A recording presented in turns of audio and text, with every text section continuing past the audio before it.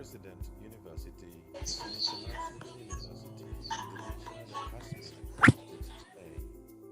The number of international students is one of the highest among all universities across Indonesia.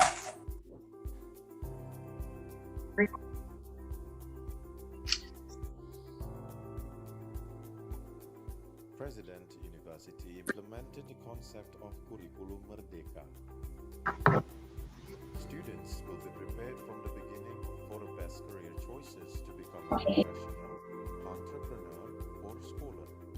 They are exposed to the opportunity to recognize their interest and choose their career path in the early years of their education. Recording in progress.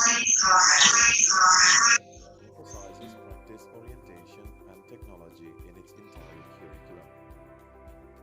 Our students can take courses outside of their chosen study program, either at President University or at other universities abroad that are the partners of President University. In the third year, students will participate in the compulsory internship program that can be continued with other internships programs at companies for the one who chooses a professional stream. Mentoring program with our business incubator for those who wish to become an entrepreneur, or mentoring program for those who want to become scholars and wish to continue their studies abroad. President University is located in one of the largest industrial estates in Southeast Asia, which is the Jababeka Industrial Estate, where various companies from many countries establish and run their businesses. President University and Jababeka were founded by Mr. Setio Juandi Darmono, who received an honorary doctorate from Glasgow University. President University as of October 2020 has 4 faculties, 16 undergraduate programs and 2 graduate programs. There are Faculty of Business, Faculty of Computer Science, Faculty of Engineering and Faculty of Humanities.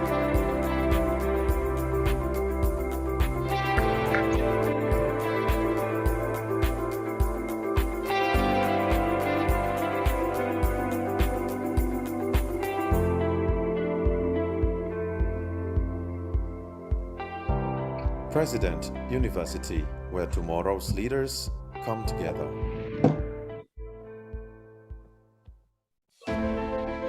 What is the measure of a developed country?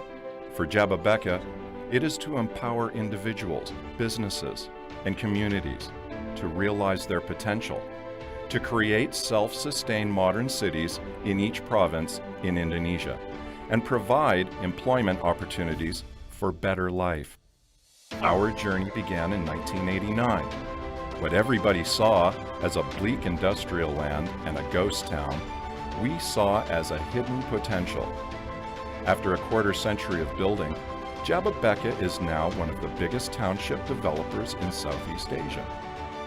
We have achieved numerous awards and milestones, and so enable thousands of businesses to thrive and raise the standards of living. Jababeka has 3 pillars of business: land and property development, infrastructure and services, as well as leisure and hospitality. Each area is developed with its own unique master plan to maximize the potential of every land to become a fully functioning city. Kota Jababeka Cikarang, as the first, largest and most successful township in Indonesia, has the competitive advantage of comprehensive expertise in industrial, residential, commercial, and mixed-use development.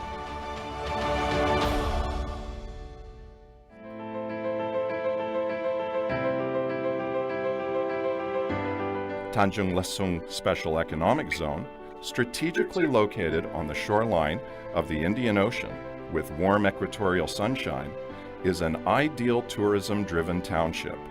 Its high accessibility, supported with a great natural beauty, as well as extensive facilities and world-class hospitality, will ensure its place as a national tourism hotspot. Kendal Industrial Park, an integrated industry-based township in central Java, Designed to support manufacturers in increasing productivity, it offers great connectivity and strategic location, international standard infrastructure and amenities, as well as skilled and competitive labor. Morotai Special Economic Zone is an ambitious and visionary plan to develop eastern Indonesia. With favorable climate and strategic location, Morotai has the potential to be an important new hub in the region. With the rise of Indonesia's economy, we continue to push forward for new opportunities. We aim to create 100 cities in Indonesia to answer the need for integrated urban townships across the nation. Now, we continue our journey through a combination of visionary insight, strategic planning, and focused execution. With strong collaboration and support from the government and strategic partners, we can realize our goal of creating employment opportunities for a better life and empowered Indonesia.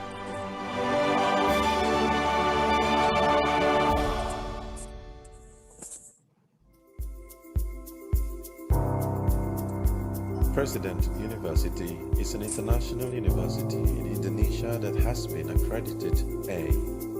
The number of international students at President University is one of the highest among all universities across Indonesia.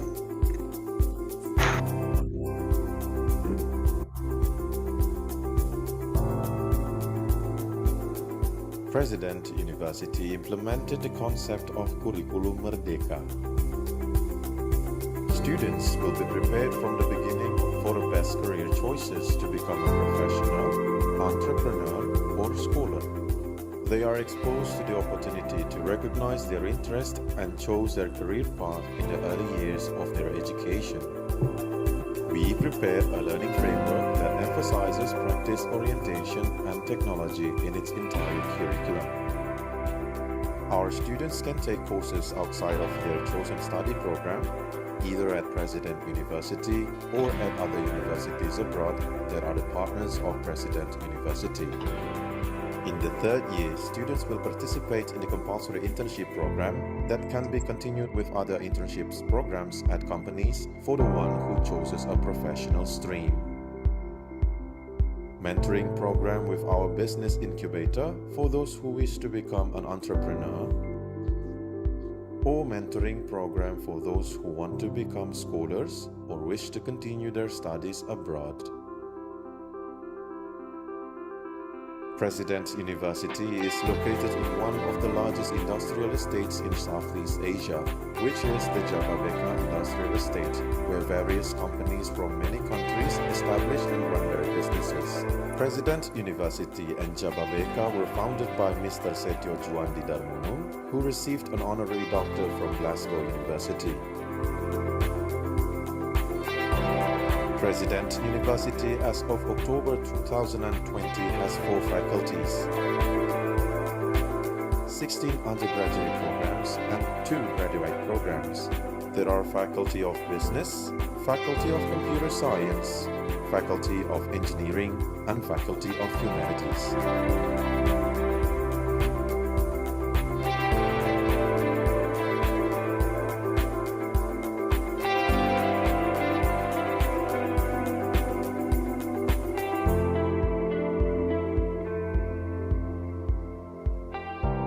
President University, where tomorrow's leaders come together.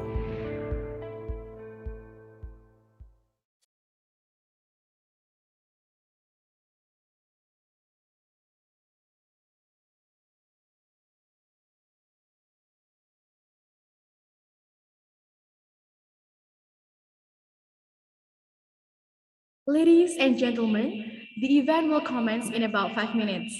In order to facilitate the flow of the event, kindly ensure your microphone is muted off, camera is open, and your Zoom user ID is set to the following format: name underscore organization that you represent. So for example, Asia underscore President University.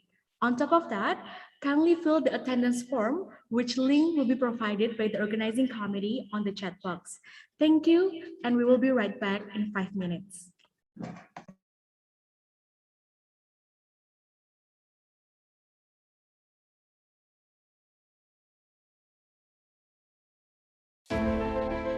What is the measure of a developed country? For Jababeka, it is to empower individuals, businesses, and communities to realize their potential, to create self-sustained modern cities in each province in Indonesia, and provide employment opportunities for better life. Our journey began in 1989. What everybody saw as a bleak industrial land and a ghost town, we saw as a hidden potential. After a quarter century of building, Jababeka is now one of the biggest township developers in Southeast Asia. We have achieved numerous awards and milestones, and so enable thousands of businesses to thrive and raise the standards of living. Jababeka has 3 pillars of business: land and property development, infrastructure and services, as well as leisure and hospitality. Each area is developed with its own unique master plan to maximize the potential of every land to become a fully functioning city. Kota Jababeka Cikarang, as the first, largest and most successful township in Indonesia, has the competitive advantage of comprehensive expertise in industrial, residential, commercial, and mixed-use development.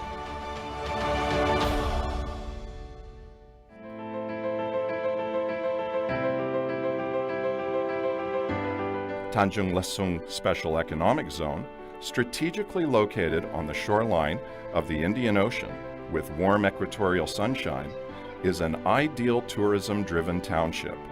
Its high accessibility, supported with a great natural beauty, as well as extensive facilities and world-class hospitality, will ensure its place as a national tourism hotspot. Kendal Industrial Park, an integrated industry-based township in central Java. Designed to support manufacturers in increasing productivity, it offers great connectivity and strategic location, international standard infrastructure and amenities, as well as skilled and competitive labor. Morotai Special Economic Zone is an ambitious and visionary plan to develop eastern Indonesia. With favorable climate and strategic location, Morotai has the potential to be an important new hub in the region. With the rise of Indonesia's economy, we continue to push forward for new opportunities. We aim to create 100 cities in Indonesia to answer the need for integrated urban townships across the nation. Now, we continue our journey through a combination of visionary insight, strategic planning, and focused execution. With strong collaboration and support from the government and strategic partners, we can realize our goal of creating employment opportunities for a better life and empowered Indonesia.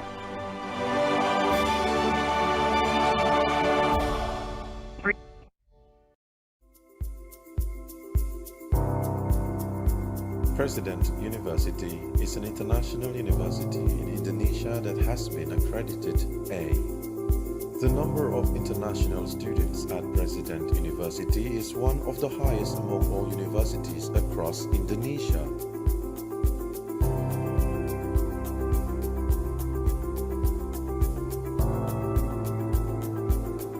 President University implemented the concept of Kurikulum Merdeka.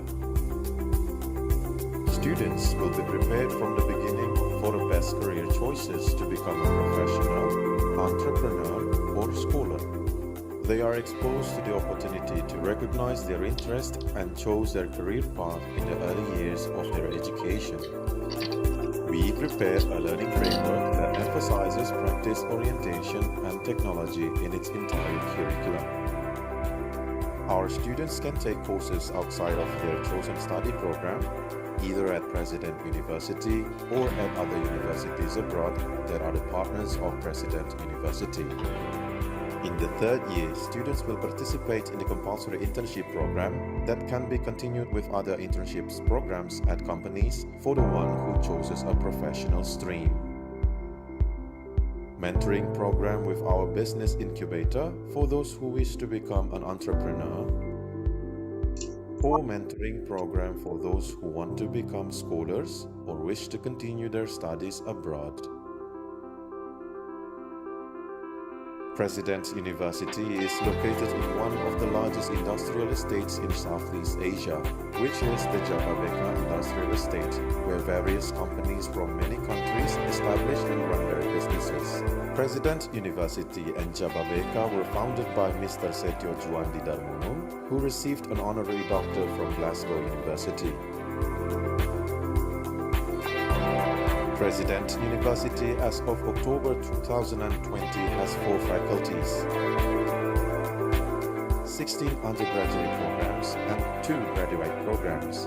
There are Faculty of Business, Faculty of Computer Science, Faculty of Engineering and Faculty of Humanities.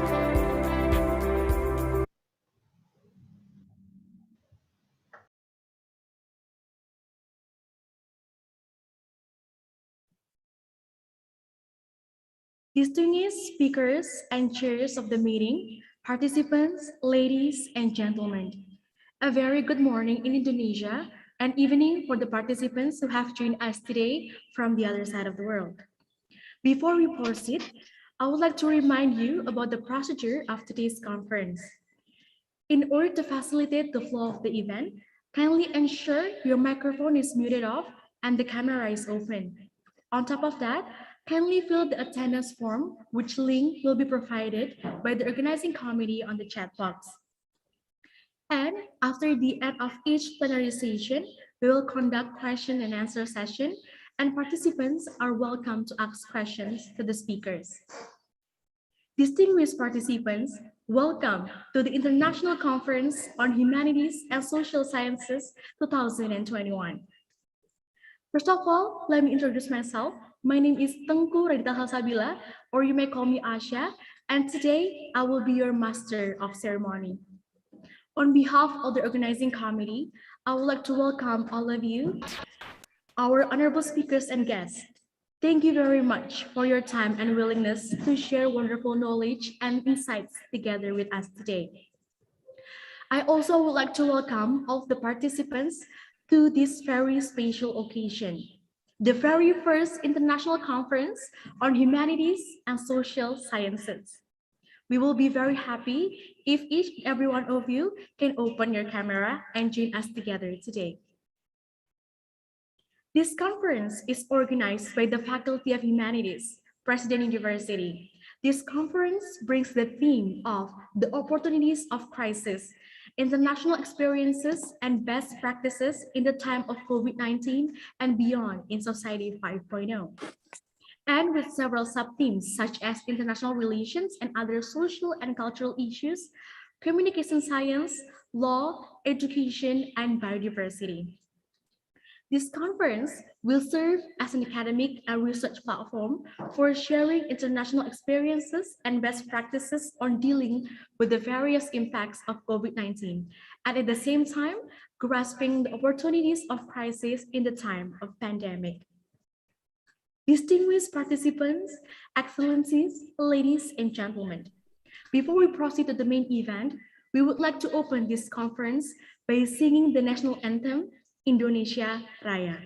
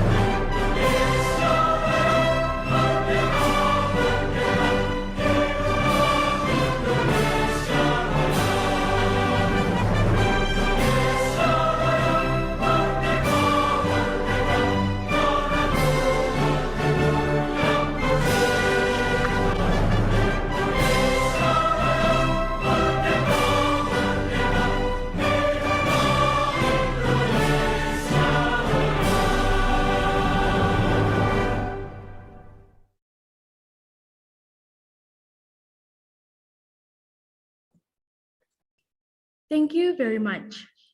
Distinguished participants, now we would like to invite and welcome the Chairperson of President University Foundation, Professor Dr. Insinyur Budi Susilo Supanji, to deliver his opening remarks.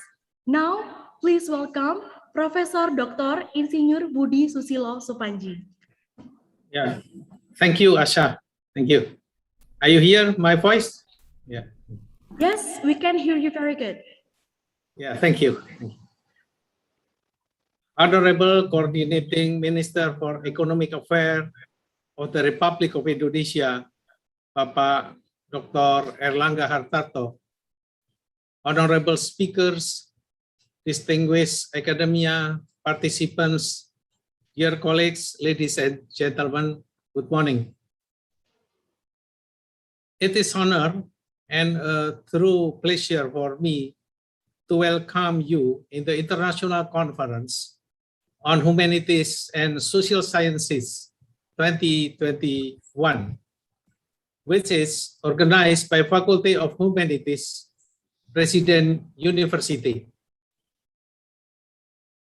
This is the first international conference held by Faculty of Humanities, President University, and we hope that the conference become an important agenda for international humanities scholars in every year.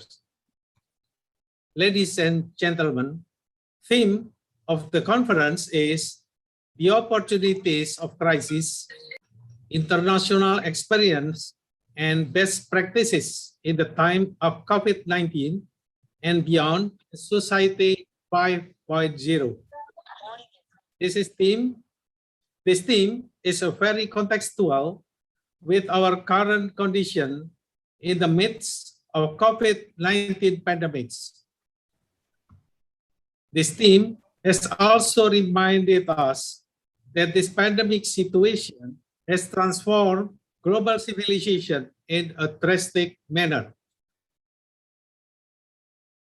Previously, some figure and scholar had ever predicted that there will be rapid transformation in human civilization. However, none of them had ever predicted that a pandemic will be a factor that accelerates the change itself. For an example, 8 years ago, former Vice President of United States of America, Al Gore, published a book titled The Future: 6 Drivers of Global Change. The book highlights 6 factors that could lead to global change, namely, 1, the escalations of economic globalization. 2, the rapid development of digital communication and internet network. 3, the declining of the US role as a global leader.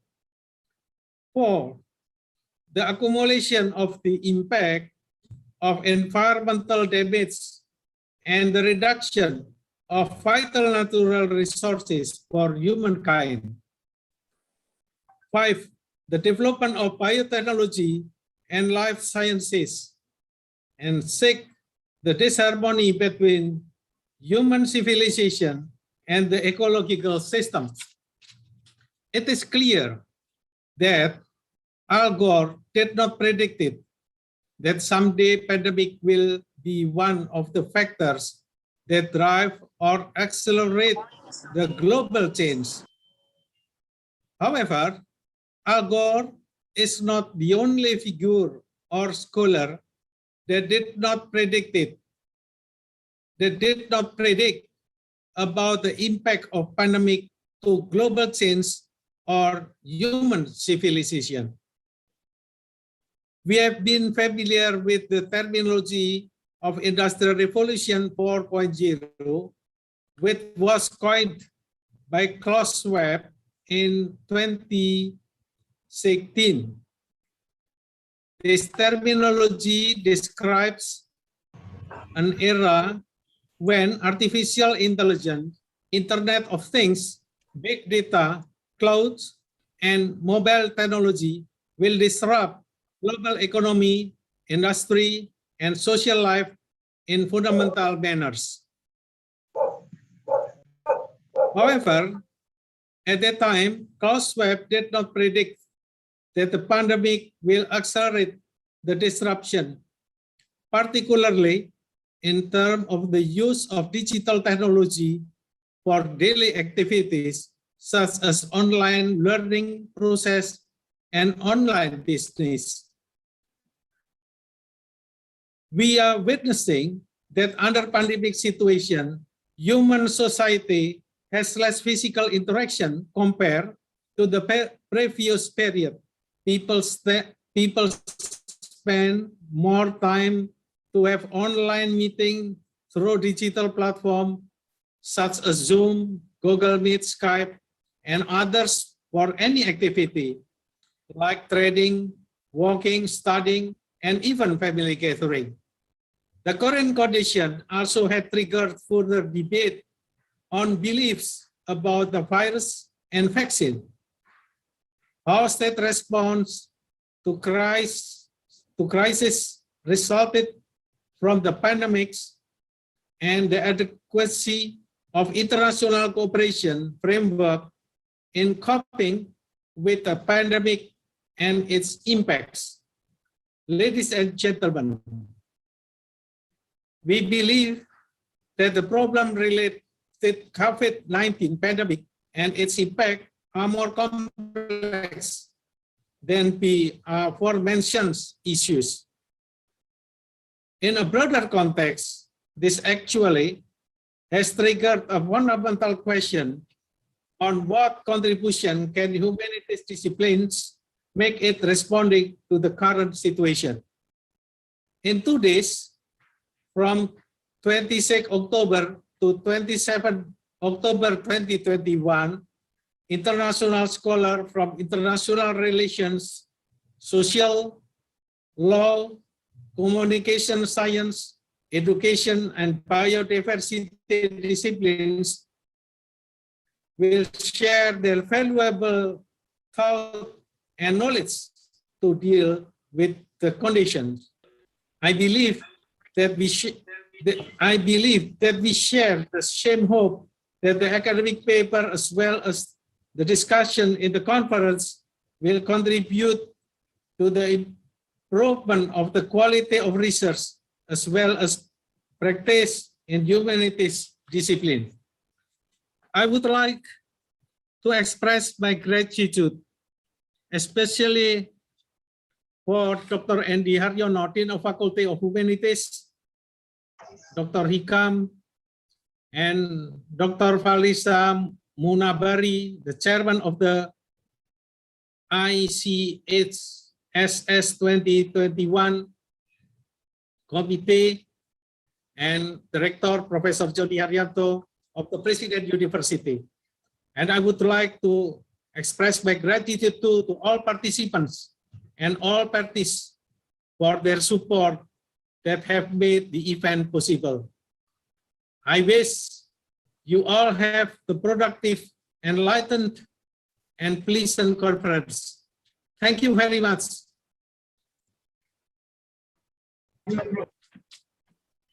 Thank you very much, Professor Dr. Insinyur Budi Susilo Supanji, for your opening remarks. We do really appreciate it. Distinguished participants, now I would like to kindly request all of you to open your camera so we can capture the moment by having a photo session. I would like to give the time to the documentation team to take a picture of us. Again, please kindly open the camera. Thank you. The documentation team, the time is yours. We have several slides to be taken the picture of, so please be ready. The documentation team. Slide 1, 1, 2, 3. Slide 2. 1, 2, 3. Slide 3. 1, 2, 3. Slide 4. 1, 2, 3. Slide 5. 1, 2, 3. Slide 6. 1, 2, 3. Slide 7. 1, 2, 3. Slide 8. 1, 2, 3. We have 2 slides left. Slide 9. 1, 2, 3. And the last slide. 1, 2, 3. Thank you very much, the documentation team. Distinguished participants, now we finally enter the keynote speech agenda. From this time, the honorable moderator will take over the session. This keynote speech will be moderated by Ms. Natasha Kusmawardani, SIP and Prof. Stutz Hans. Ms. Natasha Kusmawardani is a lecturer in the International Relations Study Program at President University. She is also a research fellow at the UNILA SG Center, where she works on human rights, gender equality, and the environment with the funding from the Roel Wallenberg Institute. United Cities and Local Government Asia Pacific funded another study on localizing SDGs. She received a Master of Professional Studies degree in International Relations and Human Rights from the University of Auckland in New Zealand. After being awarded the New Zealand ASEAN Scholarship with a thesis exploring the mining industry and human rights in Indonesia, she is currently the secretary of the International Relations Study Program at President University. Her activities include growing youth involvement in resolving social and environmental problems and developing sustainable development programs. In 2019, she organized a campaign called Action Beyond Limitation in partnership with the Human Rights Working Group to support the rights of people with disabilities. Now, please welcome Ms. Natasha Kusmawardani.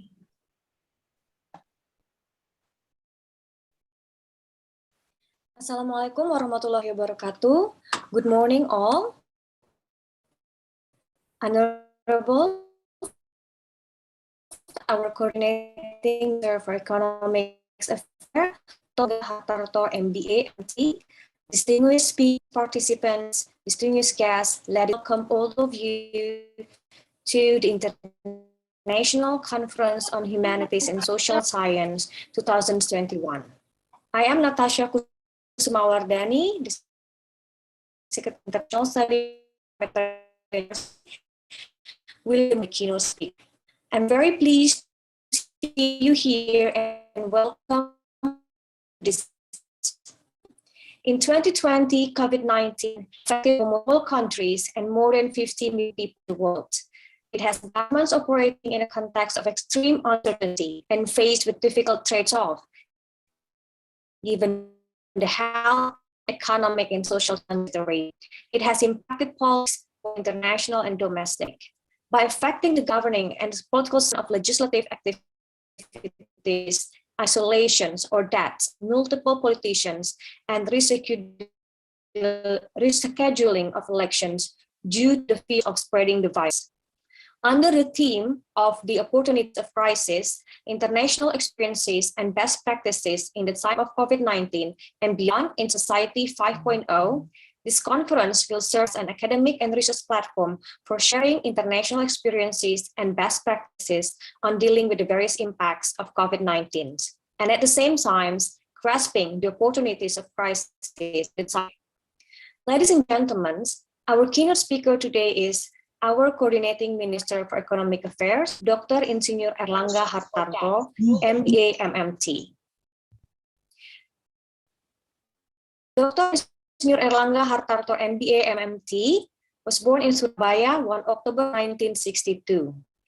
His previous education histories are Insinyur or Bachelor of Mechanical Engineering, University of Gajah Mada, IPU, Insinyur Profesional Utama, Chartered Professional Engineer, Professional Certification of Indonesian Engineer Association in 2015, AMP Wharton School, University of Pennsylvania, Philadelphia, USA 1993, MMT, or Master of Management Technology, the University of Melbourne, Australia, 1996, and MBA or Master of Business Administrations, Monash University, Melbourne, Australia, 1997. Until today, his occupations are Coordinating Minister for Economic Affairs, Republic of Indonesia, 2009 until today, Minister of Industry, Republic of Indonesia, 2016 to 2019, Member of Commission 11, House of Representatives, 2014-2016, Chairman of Commission 6 of the House of Representatives, 2009-2014, and Chairman of Commission 7 of the House of Representatives, 2006 and 2009.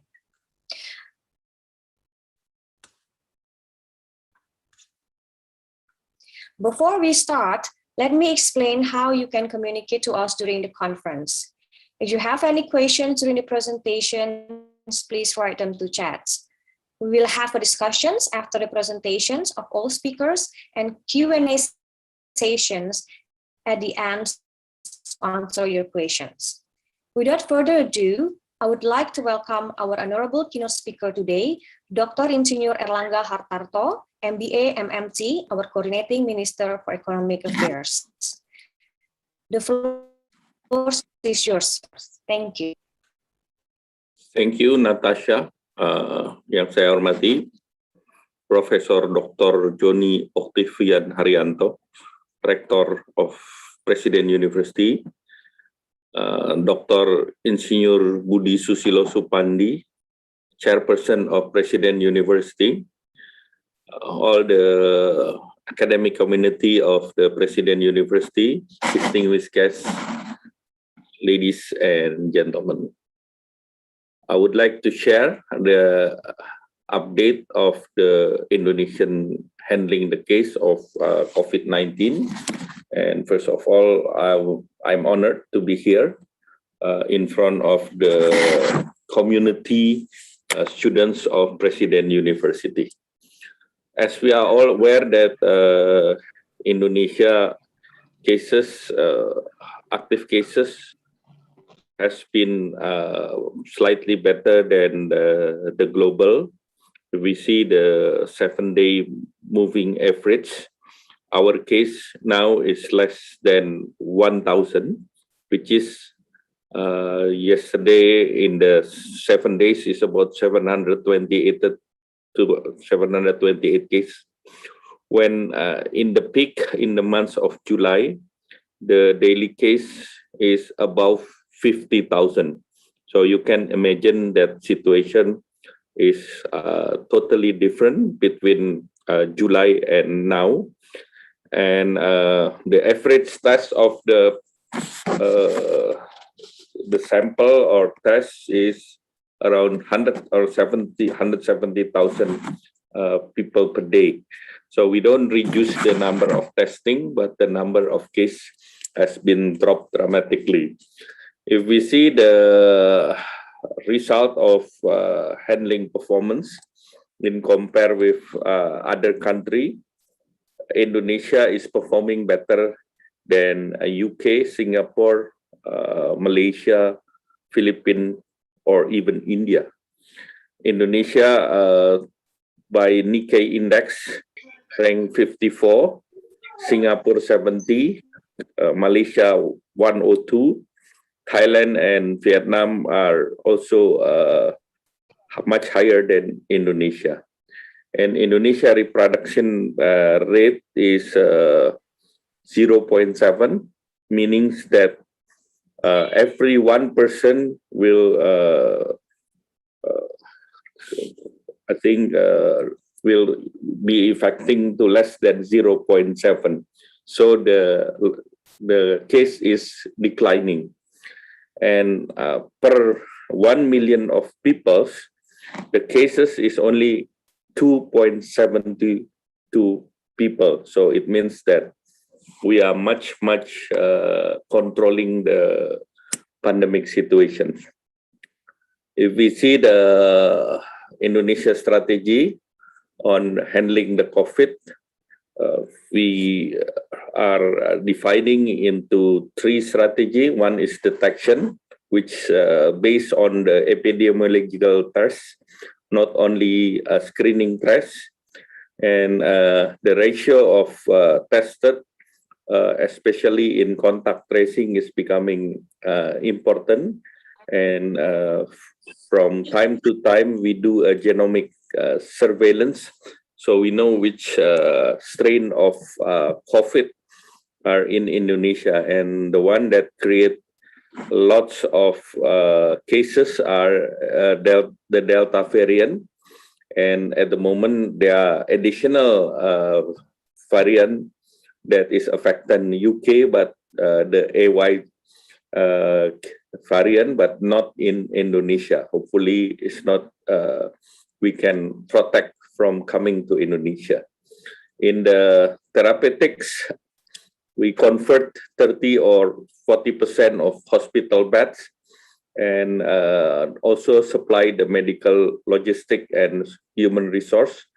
And at the moment, all cases are less than 10%, which at the highest rate in the months of July, the bed occupancy rate is sky high into around 92%, which also the supplies of medicine and oxygen was really at a challenge at the time, but now everything are under control. The vaccinations, we allocate vaccine for the high prevalent and high mobilities area, and we also deploy all the vaccine throughout the countries. And at the moment, we target of 80% of population will be vaccinated toward the end of the year. On the economic front, I think we are already, next slide. On the economic front, in the Q2, we are able to achieve the highest economic growth in the region, 7.07, and this is the highest in 16 years. So this just proof to ourselves that Indonesian economics can be driven to growth beyond 5%.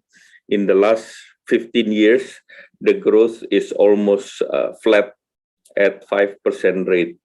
If we see most sectors that is recovering, including the industry, transportations, in the wholesale retails, in the accommodations, and the area that is consistently grow, including the agricultures, real estate, as well as the ICTs. And the strategy that we make is actually also in to give the consumer confidence, and some of the value-added tax are borne by the government, especially in the automotive and the property sectors. And it's result that the purchase manager index has been increasing above 50%. And the challenge for today is actually the demographic of the Indonesian, which is mostly our Generation Z and millennials, Generation Y, that are the digital literacy is quite good. And these generations, of course, change the way the Indonesian people looking into its daily life, which most of them are digital literate, and the adoption of digital technology is quite fast, which is the digital economy. The post-COVID increased by 37%, and the consumer also 93% are being done through digital market and platform, and business or e-commerce is increase about 45%, and 1 out of 5 e-commerce are a new startup. So I think this is the challenge of all the students that's currently studying at the President University, that the demographic bonus is a key for the next Indonesian growth. Digital economy, Indonesia is the largest in the ASEAN. Almost 40% of digital economies are in ASEAN are in Indonesia, and we expect that in this year the economic pie is about 44 billion, and in 2025 it will increase in Indonesia around 124 billion.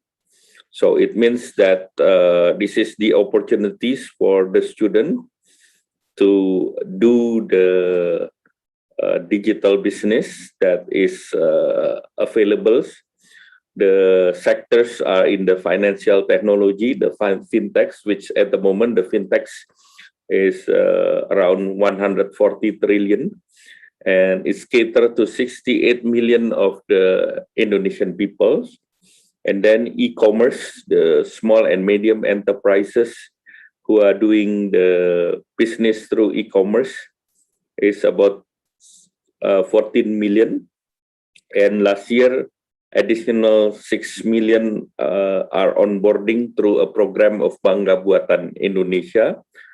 And other sectors that is developed during the COVID are the wellness services, the digital wellness, and a doctor like HaloDoc and others. And the one that is quite matured is the ride hailing or ride sharing.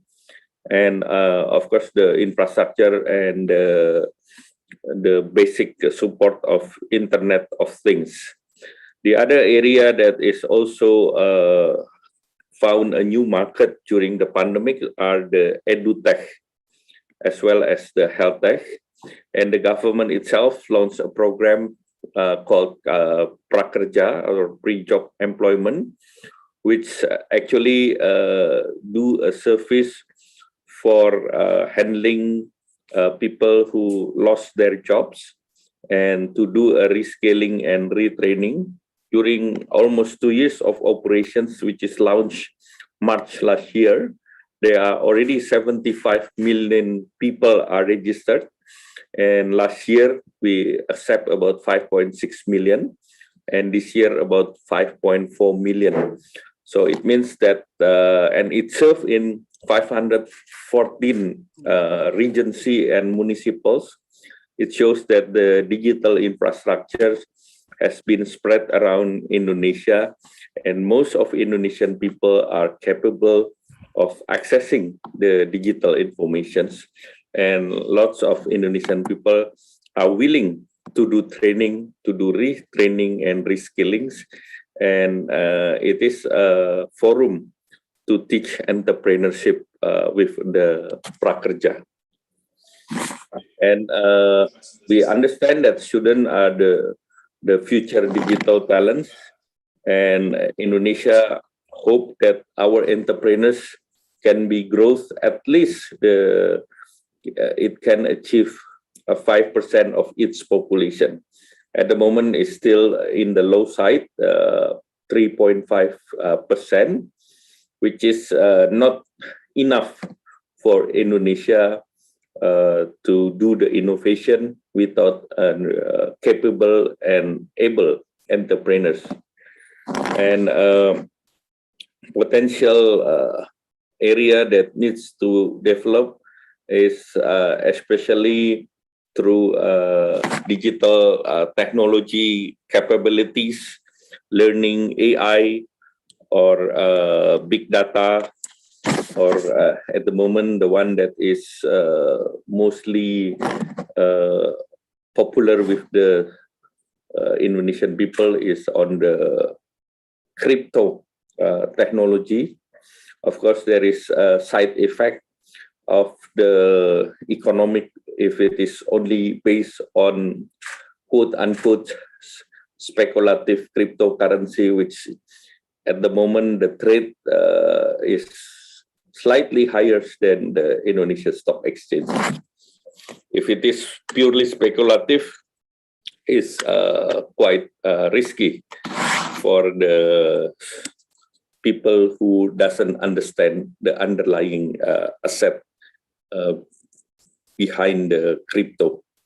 Because we know that crypto is a mathematical formula based on AI and data. And the government are supporting for digital talent. The infrastructure is the role of the government to deploy the palaparing, the BTS, the launching of 5G infrastructures, and multi-satellite, including the investment for data centers. And for the human resource capability, I already mentioned about the Kartu Prakerja. And then the regulations is the government has established the job creation law with the parliament. And then also the ecosystem for small and medium enterprise. There are many government agency support like Bangga Buatan Indonesia, digital market for micro and small and medium enterprises, the fintechs, the QRIS for payment, and then the government procurement office, as well as the ASEAN digital market access. On the financing side, government prepared the Kredit Usaha Rakyat, which is this year the total allocation is 285 trillion with a low interest rate is around 3%. And the government give grant, Bantuan Presiden Usaha Mikro, is about 1.2 million for startup capital. Then also the super micro financing from UMI, LPDP, and as well as to support export like LPAE or Exim Bank. And the government also have program through Making Indonesia 4.0 to respond Industrial Revolution 4.0. The priority sectors will be in the sector of F&B, food and beverage, in the textile and clothing, automotive, including the electric vehicle, chemicals, electronic, pharmacy, and medical equipment. All of these sectors having high demands even during the COVID pandemic. And then the latest technology that should be adopted to make the city more efficient and livable cities is the Society 5.0, which in the Society 5.0 is the post-industrial revolution on the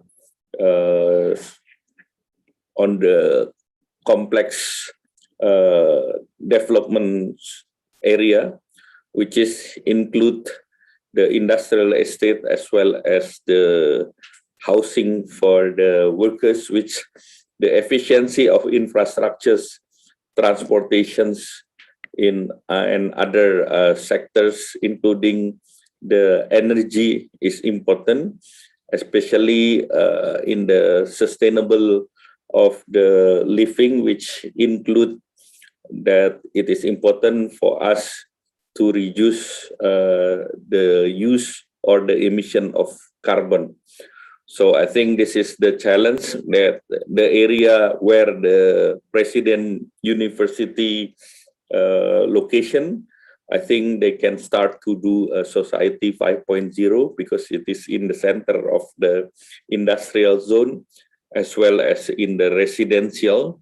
So if the traffic and others can be developed by a program, so the traffic can be controlled, the share of the pool of bus, the number of bus that operate, especially if we can push to the electric vehicle bus and then to utilize more solar panel in the factory, that also can be an incentive to be part of the Green Society 5.0.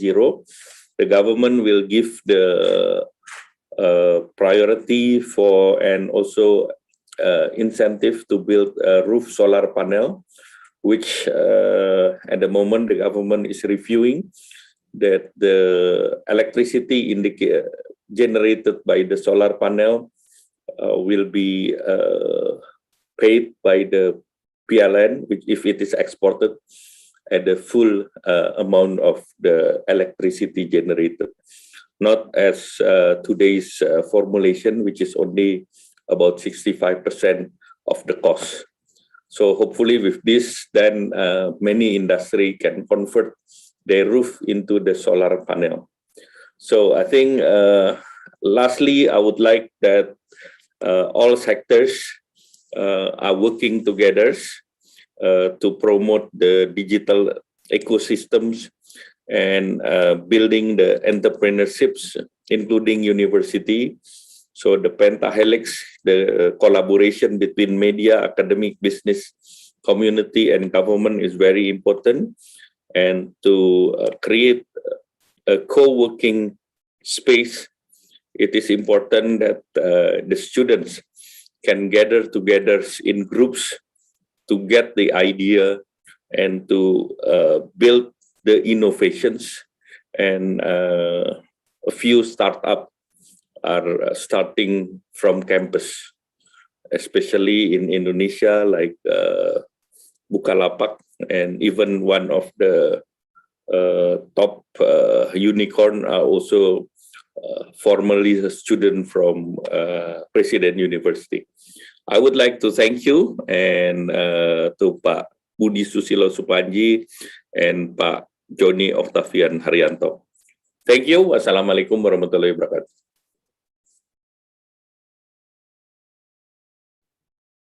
Thank you very much, our Minister, for the valuable speech. Now allow me to highlight several important points from the speech.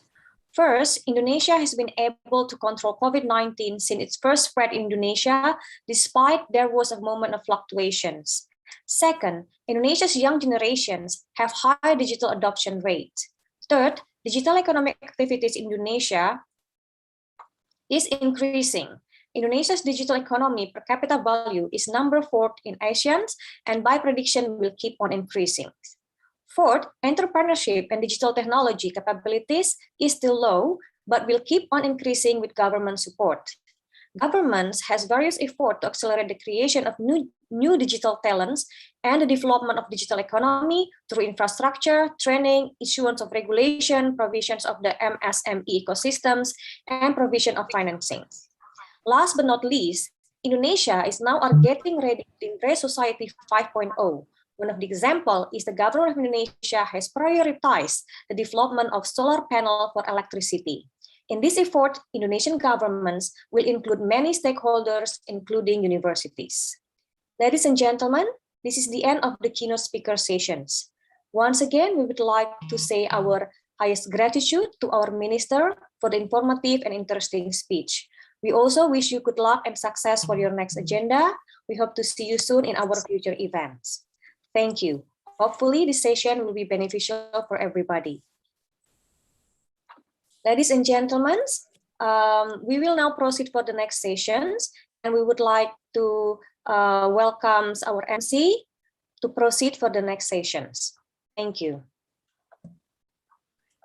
Thank you very much, Your Excellency, Dr. Honoris Causa Insinyur Airlangga Hartarto, MBA, MMT, MPU, for the keynote speech. And thank you very much, Ms. Natasha Kusumawardani, for moderating the keynote speech session. Distinguished participants, excellencies, ladies and gentlemen, now we would like to proceed to the first plenary session. The first plenary session will be moderated by Mr. Igusti Bagus Dharma Agastya, BA MSc. Mr. Dharma Agastya is an assistant professor at the International Relations Study Program at Preston University, Indonesia. His research focuses on maritime security, diplomacy, and cooperation in Southeast Asia with a focus on Indonesia. Now, please welcome the moderator for the first plenary session, Mr. Dharma Agastya. Thank you, Master of Ceremony. Thank you, Asha. And it's a pleasure to moderate this first plenary session for this conference. So we actually have 5 plenary speakers that are lined up, and But I just received word that two of the speakers have yet to arrive. So we're going to have to mix things up a bit. So I would like to first introduce our speaker, Dr. Katrina Tour. She is a lecturer at the Faculty of Education at Monash University, and her current research projects investigate how people use technologies and digital literacies for everyday life, work, and learning in different languages and social-cultural contexts. Her recent research is digital parenting, and she has published in the field of digital literacies and TESOL, and she is also the author of Digital Literacies EAL Teacher's Guide. She's provided expert advice to the government regarding digital literacies in the EAL curriculum in schools and the AMEP sector. She's a recipient of a number of professional awards, and when she started her career education as a school teacher in Belarus. Before moving to Australia, she taught English and Spanish in a variety of contexts from primary to tertiary education. And she currently teaches in the faculty teacher education undergrad and postgraduate program. So without further ado, I would like to welcome Dr. Katrina Tour to deliver her speech. Thank you very much for your introduction. Can you hear me well? Very well. Excellent. I'm going to share my screen. So good morning, everyone. Thank you very much for your nice introduction and presentation. My name is Dr. Katrina Tour, and I'm a lecturer in the Faculty of Education, Monash University in Australia. And in my presentation today, I will explore the impact of the COVID-19 pandemic on the education sector in Australia. So I will be offering an international perspective, and I will specifically explore implications of pandemic for English language education in adult refugee sector in Australia. So I will share some preliminary insights from my research on how educational sector, one educational institution coped with some challenges during the pandemic and what opportunities emerged from this experience.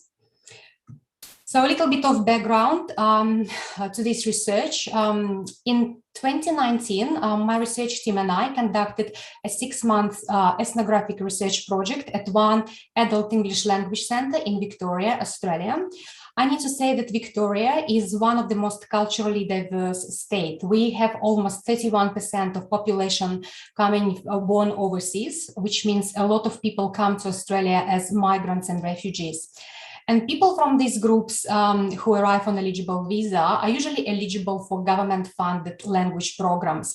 So our research was based in the context of one of such institutions, and we name it Langfield, which is obviously a pseudonym for research purposes.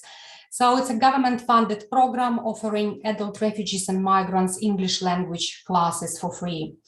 At the time of this research, there were 15 teachers in the institution. It was a middle-sized institution, and there were about 200 learners, mainly from different countries in Asia, Horn of Africa, and Middle East. Age ranged from 20 to 80, and most of them were female learners. As these people come from migrant and refugee backgrounds, most of these learners are unemployed and come from low socioeconomic backgrounds. So it means they live in public housing, social housing, and receive government payments. Most of these people had disrupted schooling due to war and conflicts in their countries. And of course, relocation, refugee camps were quite traumatic experiences for these people. So in this context, we wanted to investigate how institution is using digital technologies for learning purposes. This research is reported in a forthcoming book. You can see the details below. However, what I want to focus on is that we really maintained close relationships with the institution after the research was finished in 2019. And we maintained these relationships throughout 2020 and 2021 when the institution reached to us, and this, as we all experienced the significant implications from the COVID-19 pandemic. So let me tell you a little bit about what happened here in Australia this year and last year. So on the 22nd of March 2020, the state of emergency was declared in Victoria, and it meant that all non-essential services, including schools, universities, and other institutions, were sent in lockdown. So we were advised to work and study from home. So no one could go to any for any learning or studying. And it happened so that Melbourne has been in ongoing lockdowns throughout 2021 and 2021. And I don't know if you're aware of this or not, but Melbourne has been declared as the most locked down city in the world. So in these 2 years, Melbourne has spent a total of 267 days in full lockdown, not leaving homes, other than just 5 essential reasons. And of course, lockdowns have been quite challenging physically, emotionally, socially, and educationally. It was really difficult for different educational institutions, students, learners, and parents to engage and participate in learning over these 2 years. And of course, these lockdowns, they had significant impact on the research institution that we worked with, Langfield, and delivery of its program. Because the uptake of digital technologies, as we discovered in our earlier research at Langfield, was not extensive before the pandemic. There were many reasons for this: not enough technology in the institution. Students coming from disadvantaged backgrounds didn't have a lot of technology at home and had really poor digital skills. And of course, there was not enough professional learning for teachers to consider how technologies can be used for learning. So that's why it's not surprising that when we were all asked to move online, Langfield experienced significant difficulties. And in this context, Langfield reached to us, to our research team, to discuss different options and possibilities for them to move forward throughout these challenging years and continue the delivery of their language programs for their refugee learners.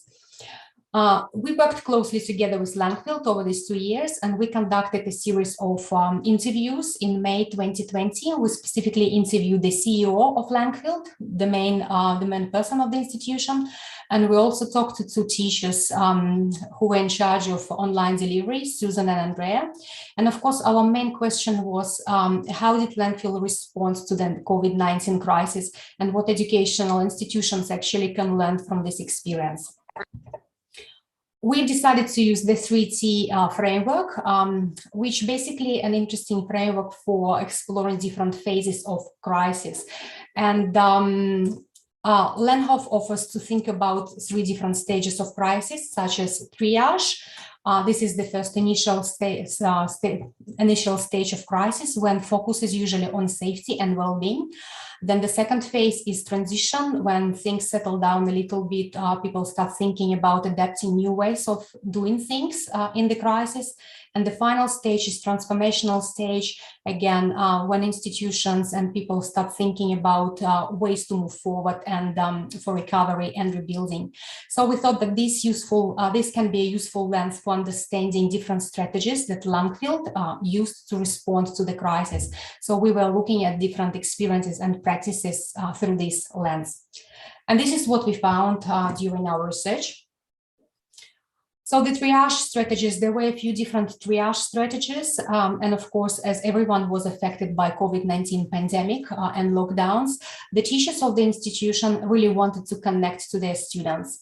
And they used a wide range of social media tools and mobile phones to reach out and just to check in and see how students are doing. So one of our participants, Susan, she said, so our main aim with our students has been to stay connected with them and ensure their welfare and well-being. And then also to ensure that we are able to deliver what we are required to deliver.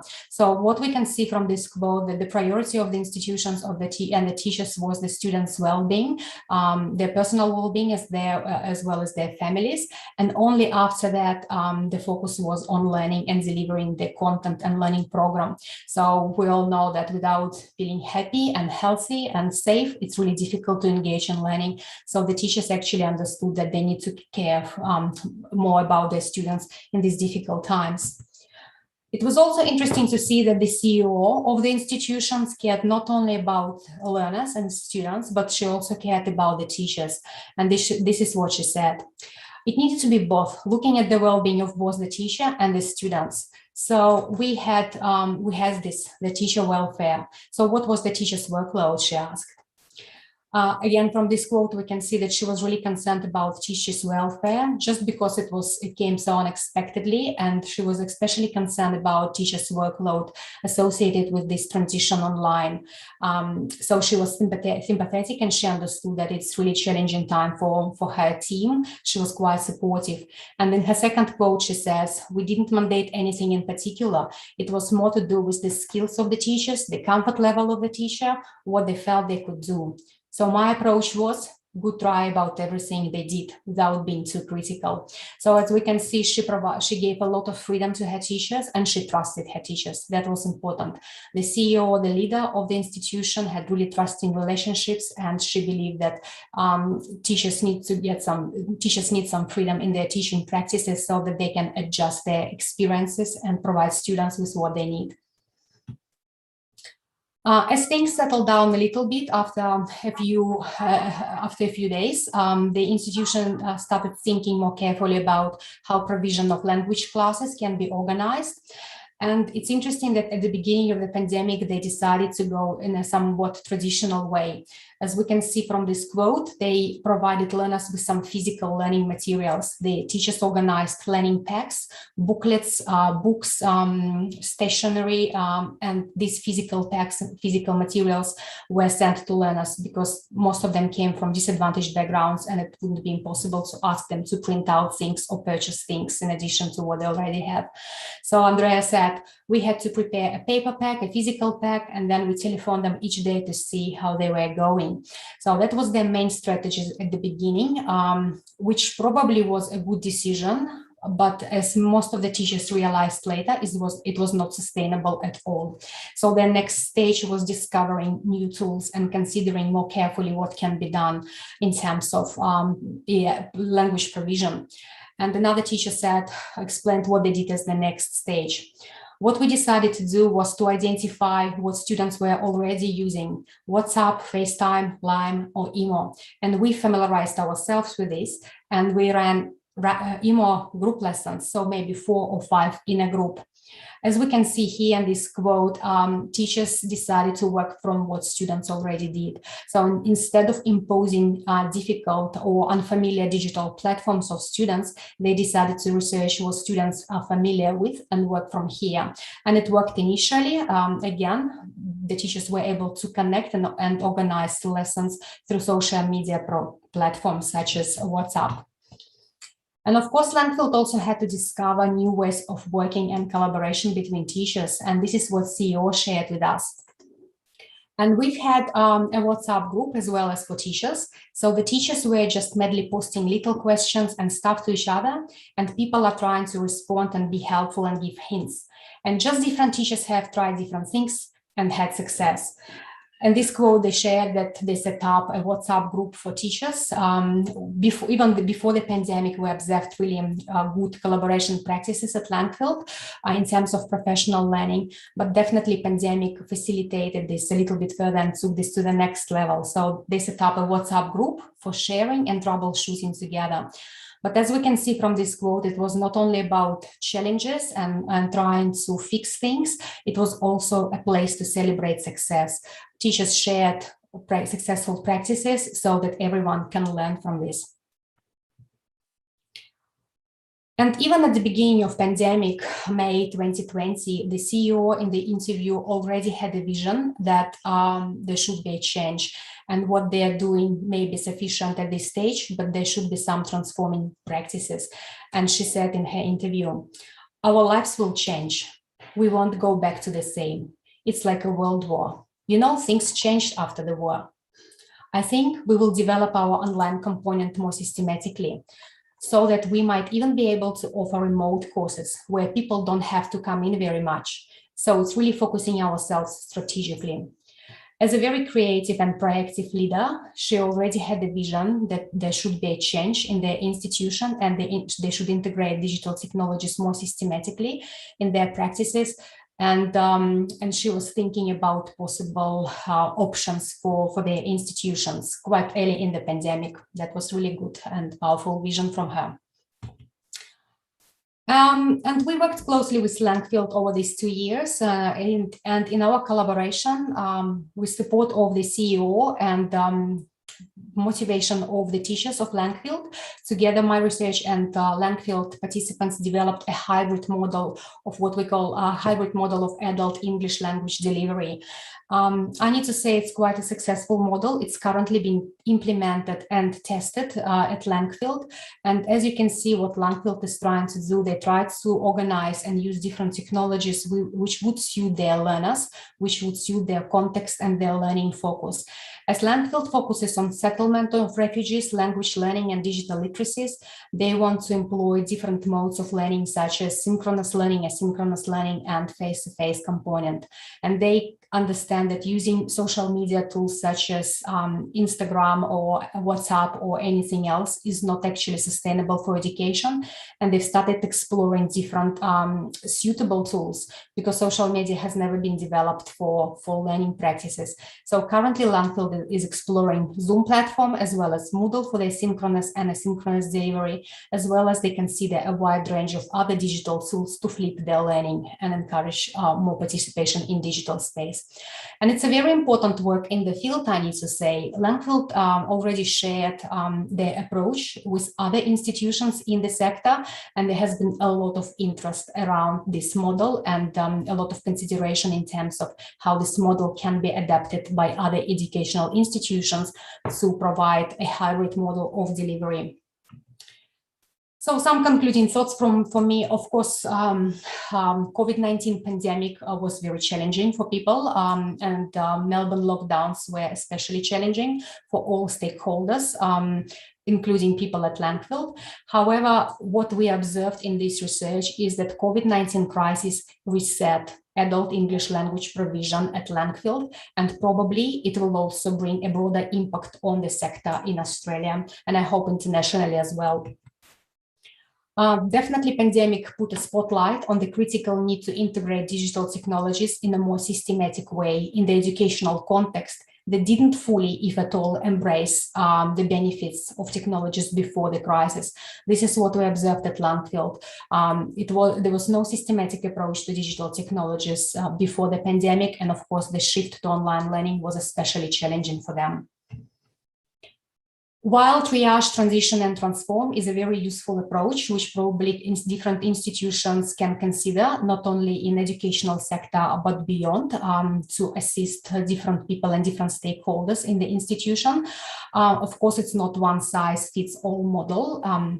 In our research demonstrated that practices within this model, within each phase, need to be contextually situated to address the needs of people within a specific context or within a specific institution. And they can be different from one country to another, from one state to another, and from one institution to another. So this model is interesting and useful model. However, specific practices should be developed and implemented by specific organizations. And another thing which emerged from our research, another important insight, is that we all know that it takes a team to make magic happen. So collective engagement within and beyond the institution was a crucial cornerstone of sustained success. This hybrid model, as well as their practices online, was not an outcome of just effort one person. It was a collaborative effort. And what's important, it was actively supported and encouraged by the leadership of the organization, not only within Langfield itself, but also with us at Monash. And this teacher-researcher partnership appeared to be quite effective and empowering for participants in Langfield. Thank you very much for your attention. Okay, thank you, Dr. Katrina. That was very insightful findings. I was thinking whether or not that might like your future research might go beyond Australia and just sort of find out how similar teaching practices have been practiced throughout the world. I would think countries like Indonesia would pose an interesting research opportunity for that. So thank you for your presentation. That was exactly 20 minutes. Okay, so I didn't have to intervene. And we'll move on to the next speaker. Now, Our next speaker is Dr. Leonard Sebastian. Professor Leonard is my mentor from ICHSS. Hello, Professor Leonard. Hello. He is the coordinator of the Indonesia program at the S. Rajaratnam School of International Studies, or RSIS. His book is The Realpolitik Ideology, Indonesia's Use of Military Force, which was published in 2006 and 2015, respectively. And his articles have been published in many journals. And also this on a personal note, Professor Leonard is the one responsible for shaping me to be the person who I am today. So can't thank you enough there, Professor. So time is yours, please. I think you're still muted. Thank you.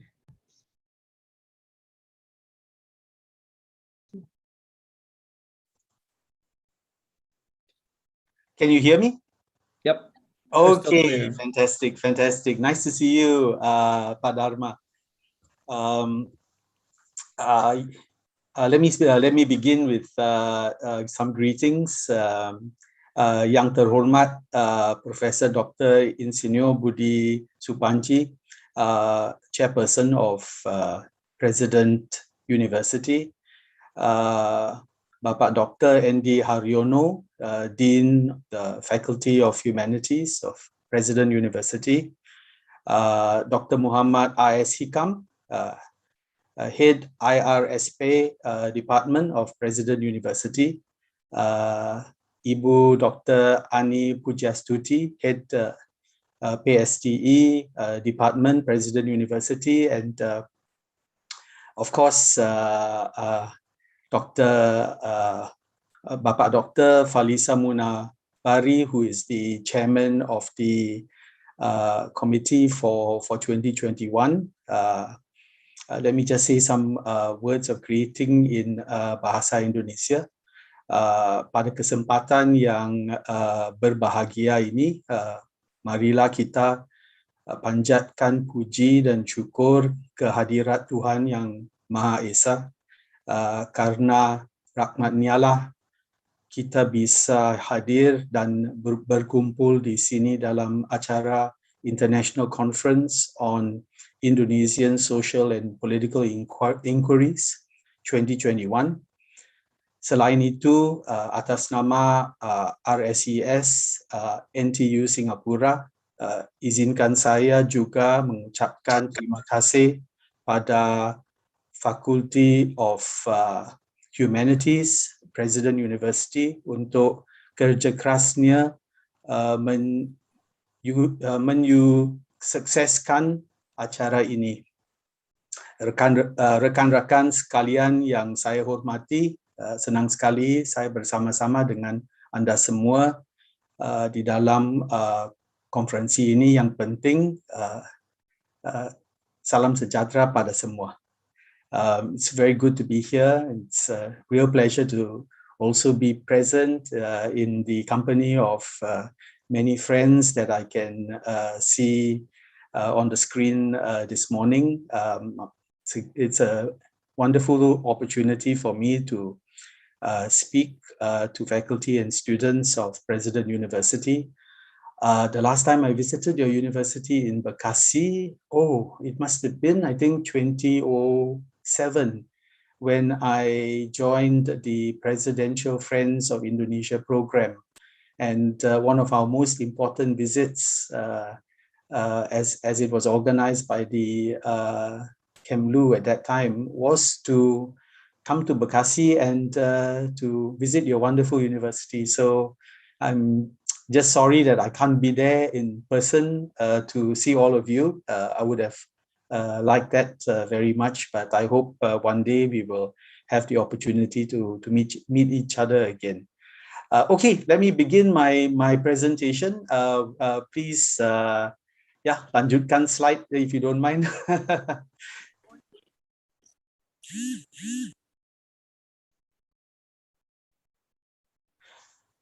Okay, let me begin by highlighting to you some of the issues that we faced in Singapore regarding the COVID-19 situation. Singapore experienced two parallel waves of COVID-19 infections. The first case was reported on 23rd January 2020. This was when a Chinese national from Hubei tested positive. Now, the process of local transmissions emerged in early February as positive cases with no links to China emerged.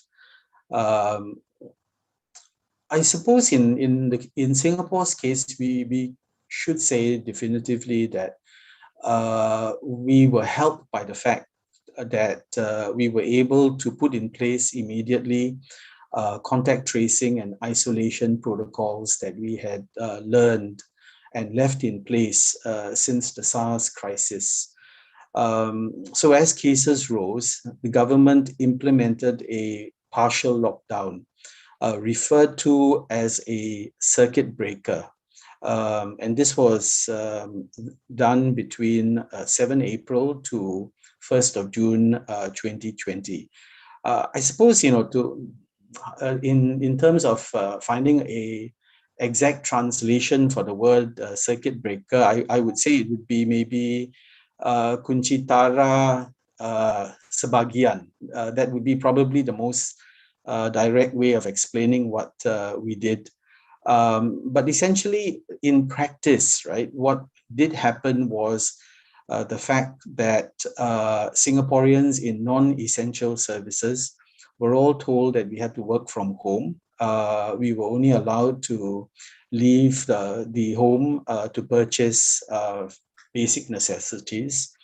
There was also then, not long after, a larger wave of asymptomatic COVID-19 transmissions amongst the foreign worker community in Singapore, particularly in the dormitory conditions that they were living in. These conditions are rather cramped, so it made it easy for the spread of the virus. And this happened in early April 2020. And as a consequence of that, measures were introduced to reduce overcrowding. Most of these foreign workers were then placed into community isolation facilities. Thankfully, majority of them were really mild cases. And the mass testing and the expansion of community isolation facilities made it possible for the virus to be contained in a period of 3 months. Well, I suppose the better word to use in this context was to bring the virus under some form of control.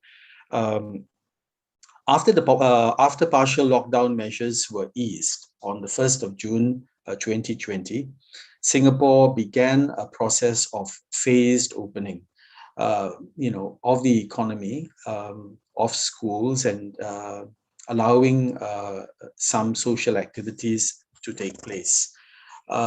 Restrictions on social gatherings were gradually eased. And when the government was convinced or confident, right, that the situation had improved with the introduction of the Trace Together app and token, this allowed for a greater easing of restrictions. And I think what is most important is the introduction of this technology through the Trace Together app and token facilitated contact tracing, especially regarding community transmission. Restrictions were then loosened. Social gatherings since 28 December 2020 were allowed. But what this meant in reality was that it was more in the area of a restarting of economic activities, worship services, and live performances. For the foreign worker community, they remained for the moment, for that particular period of time, isolated in their dormitories. However, communal activities amongst the workers in these dormitories were allowed, but plans were then put in place to allow them to have greater access within the wider community. The current situation in Singapore is that 85% of the population have now received their first dose, and 84% are fully vaccinated as of 23rd October 2021. A third booster dose is currently being given to healthcare and frontline workers.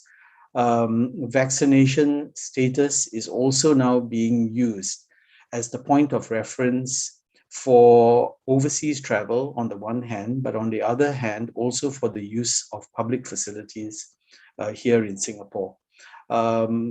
The third booster jab now is being introduced quite widely to people in certain age groups. So I'm one of the beneficiaries in that regard, to be allowed to have a third dose. But I suspect this will be generally introduced to the public over the course of the next 5 months.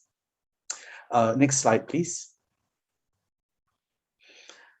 Now, the steps taken. Let me now go into greater detail, right, regarding what has been introduced, or to express more definitively langkah-langkah yang diambil oleh pemerintah Singapura untuk melindungi perekonomian dan pekerjaan. So, due to the extraordinary economic disruption posed by COVID-19, the government launched 4 rounds of fiscal spending. These were the Unity, Resilience, Solidarity, and Fortitude budgets. And these were used to support measures to help businesses and individuals to adopt, adapt, and to build resilience. In total, close to Singapore dollars 100 billion was provided in COVID-19 assistance. The Job Assistance Scheme, the JSI, was introduced to support employees to retain local employees and provided government support for employee wages between April 2020 and March 2021. Foreign worker levies were also waived for 2 months. The SG United Job and Skills Package. This was an expanded job traineeship and skills training process to support retrenched Singaporeans and create job opportunities for about 100,000 job seekers was also put in place. These were especially targeted for those affected by involuntary job loss during the also, there were tougher labor market measures that were put in place to protect the Singaporean workforce and to reduce reliance on cheap cheap sources of labor.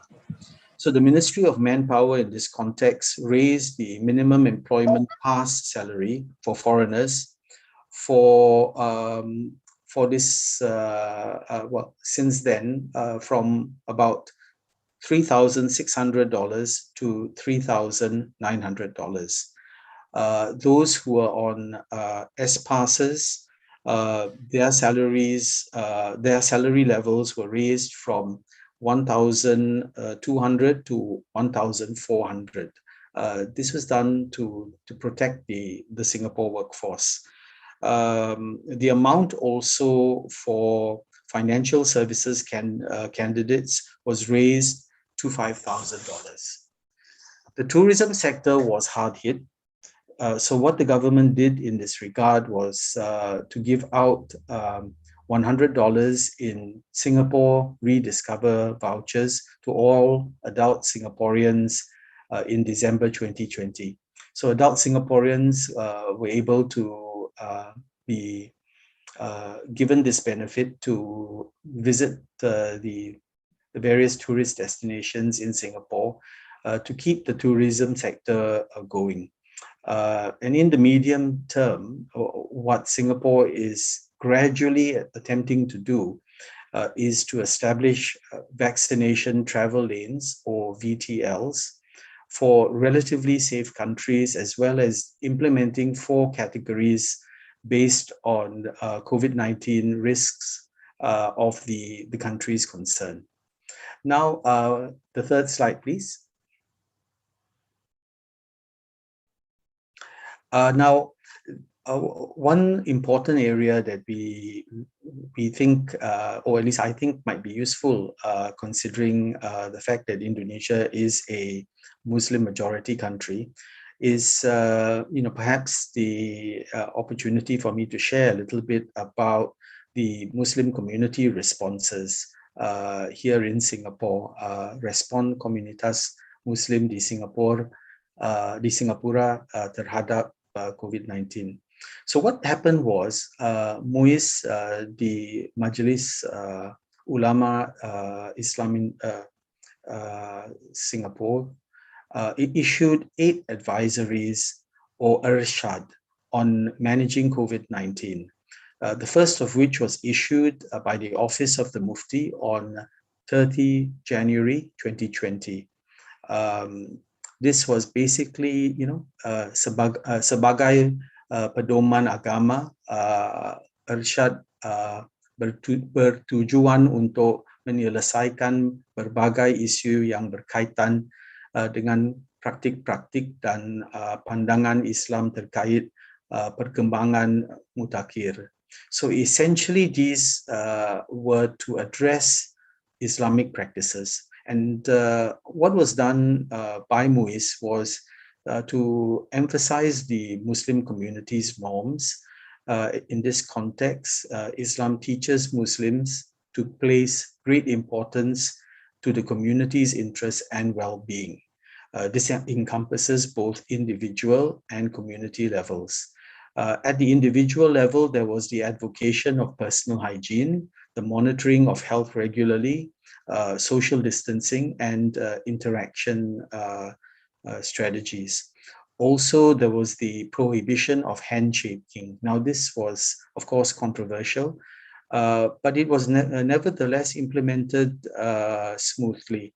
At the community level, MUIS issued a fatwa for the closure of mosques to curb the spread of COVID-19 during the circuit breaker period. Also, the issue of performing funeral prayers were limited to 10 people. Besides prayer issues, permits were provided for virtual marriage solemnization, so long as conditions for a nikah can be fulfilled. The end of the circuit breaker phase on 2nd June 2020 saw mosques reopening their doors, but with limited time and space. They were also meant for small numbers of the community, especially workers in essential services like taxi drivers, private hire drivers, and delivery service people. Reopening also incorporated safe management practices like bringing your own prayer items, wearing masks, and social distancing. The numbers who could attend prayer grew from 50 people at one time to 100 people. And as of October 2020, MUIS has offered 15,225 spaces every week for Friday prayers at 64 mosques. Muslims are able to book a slot for Friday prayers far more frequently. And what MUIS hopes to do is to increase the number of prayer spaces to 30,000 slots every week. Some have accommodated up to 250 congregants across 5 zones. Since 1st January 2021, some mosques have offered 3 zones of 50 congregants each for every Friday prayer session, and some others offered 4 zones of 50 congregants each. With this increase, a total of 22,500 spaces are available at all mosques. Despite the increase of the number of spaces, MUIS continues to advise through media releases that all congregants continue to adhere to safe management measures and in keeping the mosques and the Muslim community and, of course, the larger community in Singapore safe. This includes not attending if unwell, taking wudu before coming to the mosque, bringing your own prayer items like prayer mats and a shoe bag, refraining from talking and physical contact with other congregants while in the mosque, and maintaining safe distancing, and using the Trace Together Safe Entry app when entering and exiting the mosques. MUIS also provides financial assistance to the Muslim community affected by COVID-19. 1.6 million Singapore dollars has been set aside for the MUIS Support Fund, and this supports 4,000 households who have been affected by COVID-19. So each are getting a one-off assistance of $400. 28 December 2020, MUIS gave a one-off disbursement of 500,000 Singapore dollars to 6 full-time madrasas, and 3,500 students will benefit. On 13 December 2020, MUIS also published another irshad on the use of the COVID-19 vaccine, making it permissible for Muslims to use. So it has been in Singapore a comprehensive, multi-layered approach to addressing the COVID-19 challenges that we face. We're not out of the woods yet. As you can see, I'm working from home and I'm unable to go to the office. And we have very strict protocols in place regarding meetings in public places. So I hope the presentation that I've given you this morning gives you some sense of the sort of challenges that we face in Singapore, and also how Singapore has basically worked to help mitigate the problems and the challenges that Singaporeans have been facing and continue to face under these difficult times. Thank you very much, and it's a real honor to be given the opportunity to give this presentation this morning. Thank you. All right, thank you, Professor Leonard, for the presentation on. I particularly liked how you addressed the role of the religious bodies in preventing the spread of COVID. I think there is something to be learned here, particularly by the Indonesian counterparts to the MUIS. So I kind of want to see how that might how that learning process might happen. On a side note, of course, I really hope that that Indonesia and Singapore start negotiating a vaccine travel lane, so they can actually start visiting each other. I think that's what Jokowi and the other ASEAN leaders are trying to do right now. So there's the if I'm not mistaken, there's a summit that they're discussing as we are speaking, the 3-day summit. Yeah. Okay. So hopefully something good comes out of that, because I really need to go. I really need to go to Singapore. Likewise, I need to go to Indonesia as well. I miss my satay, you see. This might come as offensive to other Singaporeans, but you can't find good satay in Singapore. I mean, that's a hill that I'm gonna die on. That's the hill that I'm gonna die on. Okay. So thank you very much, Professor Leonard, for your presentation. Now, and next up we have Professor Muhammad Azizuddin Muhammad Sani. So Dr. Professor Aziduddin is a Associate Professor of Politics and International Relations at the School of International Studies at the University Utara, Malaysia. He received his doctoral degree in Politics and International Relations from Keele University in the United Kingdom. Now, Professor Azizuddin was the Dean of the School of International Studies, and he was also a visiting fellow at the ICHSS Yusof Ishak Institute in Singapore and the visiting professor at the National Institute of Development and Administration in Bangkok. So without further ado, I would like to welcome Professor Azizuddin to deliver his presentation. Thank you very much, Gusti.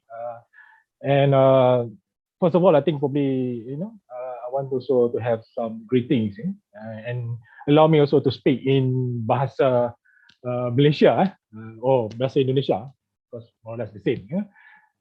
Terima kasih kepada pihak penganjur, Presiden Universiti, dan juga saya juga mengucapkan terima kasih kepada Pak Profesor Edi Haryono yang menjemput saya sebagai pembicara untuk program conference kali ini. Dan saya juga mengucap terima kasih kepada Pak Edi Haryono yang juga bekas rakan sekerja ataupun colleagues saya di UUM sebelum ini. Dan ada juga di situ Pak Syafiq Anwar. Selamat ketemu Pak semula, walaupun di online sahaja, tidak dapat bertemu berhadapan dengan rakan-rakan di sana. Dan kepada kesemua juga dosen-dosen, para student, Universitas Presiden. Jadi saya sangat hargai atas jemputan ini, kerana ada juga rasa rindu saya kepada Indonesia, kerana saya tidak pernah ketinggalan untuk ke Indonesia setiap tahun. Dan kali ini saya sudah hampir 2 tahun tidak ke Indonesia sejak COVID pandemik COVID-19 ini. Jadi agak rindu-rinduan juga tu ke Indonesia. Dan apabila mendapat jemputan ini saya agak gembira untuk bersama-sama dengan rakan-rakan sekalian di Indonesia dan seluruh partisipan kepada konferensi ini. Probably now I can speak in English to do my presentation, and just to share you first my slide. Okay, hopefully you can see my slide right now. It's a very simple slide because I thought that my invitation is because not only to discuss about the Malaysian context of the pandemic or even what mentioned in the theme of the conference, but also in the context of more broader aspect of the world, and to see how the opportunity that the world will bring to us, particularly in the context of the post-COVID era, which I think now we are thinking about that, and also all policymakers also strategizing about this. And probably I can share you some of my understanding about what's going on in the world and also what to expect after this. The only thing is that there is also in the title, the theme, so with regard to the issue of Society 5.0, which I think is also very interesting to incorporate this. And I think I will share with you from the Malaysian context how we try to deal with this issue and also and somehow participate in the in the race to achieve Society 5.0. But basically, if you want to understand first about Society 5.0, is actually is an advanced society, which I don't think besides Singapore, I don't think Malaysia, even Indonesia, achieve yet of this this aspect of Society 5.0, because it's a very advanced society and very advanced in technology. And even though we already entered into that process, but not to the to the extent that what achieved so far by Japan, for example, because Japan is the one who triggered the idea about Society 5.0.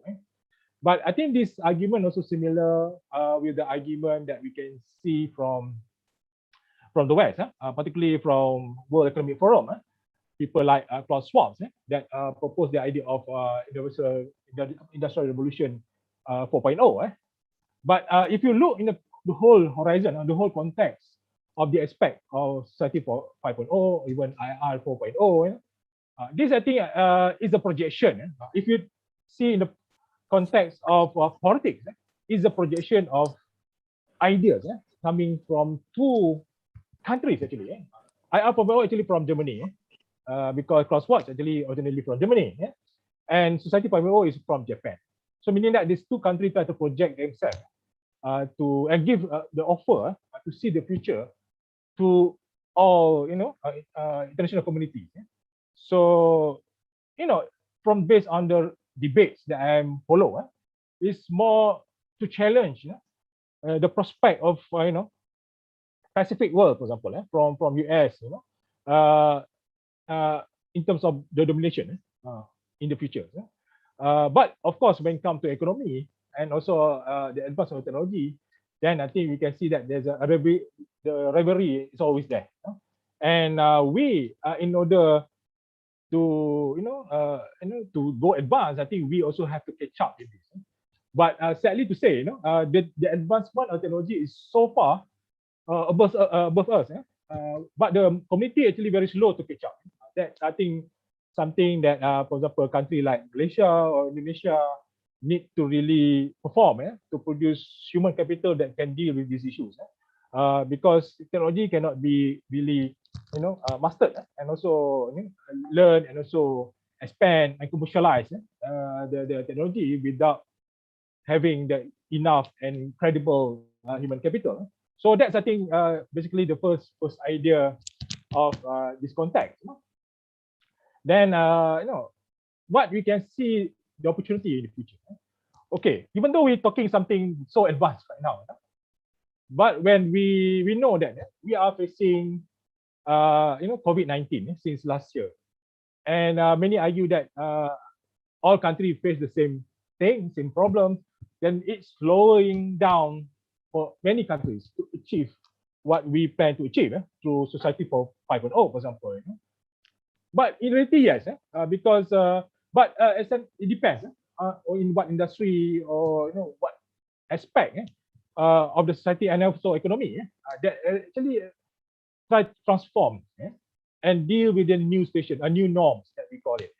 So that's why I think, for example, like education, we entering into new phase. We engage, for example, like today, conference to online.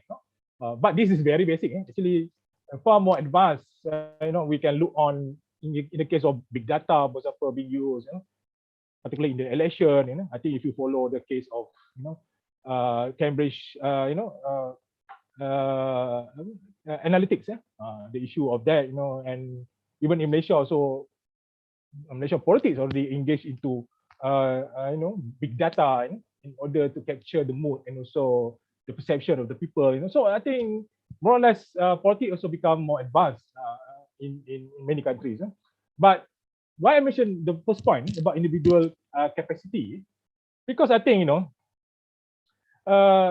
sometimes instead of we looking something in advance, we also need to see something actually more basic to us.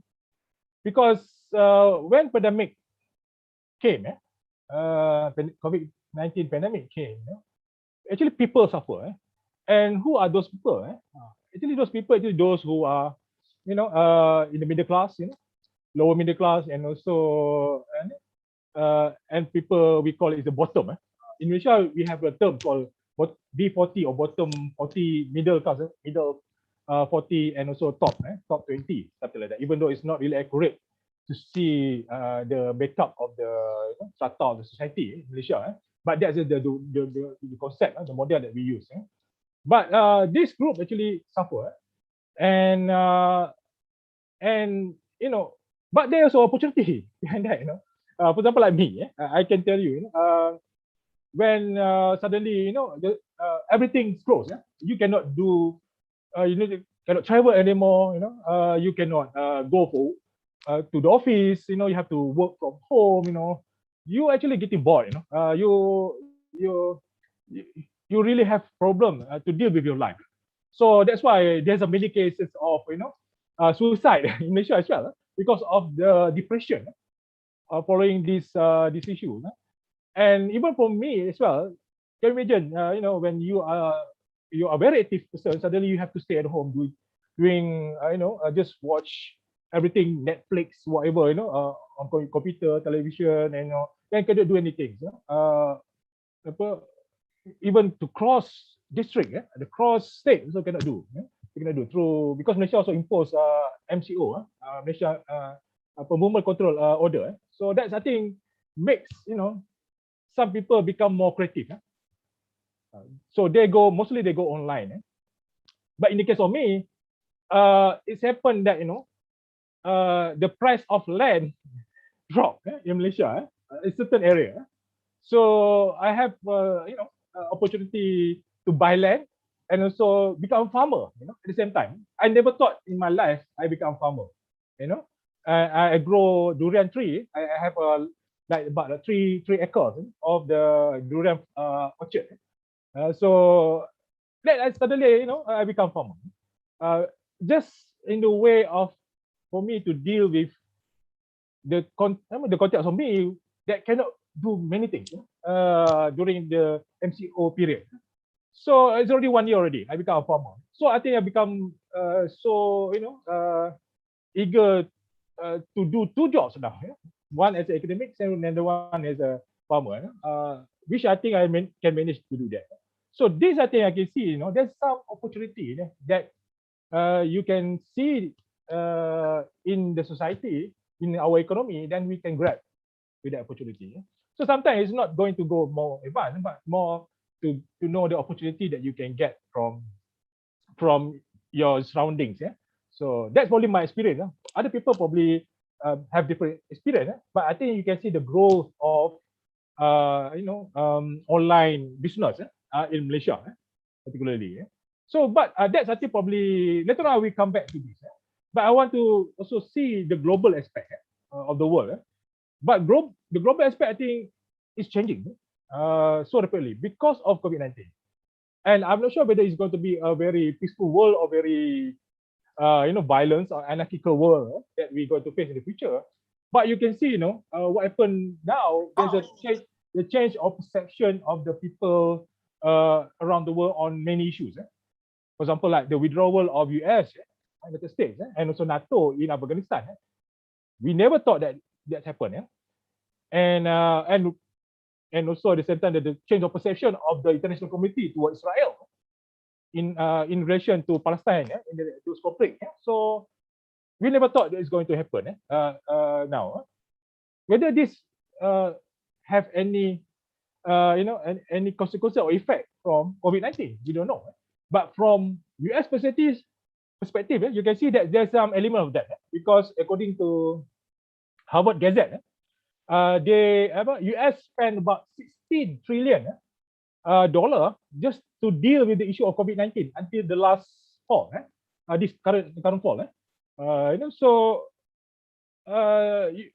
So meaning that they overstretched in their economy to deal with this issue. So that's why they have to slow down their foreign intervention, whatever. So that's why they have to let go, for example, Afghanistan, even though they know the opportunity of the economic opportunity in Afghanistan.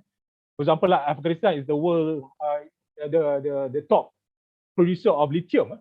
Lithium, that metal that can produce a mobile phone, for example, because battery for mobile phone. So now China and also Russia came in to Afghanistan deal with the issue. But in a way, this strategy need to be done by US and many other countries. But you can see that our world getting their world economy growing. US economy is also growing and China also growing. But the only thing is now is we need to think about how to open up all countries to instill to encourage economic activities. So that's why I think ASEAN meeting in Brunei. I think today there is going to be a meeting to discuss about this, how to strategize to open up the countries. And we cannot apply different kind of regulation, procedure regulation in terms of traveling. Because if you have so many regulation, then I think it makes difficult for people to travel. So that's why we have to have something standard to be applied. Because when it comes to vaccine, I think the debate now, there's a suggestion that probably vaccine, some countries need to have a booster.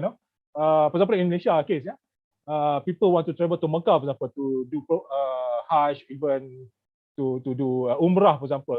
Then suddenly there's a regulation put by Saudi Arabia, they have to get booster vaccine. So then even though many, 90% of the Malaysian population already got 2 doses, but they have to take another dose in order for them to travel to Saudi Arabia. So these things, this standard need to be really discussed and so come up with a proper guideline. So and allow people to travel.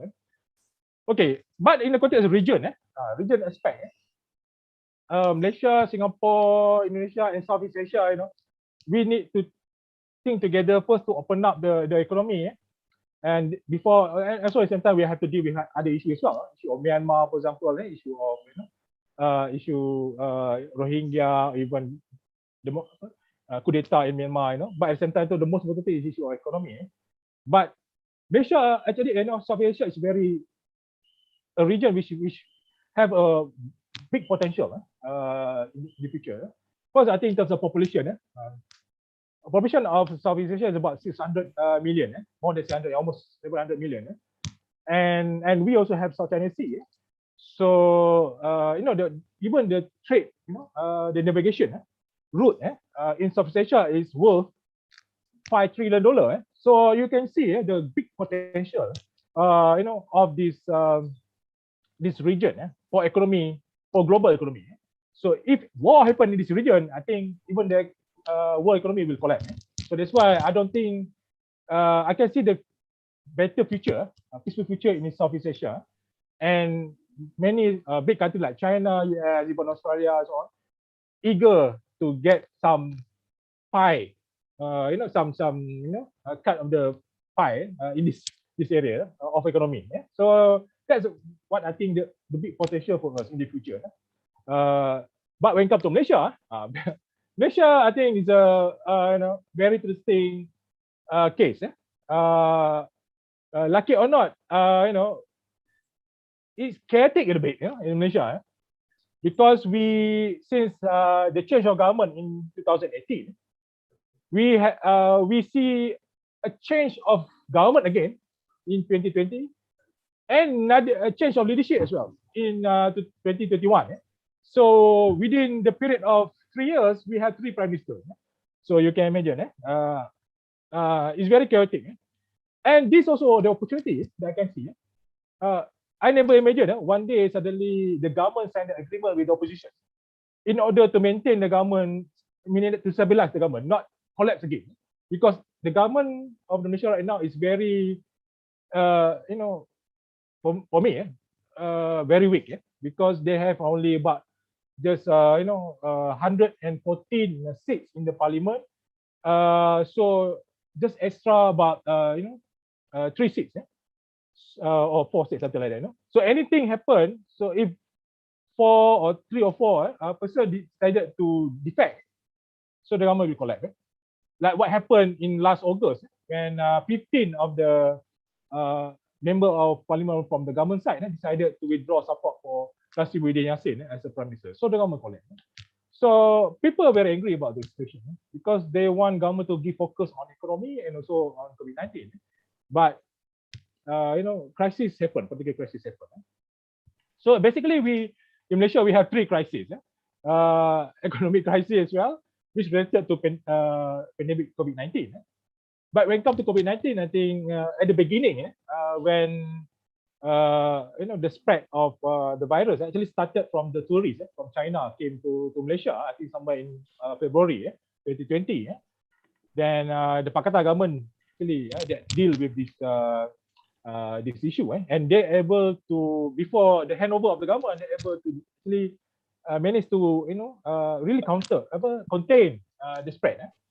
And Pakistan national government at the beginning as well, the new government also able to contain.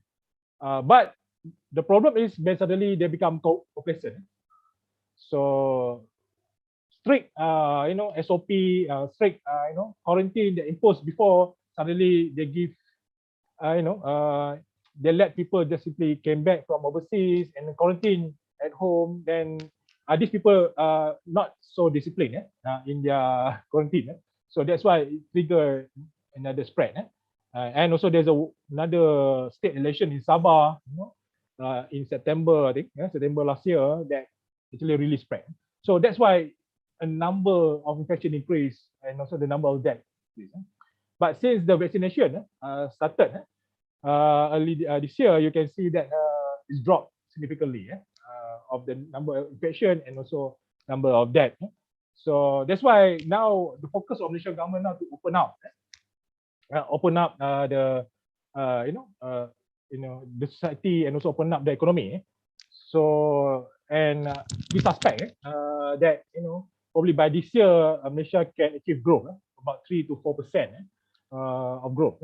Unlike last year when we dropped negative 4% of the growth. So last year is even I think very worse for us in terms of our economy. But this year I think you see the light at the end of the tunnel, hopefully. So come back to the issue of I'm sorry, Professor Aziz. Perhaps you can wrap it up so that sure. Yeah, I want to finish this by this.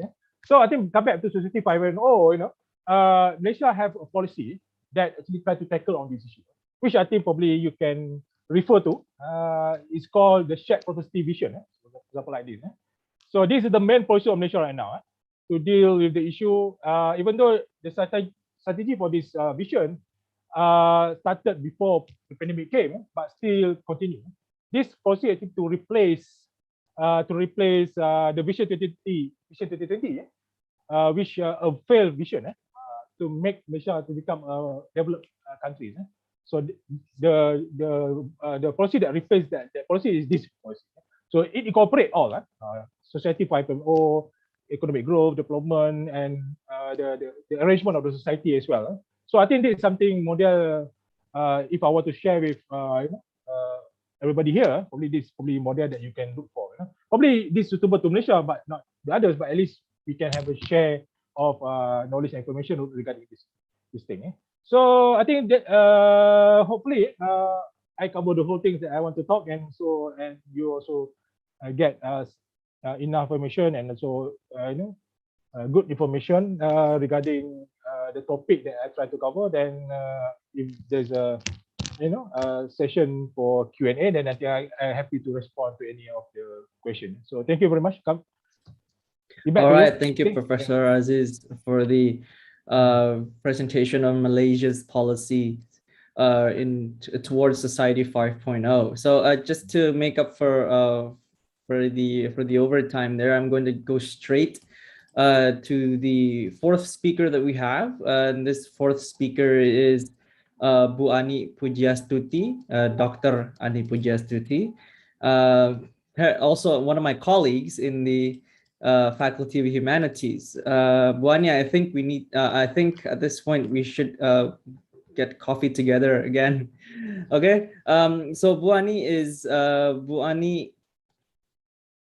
graduated from, earned her PhD from the Ohio State University, and her areas of teaching includes a teacher's professional development, World Englishes, ethnography of communication, language socialization in adults, and conversation analysis. So without further ado, I would like to welcome Dr. Ani to deliver her presentation. Good morning or good afternoon or good evening, depending on wherever you are. And thank you so much, Mr. Agas, for the super generous introduction. I miss our coffee time together on campus. So hopefully we are going to be able to do that together very soon, right? We should be able to do that very soon. Yeah, but I need to stay home right now. Before I start my speech today, I would like to appreciate the previous speakers So thank you so much, Dr. Airlangga Hartanto, and then we have Professor Dr. Leonard Sebastian. I'm sorry if I mispronounce your name. And then Professor Dr. Muhammad Azizuddin, and also Dr. Katrina Tour. I'm very delighted to meet everybody in this very first International Conference of Humanities and Social Sciences, organized by the School of Humanities or the Faculty of Humanities, President University.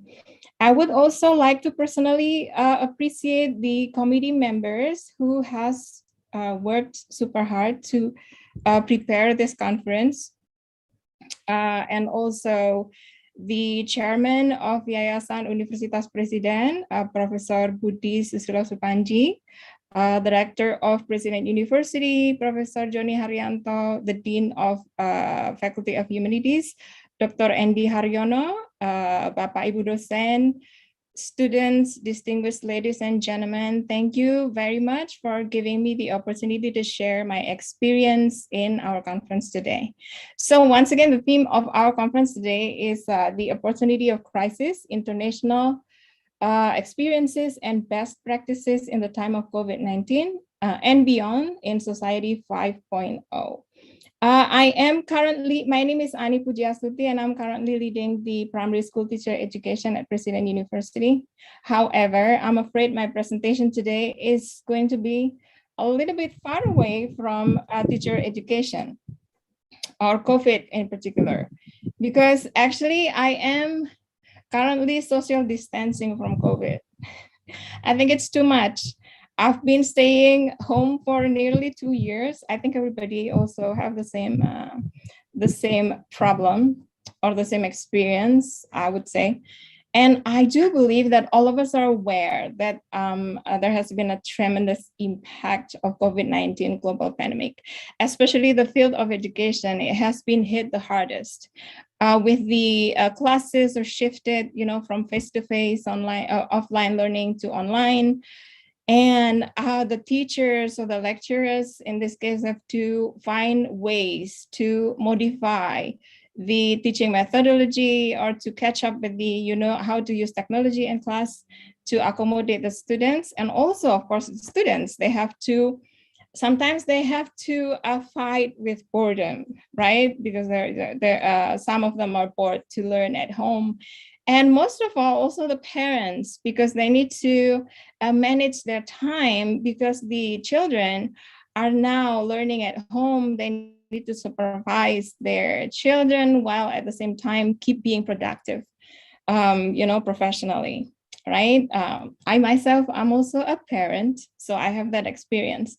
So today I would like to invite everybody to shift our attention a little bit outside the classroom, because we also know that teaching and learning activities also happen outside the classroom walls, right? And if we step outside the classroom, we're going to see the administrative staff, the secretaries, the academic staff, and everybody who are working outside the classroom. Also, if we go to the communities outside campus or outside school, we can see that the workers are working very hard, and they also learn every single day to keep being productive during the pandemic. So I'm going to share my screen. I like to share my own screen because I don't like saying thank you next, because I'm going to violate the copyright owned by Ariana Grande, I think. Right, so this is my presentation today.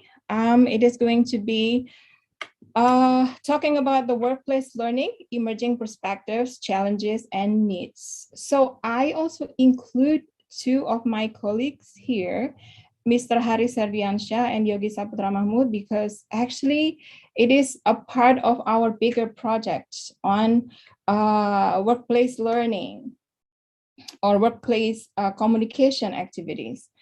So I am going to start with the experiences, my own experiences, or some incidents that I see almost every single day, actually. So I live in the campus area in a high-rise building. So whenever I go down, to pick up food from the GoFood or Grab Food, I'm going to see the security officers because they also work as the front desk staff over there in the building where I live in. So one day when I was around, so one of the security officer received a phone call from somebody, and then he looked very confused. So I asked him to keep the speaker of the phone on so everybody can hear it, so we can help him. So it turns out that the phone call was from one of the parents of the student who stay over there in the same building. So apparently the student is from Korea, I think, if I can remember that correctly. So this parent was wondering why this child hasn't responded to the text or email or whatever, doesn't give any response at all. So the parents became worried, right? So of course, the conversation was in English, and then the security officer has the little bit of problem, have a problem in responding to the conversation. So we helped him, whispered the words to him to help him to make sure that he is going to give the correct information. Yeah, so we whispered some clues to help him, and then problem was solved. And then another incident also related to, I think it was in the beginning of COVID outbreak. So there has been an issue related to which type of masks we can wear, right? If we, visit, an institution or things like that, if we go to the mall and things like that. And then, so this, if we see the picture here, this one is on the somewhere in the wall in the the front desk, and the security officers were there at the time. So there were some groups of people or students, I think, and they were wearing the scuba type of mask. So the security officers tried to explain that actually we're not allowed to wear this type of masks. But of course, he was having trouble in doing that, in explaining. So because I was around, so I helped him explaining that actually wearing this type of mask is not allowed.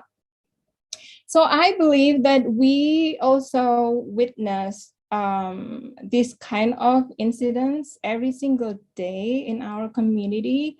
And sometimes it is forgotten, or it is important, or we don't remember that actually it is important, right? I'm trying to navigate the what is it, the slide, but why it is not moving?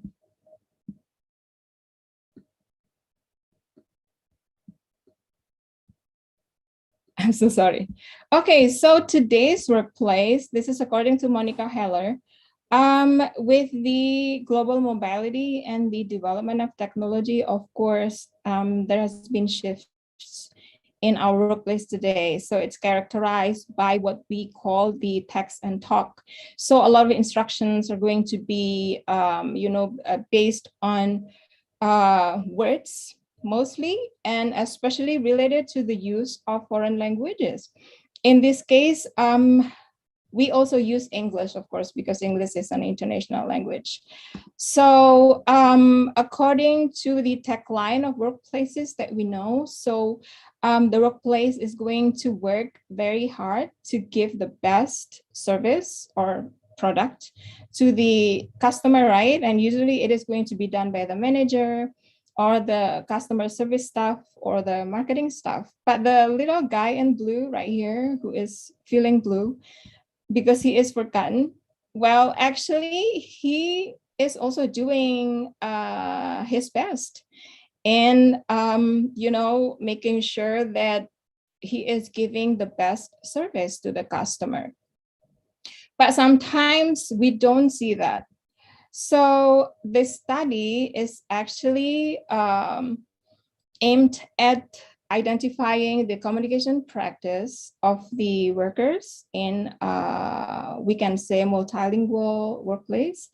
We focus on identifying the challenges and needs and also the supports from the surroundings. So in this case, from the workplace or the education institution to support their communication skill development. So the method that we use is mixed method. So actually it is from the activity that we did as a teacher. So as a teacher or lecturer in Indonesia, we are entitled the three Dharma Perguruan Tinggi, right? So the first one is that we teach, and then the second one we do research, and then the last one is being involved in community service. So this is the last one. So we distributed survey to around 100 participants, and then 81 responded. And after that, we follow up with interviews. So we interviewed 9 participants. So in the survey, we addressed the participants' backgrounds and also the communication practice in the workplace. And the survey was conducted in Bahasa Indonesia. And so from the survey and interview, we are going to talk about the demography of the participants. So most of the security guards are male because they do believe that, male are going to be more flexible in doing the job and, doing the activities, everyday activities in the workplace. And most of them are high school graduates, even though some of them, we also found that they also attended college before applying, the job. And then most of them work in the public facilities. So for example, hotels, schools, hospitals, and industries, because the setting or the area where we collected the data is an industrial area. It's Jababeka industrial area. So we know in this area, there are multinational companies and industries where the workers from different language and cultural backgrounds also work here in this location. So that's why the workplaces are identified as a multilingual workplace with the availability of the people from around the world, basically. And then some workplaces require the workers to be able to communicate, especially in English, because it is an international language. So we are going to talk about before we talk about the challenge that the workers face in the workplace, I would like to share how they actually perceive their task. So according to Monica Heller earlier, that there has been a shift, right, from the work order to the word order. Everything is characterized by text and talk. So the workers also realize that their task has been shifted. So they become skillful in public relations. So they answer questions from clients. They answer incoming calls, and when people enter the building, they would like to see the CEOs or the managers. Then they need to meet the security guards first, right, in the front, because they're over there in the front desk. And then these are the challenges that are actually faced by the workers in the workplace. So related to the workplace support, so there has been trainings related to this. How to increase the workers professionally, basically. But most of the trainings were related to the security guarding. So because we can say that the task of the security guards are mostly related to the, like semi-military, like catching the bad guys and things like that. And very limited training has been provided related to communication skill development, and also other training related to how to network with others and things related to career advancement. So very limited. So some other challenges related to the professional development, of course, has been limited initiatives for communication skill, for development in the workplace. So it's related to the developing the ability to communicate professionally, especially in foreign languages. And then limited support for creating wider networks for career advancement, because some of the workers also explain that they will only be able to stay on the job as security guards for maybe 3 to 5 years. After that, they need to think about, doing something else. And then limited contribution from education institution in providing training programs. This one needs to be highlighted because actually this was what we did. And then before we talk about the identified needs of the workers, I'm going to also share about how they perceive their communication ability. So of course, most of the time, if their their office or the building where they work at is a multilingual workplace, then most of the time they don't feel confident when they have to use English, when they have to speak to people that with different language background. So they think that everyone else is confident and able to learn the language, but sometimes they don't feel very confident. So we identify their needs related to communicating in English because it is what they highlight actually. But what is interesting is their view about English as a lingua franca. It is a language that is used as a bridge to connect people from different languages all over the world, right? So they sometimes do not know what to say with people who do not look like they are native English speakers, but they are going to use English anyway. And sometimes they're very confused, but they also help each other. The experts are going to help the novices. This usually happen in the community of practice because we view workplace as a community of practice. And sorry to one cut thing you that off, we need to Bonnie, highlight but is that sorry, Bonnie, but we're running a bit over, so could you please wrap it up? yes. So as long as they understand what they say, what people say, then that's more important than anything. So another identified needs is of course related to creating a wider networks for their career advancement. And then support from the education institution. They also they will be very happy if they can have some kind of training from the education institution. So we come to the end of the talk today. So the conclusion and implication that we can get, we need to always see that there are always constant learning and teaching activities in the workplace.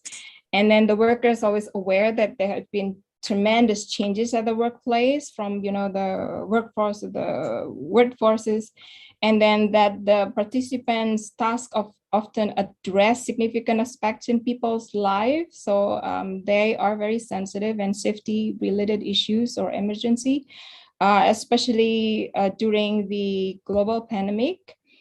And then also that the workplaces need to provide more trainings that are focused on communication skills development to accommodate the needs and so that they are going to be able to provide the best service to the customers. And of course, we also invite the education institutions to actively participate in community development program.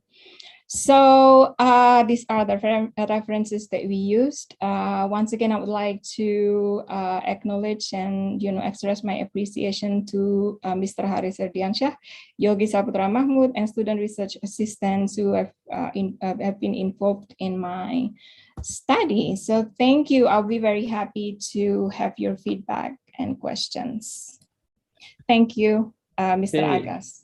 Thank you, Bonnie, for the presentation on workplace English. Now, that's also been one of my something that piqued my curiosity. How do these people on the front line essentially have to deal with all this confusing, sometimes contradicting instructions that they receive from their higher ups, and how are they supposed to effectively communicate that with people who are coming? So they're not necessarily, they're really in a, what we call it, a tight situation. Yeah, tight situation. Anyways, thank you for that presentation. Now we're going to move on to our last speaker, my boss, Pak Hikam. Pak Hikam is the former Minister of State for Research and Technology at the Cabinet of National Unity. He earned his doctorate degree from the University of Hawaii in 1995. Is currently serving as the head of the study program, head of the International Relations Study Program, and is also a policy advisor for the National Agency for Intelligence, and has written many books. Perhaps the most famous one is regarding de-radicalization in Indonesia. So, Pak Hikam, if you may. Okay, thank you very much. And thanks for having me here, everybody. It's my great honor and pleasure to be able to join you guys. I will be very brief, and hopefully I can be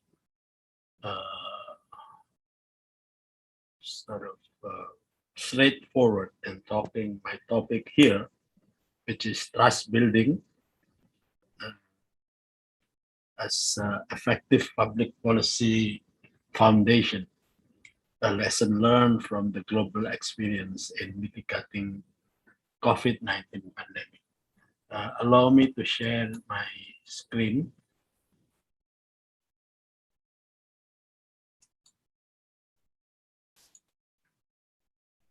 I hope you can see this. Pak Agus, can you see the screen? Because I don't know whether you're able to see that.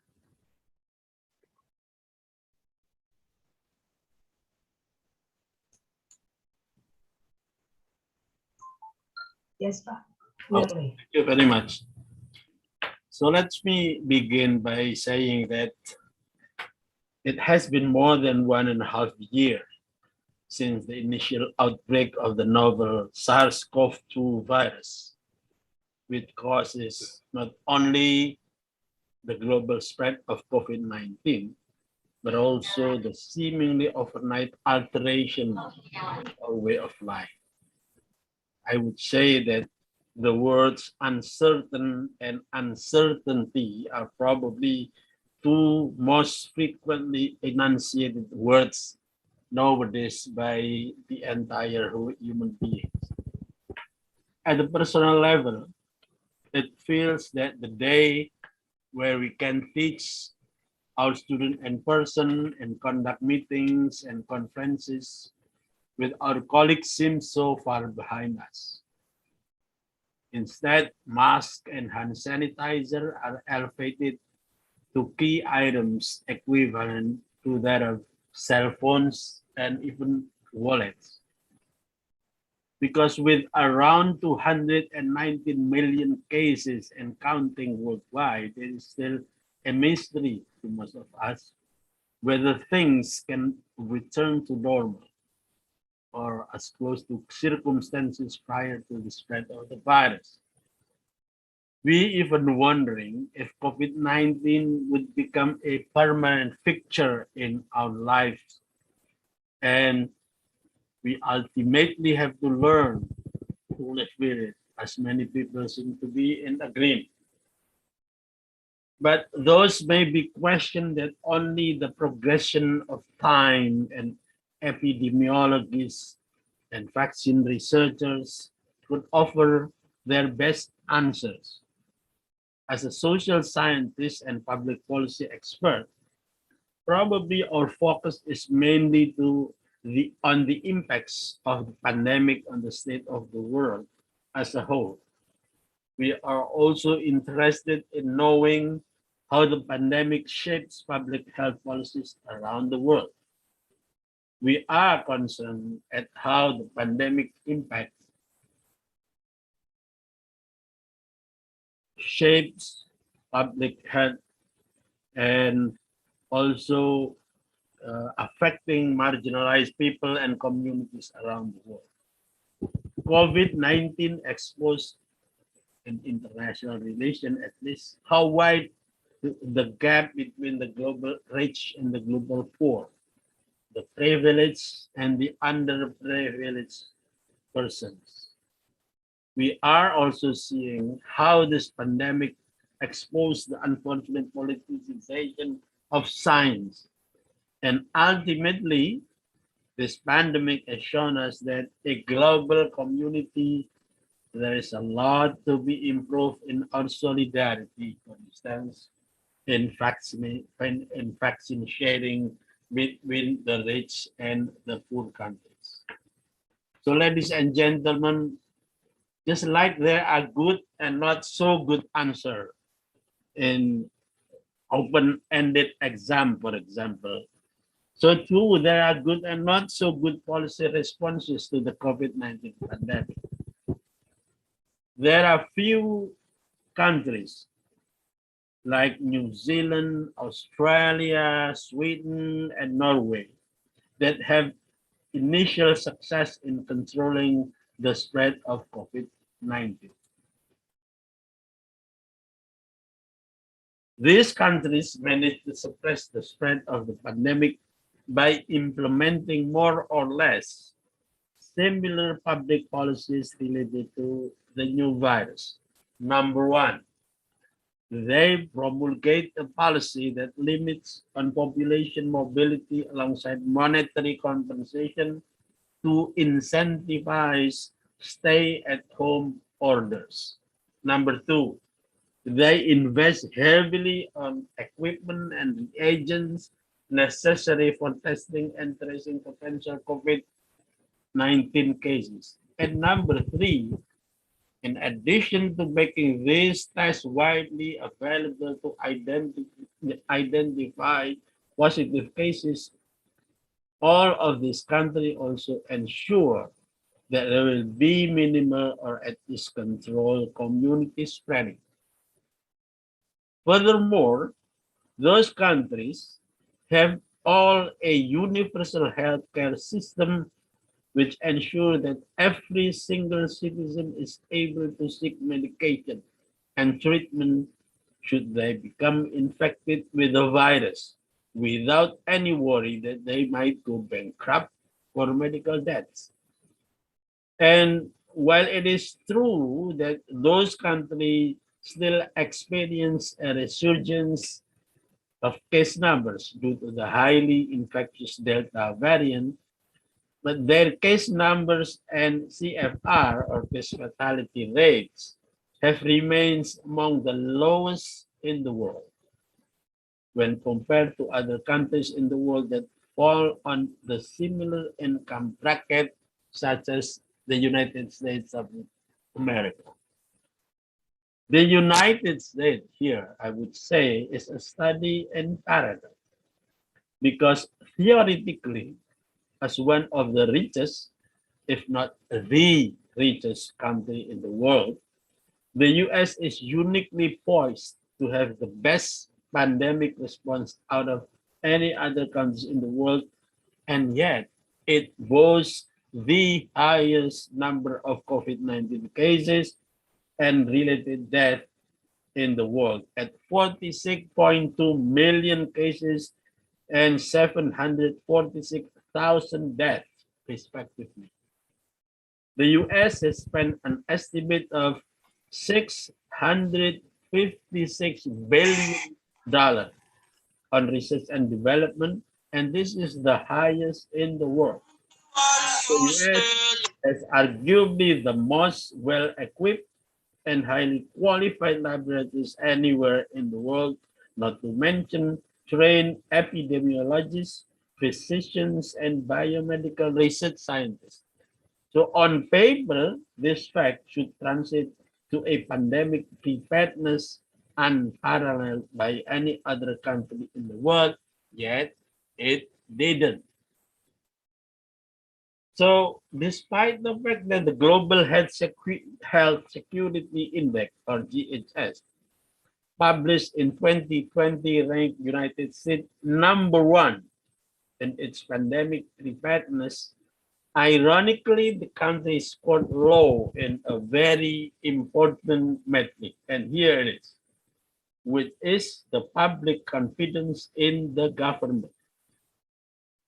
Among other high-income countries, the US is one and the only country that received the lowest possible score on public confidence in the government.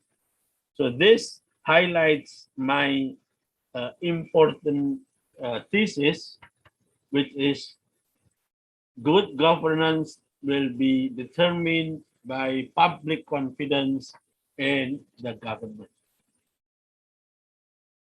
In the parlance among social scientists like us, it means that public distrust or poor confidence by the members of civil society in its government, especially during the perilous time like right now, can undermine public health policies and are directed at controlling the spread of disease and result in catastrophic yet avoidable loss of life. So one could very well argue that disease control measures, such as wearing masks, getting vaccinated, or limitation in population mobility, can be undermined or even not be implemented due to the distrust prevalent within the grassroots level. So, ladies and gentlemen, in Indonesia, we have experienced the ups and downs of pandemic handling. Indonesia definitely experienced an explosion of case number back in July during the so-called second wave, when the addition of new cases per day reached a record-breaking 50,000 cases and a positivity rate of 30%, like Minister Airlangga has said in the morning. However, we also witnessed today that a lowering trend happened because the daily new cases averaged to 975 cases per day and a positivity rate of 1.5%. So, in other words, it is safe to say that Indonesia is now among countries that handling the pandemic well. Yet, this success comes on the heels of very devastating Delta variant outbreak in July that caused everyone unaware and forced the Indonesian government to finally change its pandemic handling paradigm, which previously had been focused more on the economy instead of prioritizing public health.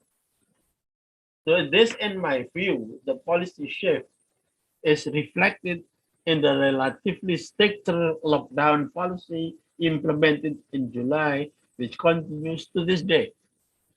Investing more COVID-19 testing and lowering the prices on testing, increasing tracing ratio and improving treatment, as well as dramatically speeding up the initially slow rolling vaccination rollout. All of these policies combined succeeded in curbing the spread of the disease from now. However, we need to remember that the success in implementing this policy and in the future also depends on possessing and retaining public trust in the government. Why I said so? Because in the last poll conducted in July 2021 by LSI, or the Indonesian Survey Institute, showed that public trust in the government's pandemic handling was 43%. And that's mean that 57% of respondents didn't think that the government had been handling the pandemic well. Granted that the survey was released 3 months ago, and a new study needs to be conducted to reflect the most current public sentiment, Yet this number serves as a powerful reminder that having public trust and confidence is one of the key elements for a successful implementation of policies. So the solution for public policy making is rather clear. Ladies and gentlemen, we need to increase the involvement of various civil society members in our pandemic handling policies.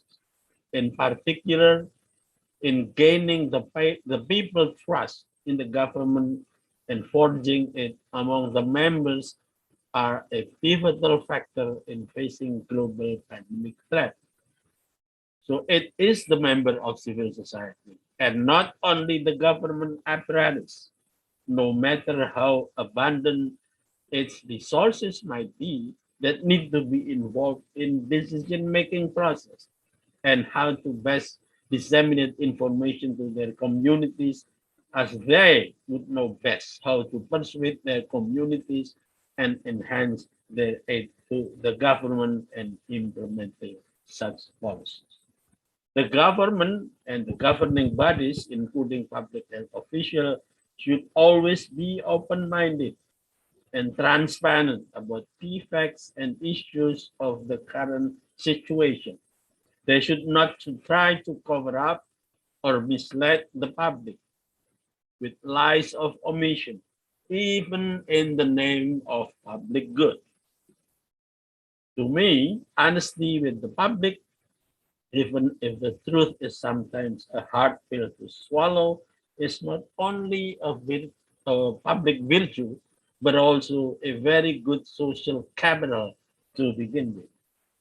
I will remind you, as the prominent ancient Greek playwright Sophocles once said, quote, trust dies, but mistrust looms. It is harder to gain trust back than to lose it. Once we lose someone's trust, it will be nigh or even impossible to earn it back. So in conclusion, I would like to remind our distinguished colleagues that our axiological concern in the advancement of scientific knowledge must be kept closer with you and with our life and the way in which we endeavor as a member of society and humankind. Toward the Society 5.0 and facing the pandemic threat today, then social science and humanities is now facing axiological question that public policy manifested by our expertise in the field would attest to that. Our ability to offer some answer to the question is very, very important. And I hope that through this conference, we would like to have this opportunity to achieve such as. Thank you very much, and thank you for your attention. Okay, thank you for Hikam for the presentation. I think this sort of brings a comparative perspective on how civil society has addressed the COVID-19 pandemic across the world. Now it's there's 30 minutes, I think, for the Q&A session. So if you have any questions, then you can write them in the chat, and please identify yourself first, and to whom to please list to whom your question is addressed to. So I see or alternatively, you may also raise your hands, and we will invite you to speak. And I'm going to give the first question. I'm just going to first opportunity to Pa Shafi, because he has specifically requested it. So Pa Shafi, you have your hand up. You can turn on your microphone. Okay, I think Pa Shafi is out because his video is there. So maybe I'm just going to skip Pa Shafi first, just when he comes back. So there's two other hands up, and that's Melodio, you can start asking questions. Yes. Try to keep it brief, okay? And just identify yourself and then tell us to whom the question is addressed to. Right, sir. Hello, sir. Am I audible? Yep. Oh, I think Mr. Shafi. Oh, yeah. Okay. Pa Shafi is back. Pa Shafi, are you there? I don't think. Pa Shafi, are you there?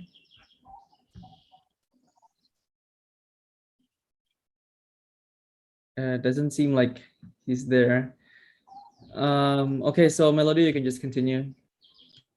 Okay, thank you, sir, for the opportunity. So I'm Melody Mariel Sunduraya from President University, and my question will be for Dr. Katrina Tour. And my question is, after doing the 3TS framework, triage, transition, transform, from 3 of them, which one becomes the most time consuming, and what are the factors that cause it? Is it more from the quality side or the quantity side, or maybe both of it? What is the most concern? I think that's all, sir. Thank you. Okay, thank you, Melody, for that question. Dr. Katrina, if you may. Yeah, thank you. Thank you for the question. It's an interesting question, and I think, it's important really to explore the opportunities of this model in different contexts. In our research, it was a lens, so participants didn't know anything about this model. So it was kind of their intuition. All their strategies were based on their intuition. They just felt this is what should be done, and this is what they did. From the analysis, from the point of view of the analysis, we believe that definitely the last phase, which is transformation, is the most challenging phase, and that definitely it needs a lot of thinking, a lot of probably reading, researching, piloting, and doing thinking and implementing on the side to see what kind of transformations can be done in a particular context. So I would, in simple words, I would say the last phase is probably the most challenging one, but you cannot actually reach this phase without going through 2 initial phases, such as triage and a transition. Okay, so thank you, Dr. Katrina, for that answer. I'm just going to circle back to Pa Shafi. I see from his video he's still not in his room. So I'm just going to just after that we might come back to him. The second hand up that I see is Pa Shafi, are you there? I think he's just circling. Pa Shafi? Hello. Yes. So please, if you have questions, I believe that you have a question for Professor Leonard and Professor Azizuddin. Yes. Can you hear me? Yes. Yes. Okay. Okay. First of all, I would like to convey my remarks that welcome to my good friend, Professor Leonard Sebastian, whom I know him for several times, particularly when I was executive director of ICIP.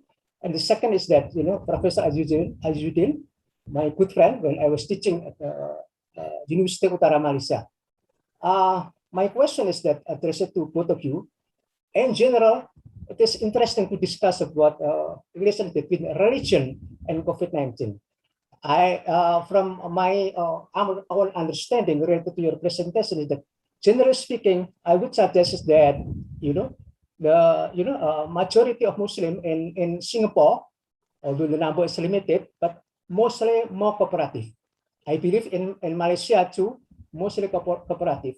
However, in Indonesia, we see the reality that certain Muslim groups do not cooperative with the government policy related to health protocol, etc. Why? Because to certain level, they are influenced by theological underpinning related to the Jabariyah theological underpinning, which strongly believe that COVID-19 is created, and then life and death is a matter of God decision.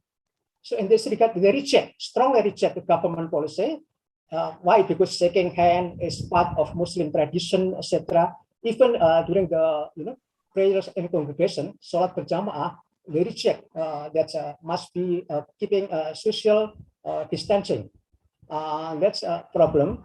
My question to you is that is there any group in both in Singapore and Malaysia which strongly reject government policy related to COVID, to be influenced by theological underpinning, Jabariyah theological underpinning, which is more passive, yeah, because they believe that COVID-19 is created and then spreading to the hoax, to the web, social media, that we should reject, yeah, or we must reject, yeah, government policy related to COVID.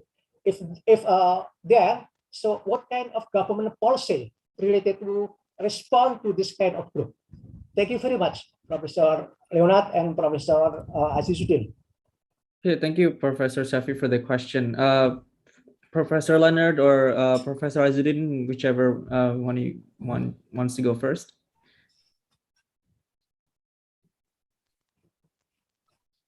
Your mics are still on or off, yeah.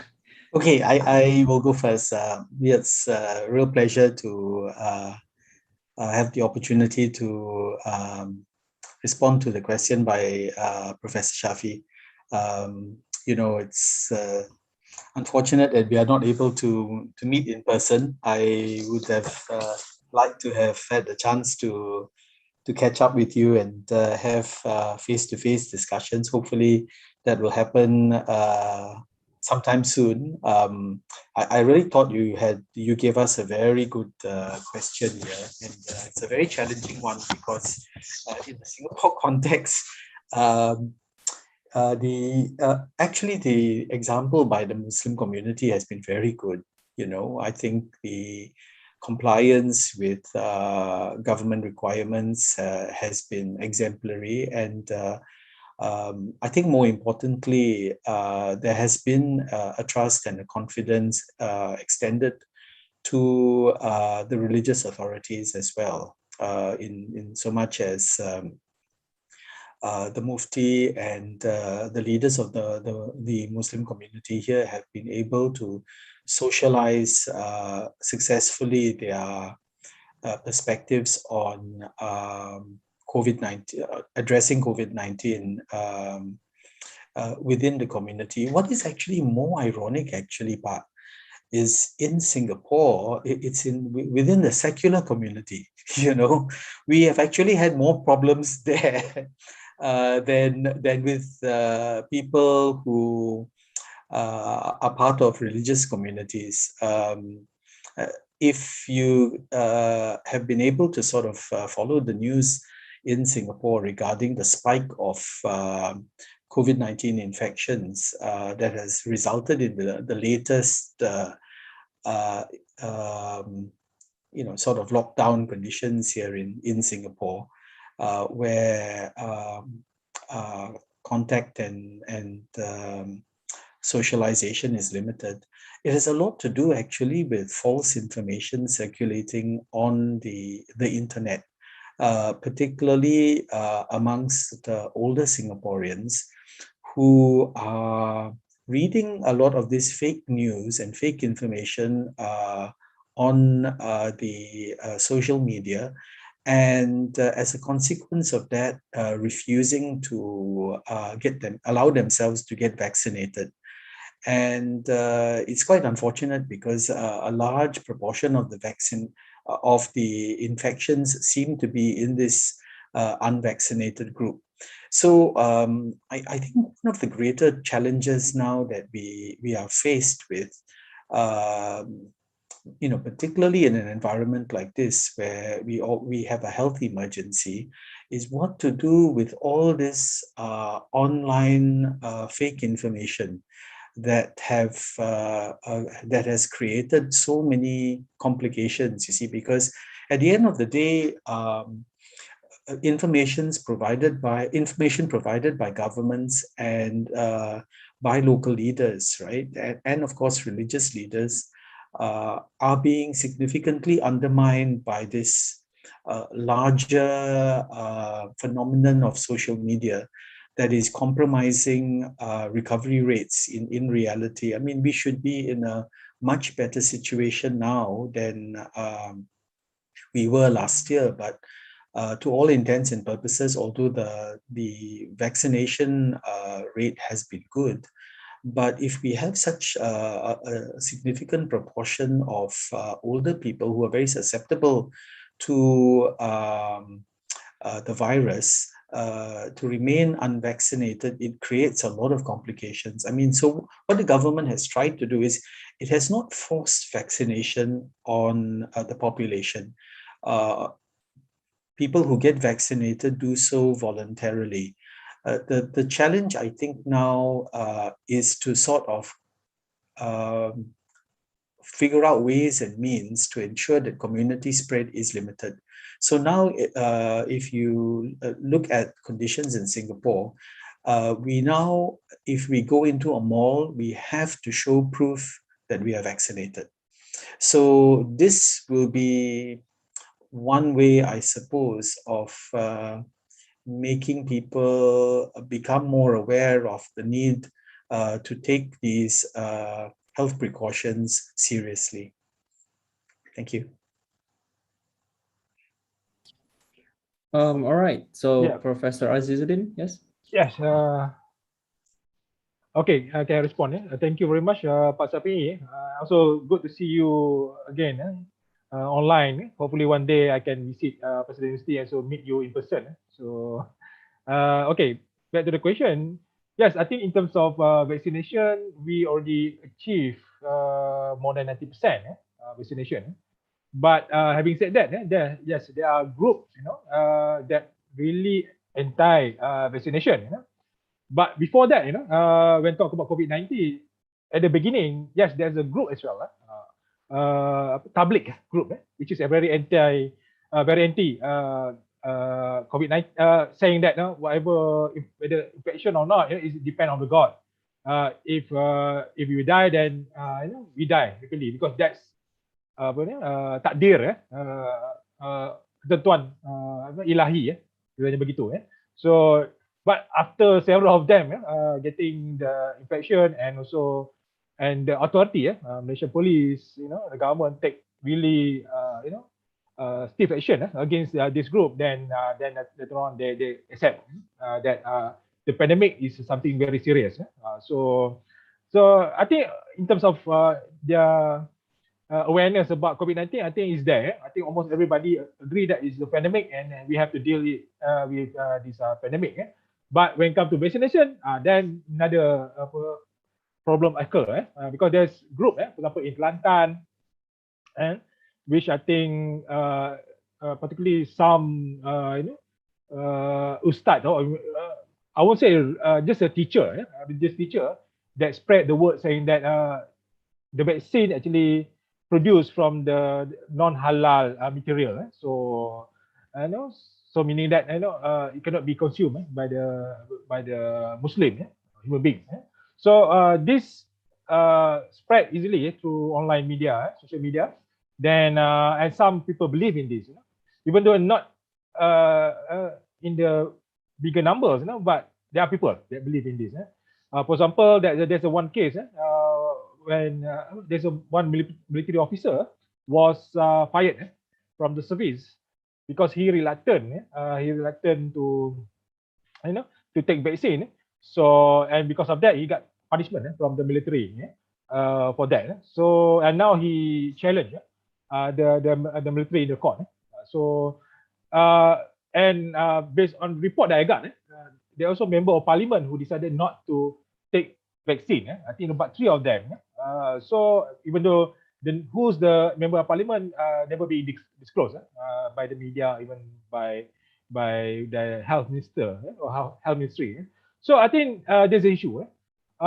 In order to deal with people who decided not to take vaccine, there are different approach. At least two approach that being debated right now. So from the government perspective, the health ministry or health minister, Khairy Jamaluddin, decided want to really going tough with this group, meaning that probably force them to take vaccine because they actually can trigger another wave of infection if we cannot deal it properly with them. But at the same time, also there are also people, opposition leader, for example, like Anwar Ibrahim, saying that we cannot use force because to take vaccine is voluntarily. It's not really force or through force, meaning through stiff law, law that really to force people to take vaccine, because the approach of the government previously, even currently, actually very approachable to this all people, then persuade them to take vaccine. So 90% of the people who take vaccine, actually they are voluntarily to take vaccine.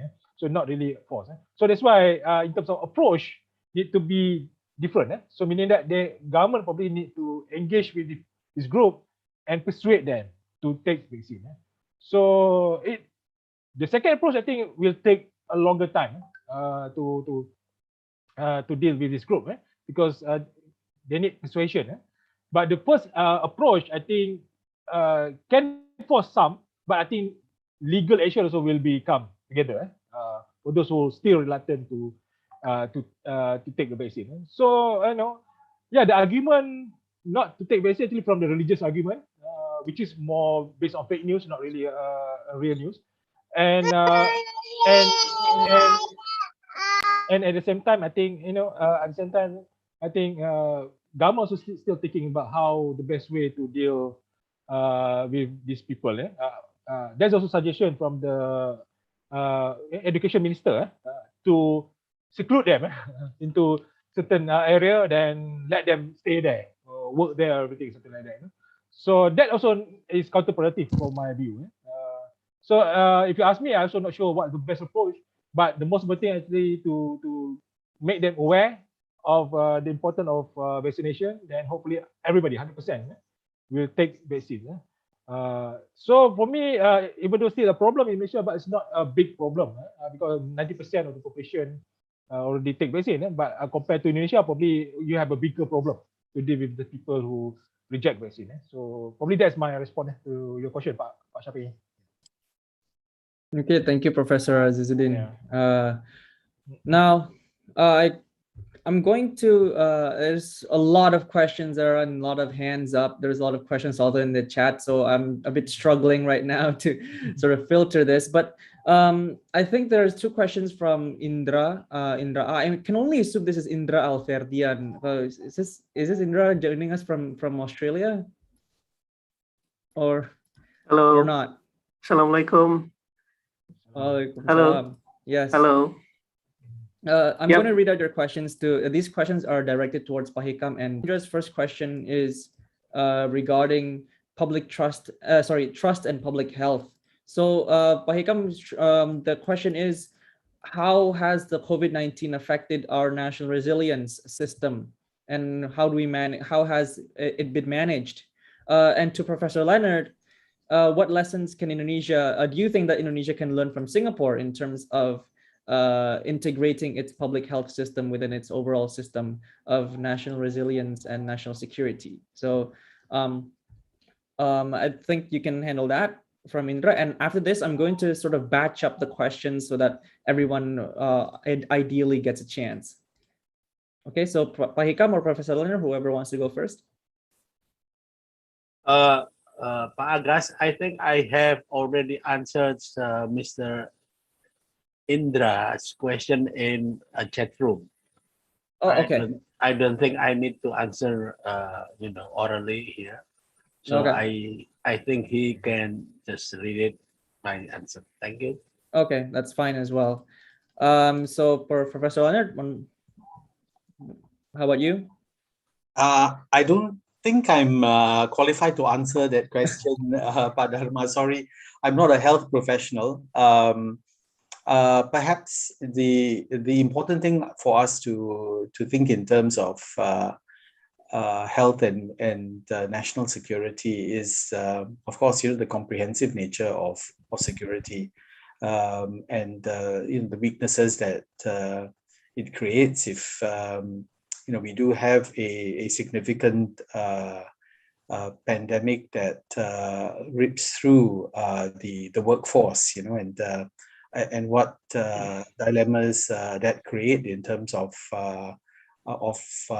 firstly livelihoods, but also in terms of the type of progress that we need to make with respect to upgrading and remodeling actually our economy as we start to get to grips with the fourth industrial revolution. So it's not the best of times to have a pandemic, but having said that, the pandemic also allows us to take stock. It allows us to reprioritize and look at old models and think in terms of what we need to keep and what we need to let go. And some of the more important things I think to bear in mind is, and this relates to the question online regarding job creation in Singapore under the job creation scheme. This is actually a very good opportunity now for people to add value to their jobs and prepare themselves for the new challenges ahead. So a lot of the retraining schemes and policies that were put in place now enable people to sort of take more use of it, especially the Skills Future Fund, because they do have a little bit more time on their hands. So the key now would be to sort of especially upgrade older workers. As we are all living longer, I think the greater challenge we face now is to make sure that workers stay relevant as the older jobs, in the older industries get phased out. Thank you. All right, Professor. That's I think that's pretty much a safe bet. I think that's a safe way to answer the questions. Now I just see several hands up. I'm just gonna try to batch them together. So first, I'm gonna call upon Massimo, Andy, and Audrey. You can, since you've had your hands up for a while there. So Massimo first, Andy, and then Audrey. You can please again be specific as to whom you're addressing these questions. All right, thank you very much, sir, for this opportunity. Good afternoon, everyone. My name is Massimo Nicolian, a student from International Relations /2020 from Princeton University. My question is towards Dr. Hikam. The question reads as follows. Sir, how and why was China less affected by the virus than nations like the United States and Western Europe, despite being the main country of origin for COVID-19? How different was their response towards this issue, and why didn't the aforementioned nations adopt a similar approach to China's? That'll be all for me. Thank you, sir. Okay, thank you, Massimo. I'm just gonna collect them first, give Hikam some time to sort of maybe formulate his answer. Andy? Thank you very much for the opportunity, sir. First of all, I would like to say I apologize because I can't open my camera due to the camera is broken. Let me introduce myself first. My name is Andi Putri Salsadiana from President University. This question is for Professor Leonard. So in your presentation, you showed before there are 85% of Singapore citizens who have been fully vaccinated. Meanwhile, in Indonesia, based on the data that I have, Indonesian citizens who have been fully vaccinated is only 19%. So my question is, how did the government of Singapore ensure its citizens want to be vaccinated or want to get vaccinated besides make this the proof of vaccinated as obligation to entering the public places? Thank you. Okay, thank you, Andy, for the question. That question is for Professor Leonard. Now, Audrey. Hey, sir, thank you so much for the great opportunity. So let me introduce myself. My name is Audrey Arta from International Relations Study Program at President University. I would like to ask a question to Dr. Katrina Tour. So my question is, previously you have stated that there should be a change in institution and the implicit integrate digital technologies more systematically. So we look forward to your opinion on how digital technology should be applied systematically. So we need your suggestion, Miss. Thank you so much for the opportunity. Okay, so that's already 3 questions to 3 different speakers. I think we can, Hikam, if you want to go first, and then after that, Dr. Katrina or Dr. Leonard. Okay, Massimo, if I'm not mistaken, with your question is why the approach in the West, especially the United States and Europe, is not like in China in dealing with the COVID-19. Is that true or not? Yes, doctor. Okay.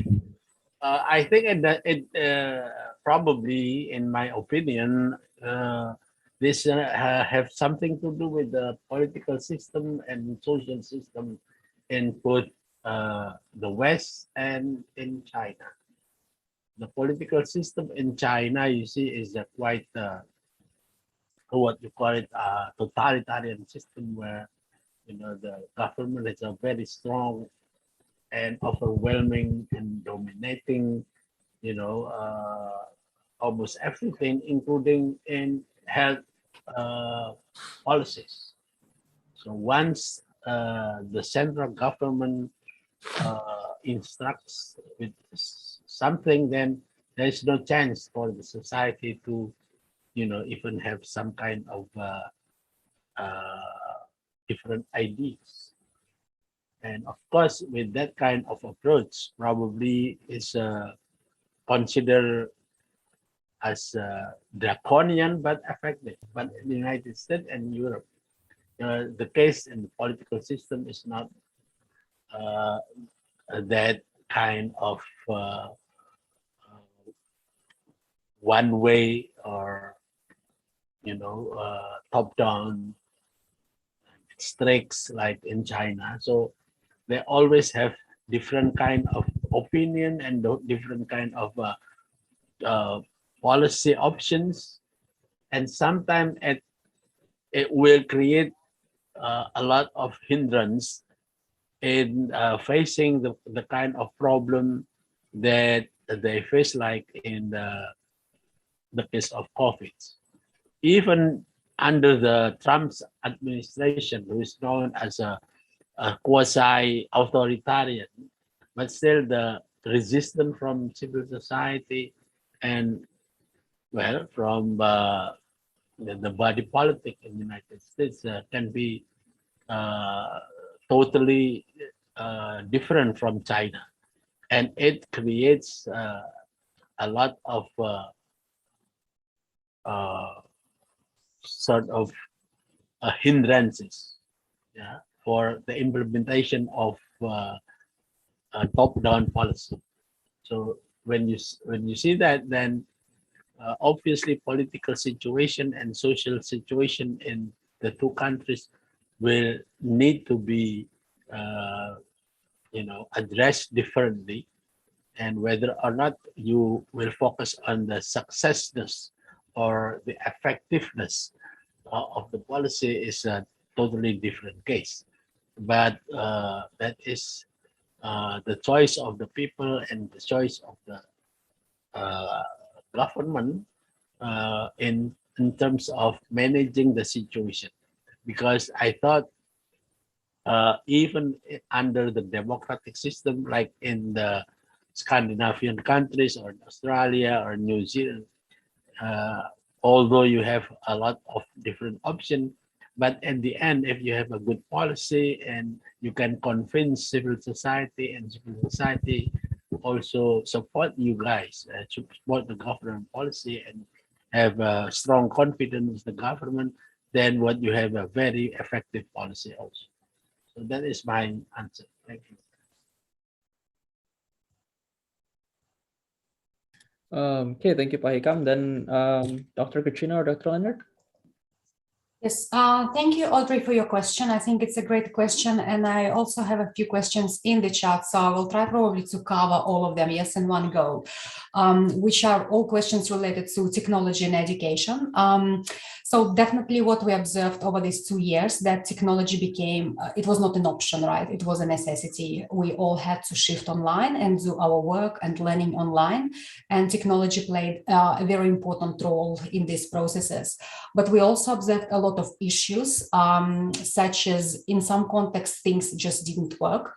In some contexts, students just didn't have access to technology, or access to the internet was quite poor and didn't allow students to engage in learning, didn't allow teachers to provide teaching and learning experiences. So there are a lot of challenges with technology, and it's not only in Australia, but globally as well, right? We have disadvantaged communities. We have teachers who are not ready. We have institutions who were not prepared for a big shift to online learning. So all these challenges, they remain. And do we have a recipe of success for educational technology?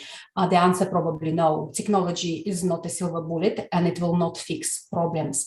But what we can do in the current circumstances, and I think it applies to different contexts, is that we definitely need evidence-based and research-based approaches to technology use in education. So what does that mean? It means we need to look at the research and see the best practices, because yes, we experienced a lot of challenges, but there are also very many good practices. Many teachers doing amazing job. Many lecturers provided, excellent learning opportunities. Many students were highly engaged and found that learning online was very effective. So there are best practices around the world, and we need to understand what these practices are.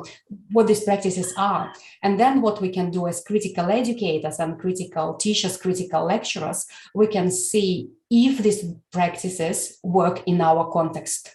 Will they address the needs of our students? Will they address the needs of our institutions and our teachers or our lecturers? Because every context is very different. What works here will not work in another context, right? But what we can do, we can look at people's needs, teachers' needs, learners' needs, universities' needs, any other educational institution needs, and drive our implementation of technology from these needs and interests. And I think this can be more productive and more effective in terms of implementing technologies in education and for learning purposes. So there is no recipe, but we can learn, and there are good practices around the world.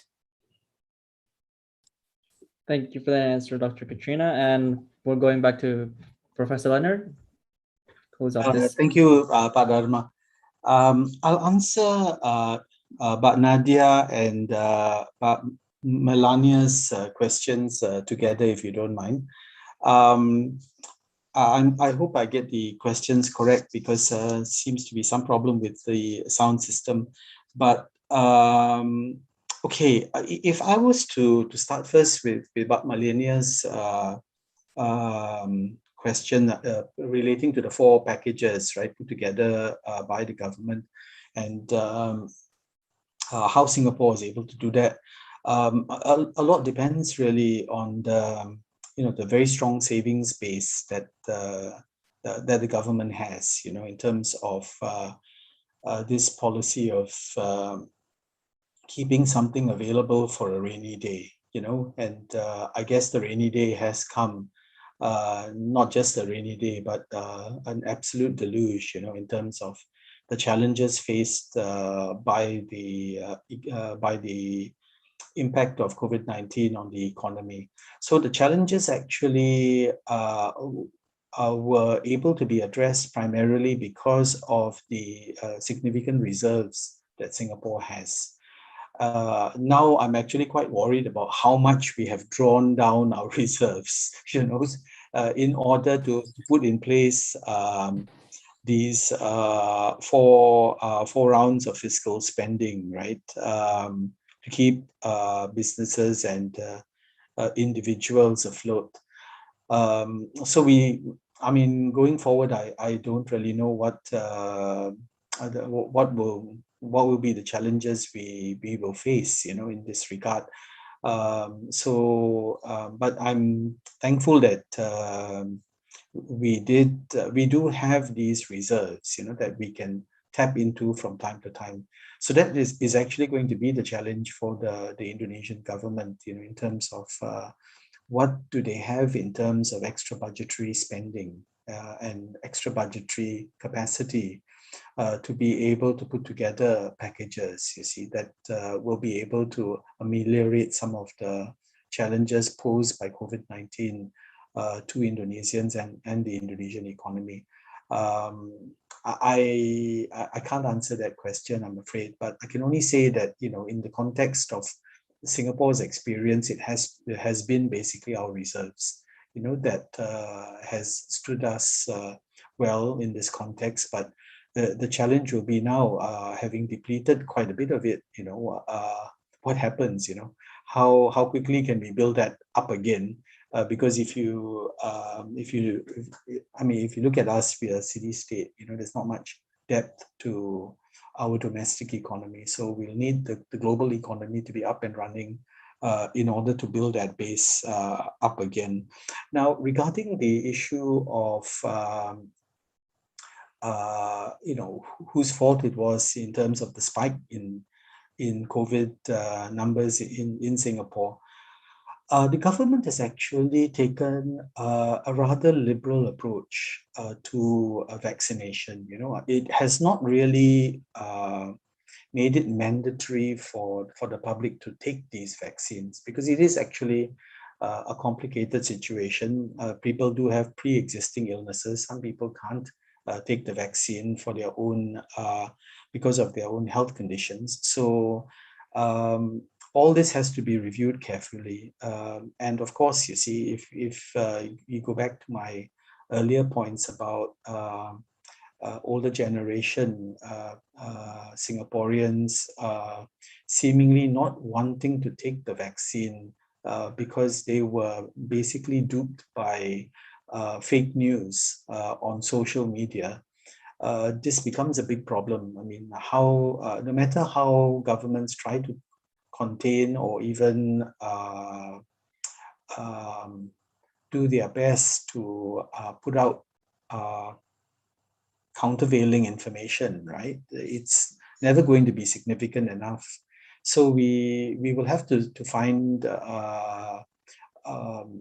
more and more policies, right, to sort of close the space, so to speak, so that people who refuse to be vaccinated will be made to see the value in getting vaccinated. In reality, some people cannot be persuaded at all. So the only other way is to close the loop, you see. I mean, and one way of doing that has been to make it mandatory now. If you go to a restaurant, you have to show that you have a vaccinated certificate, on your handphone. If you want to enter a mall, you have to show proof of being vaccinated. So, of course, this has not been applied to the markets and the supermarkets and the hawker centers just yet. But, I hope it doesn't have to extend to that in that direction. But hopefully people will realize the value of being vaccinated and take it as a precaution for their own safety. Thank you. All right, thank you for that answer, Professor Leonard. Now, I'm very sorry for the participants out there that have questions and who have been raising their hands since the beginning of this session, but the committee has told me that we kind of have to pull the plug on this session very shortly. So once again, thank you for your questions, and also thank you for the panelists for answering them. We will need to proceed to our second panel. If you want to stay around and answer the questions in the chat box, then that would be okay, and actually really welcome. But for now, I will have to adjourn, and I will give the floor back to the Master of Ceremony. Thank you very much, Mr. Dharma Agastya. Thank you very much for all the speakers from plenary session 1. Thank you very much, Associate Professor Dr. Leonard C. Sebastian. Thank you very much, Professor Dr. Muhammad Azizuddin Muhammad Sani. Thank you so much, Dr. Katrina Tur. Thank you so much, Ibu Ani Pujastuti, and thank you so much, Bapak Muhammad A.S. Hikam. And of course, thank you so much, Mr. Dharma Agastya, for moderating the session. It is such a fruitful and insightful discussion. Ladies and gentlemen, and all distinguished participants, now we will proceed to the second plenary session. And this time, the session will be moderated by Mr. Yogi Saputra Mahmud, SPD MTESOL. Mr. Yogi obtained his bachelor's degree in English education from the Indonesia University of Education.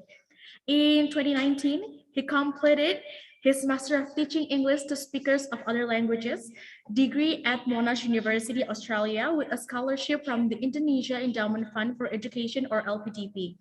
He has been actively writing articles, book chapters in nationally and internationally accredited publishers. He is also serving as a reviewer for several journals in education, including Mimbar Pendidikan Dasar, ELT Review, Premise Journal, and VLES Journal.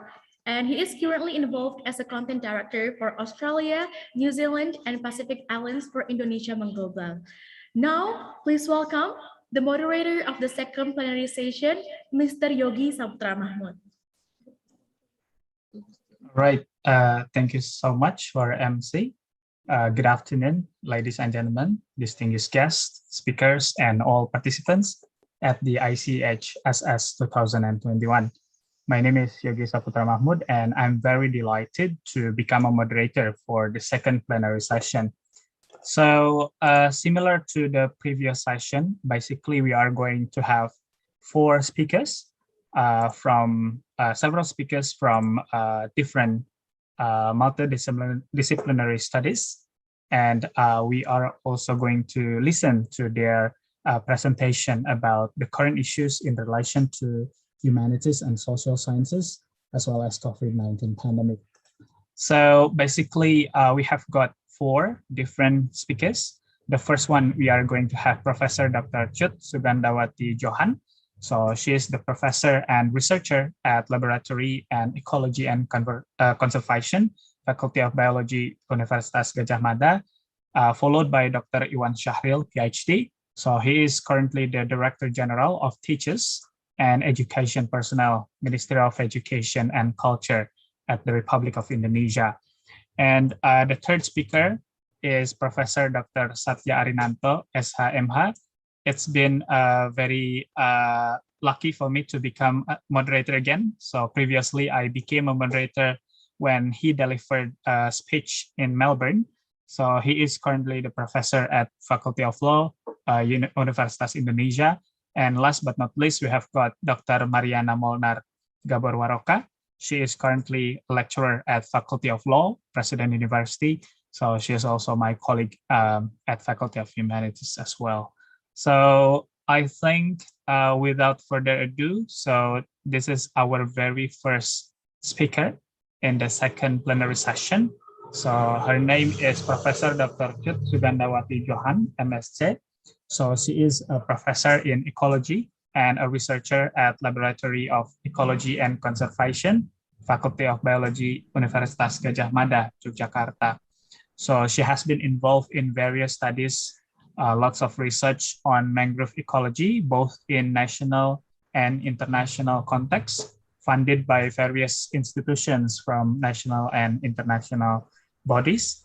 And her current interest is also in lifescape ecology and conservation biology.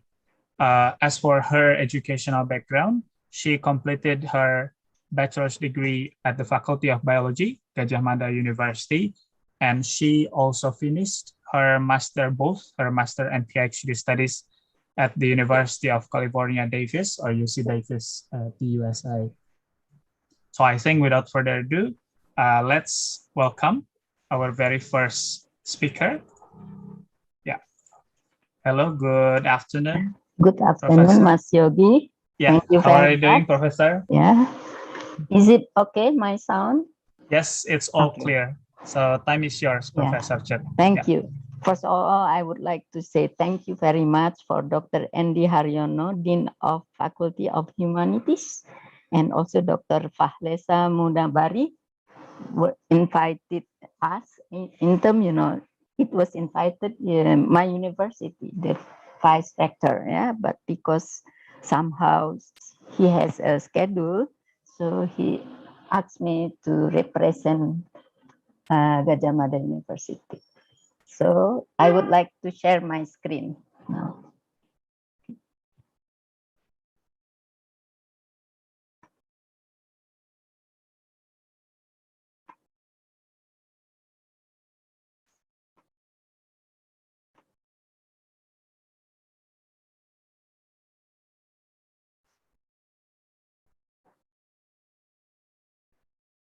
So,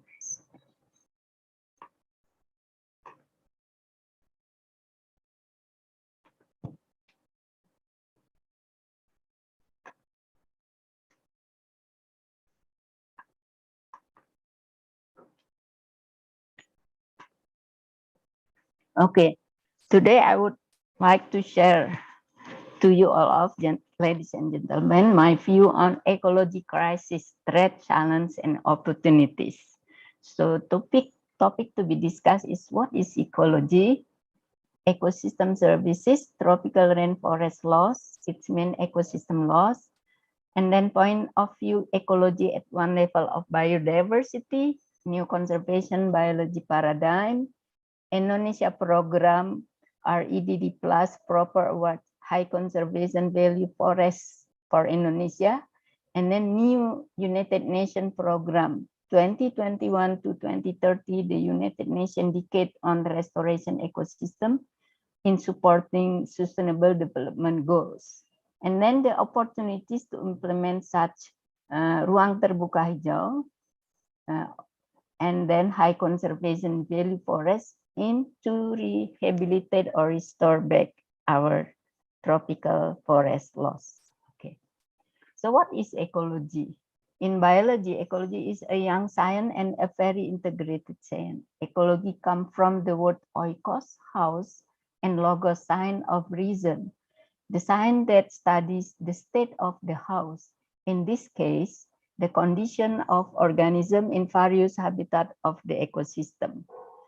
So as a young science, the definition is developed in 1972. Charles Crabb defines ecology as the study of the interaction that determine the distribution and abundance of organisms. There are four keywords: interaction, determination, distribution, and abundance of organism. So what is organism? Plant, animal, and microorganism. The interaction between organisms at the individual, population, and community levels, and the interaction of organisms with the physical and chemical factors.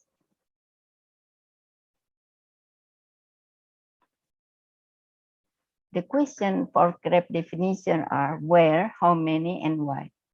So, for example, like where orangutan. Orangutan is in the tropical rainforest in Kalimantan and also in Gunung Lauser at Sumatra. So how many there are? And become a the number of individuals become low and low. And why? Because they lost their habitat. Their habitat is the first layer canopy, tropical rainforest. Therefore, the status of the population, in this case, such as like orangutan, of organisms that make up the community in the ecosystem, has always been the focus of ecological studies. The state of the population status of the organism indicate the condition of whether the ecosystem or its habitat is at healthy or disturbed or lost condition. The population status can be used in ecosystem management policies, both in the landscape and seascape. So what is ecosystem? Place where energy flow, the interaction of organism with organism as food chain, food web with physical and chemical factors. In this case, we see this is the food chain in mangrove ecosystem. So mangrove ecosystem community is very dependent to the tree of the mangrove. So the leaf of the mangrove supporting the key group in the mangrove ecosystem, that the final product is nutrient support.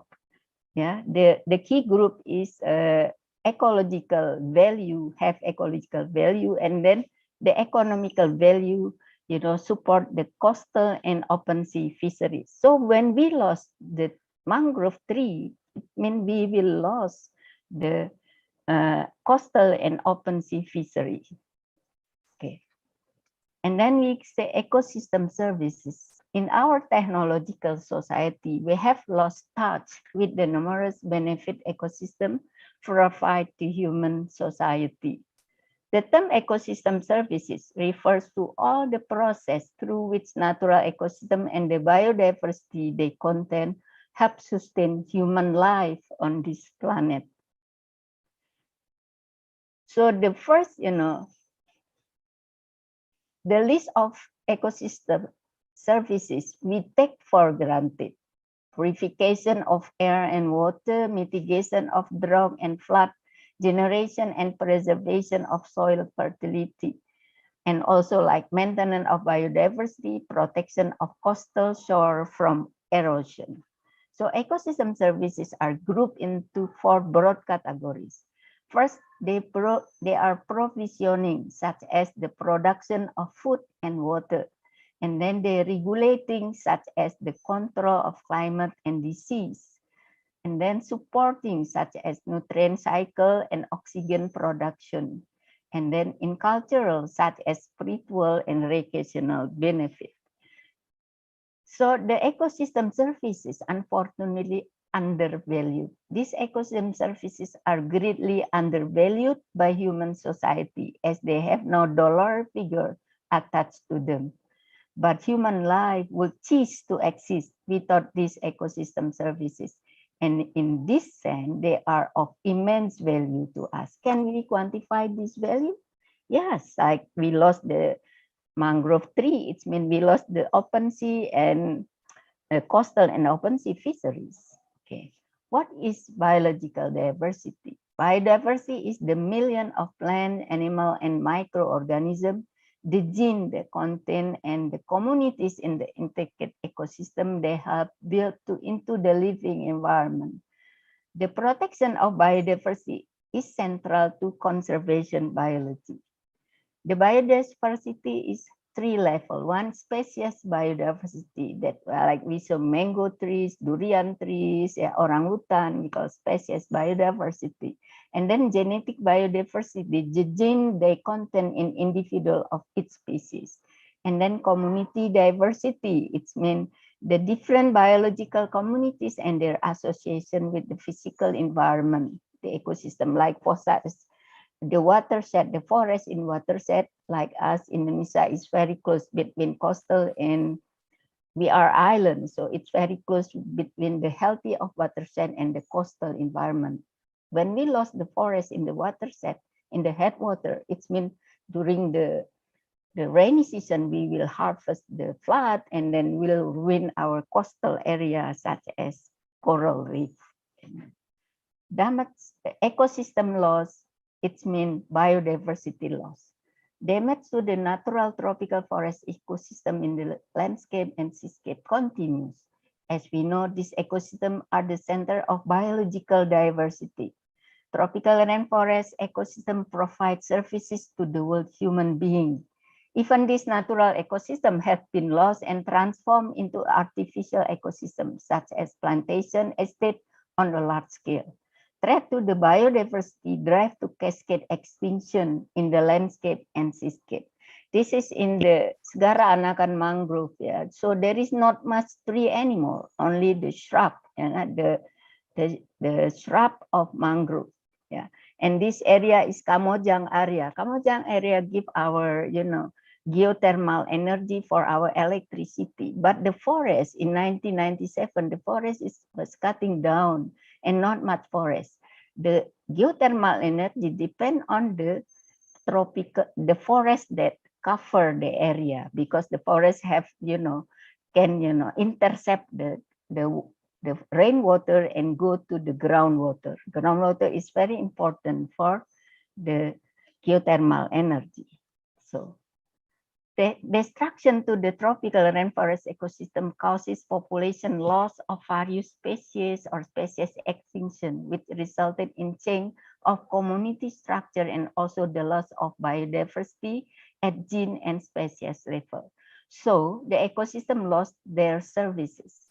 The Earth climate is currently disturbed, such as by a combination of tropical deforestation and the conversion forest ecosystem function and the increasing CO2 emission. This is further exacerbated by pollution in the atmosphere and global climate change. So the biodiversity essential to ecosystem survival is under pressure and much has already disappeared. Land use change, including agriculture intensification and urbanization, overexploitation, pollution, climate change, and invasive species that compete with native flora and fauna are all damaging natural ecosystem. Once the tropical forests destroyed, they are often costly and sometimes impossible to restore. So extreme rainfall with high volume and heavy flooding cause twin disaster every year. The twin disaster cause crop failure on a large scale. This major flooding is also associated with poor management of upstream watershed and loss of forest cover. Ecological crisis can also be in the form of increased ecosystem pressure due to predation or overharvesting of population in the ecosystem, such as overfishing of tuna and also the presence of invasive species. All of these ecological crises are the result of large-scale human activities on the ecosystem, both in the landscape and seascape. So Indonesia experienced a total loss of natural forest cover of 6 million hectares during 2000 to 2012. Most of the deforestation occurred in concession area for forest and land use permit. So during 2013 to 2017, deforestation was recorded in licensed area of 2.81 million hectares. Acacia plantation and logging concession were recorded to be the highest cause of deforestation during 2002 to 2010, with an area 1.8 to 1.9 million hectares, then followed by land use change to palm oil plantation. Yeah. It is reported by Stevik and Malengro that natural forest cover in Java was only 3%. So in 2001, forest cover in Sumatra was only, just a moment, I should put the,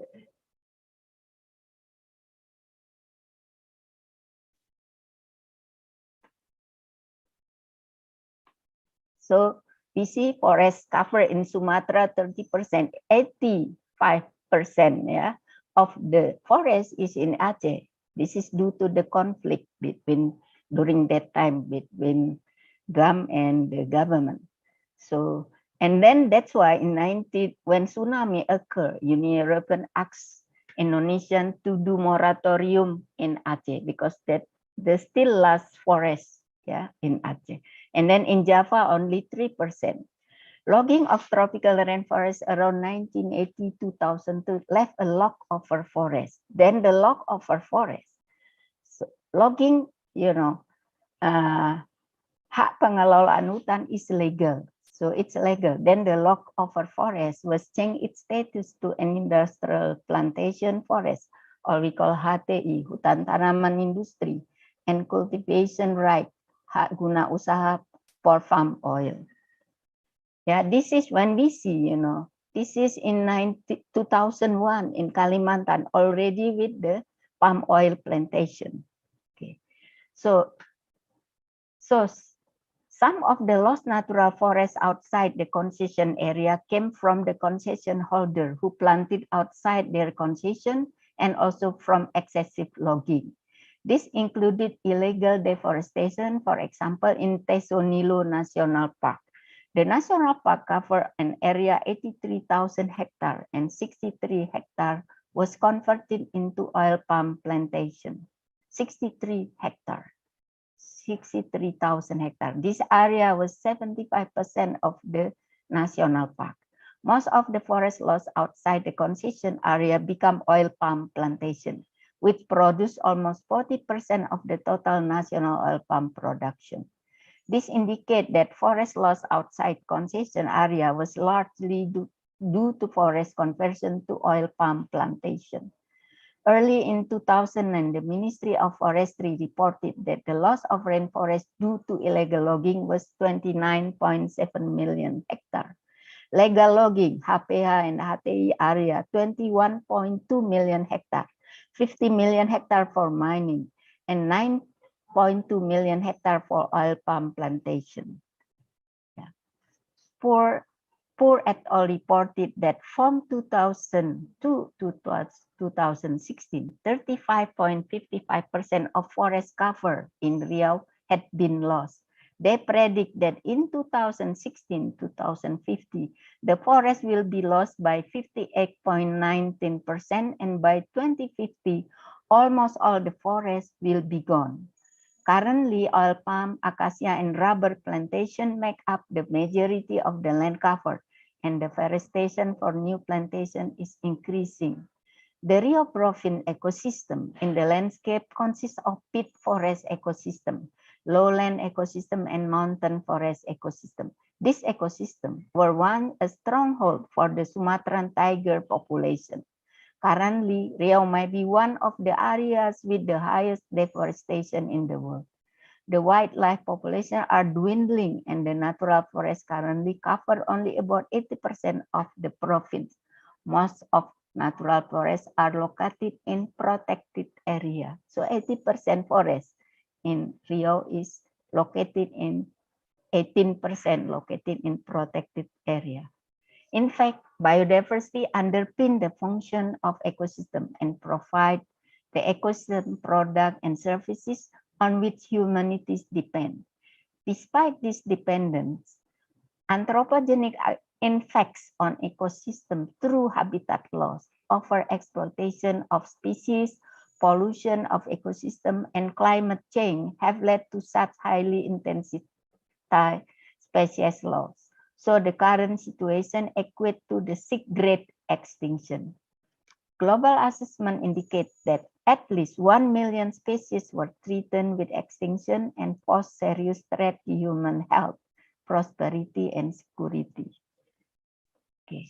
At the 2050, the Earth population is estimated to be 10 billion.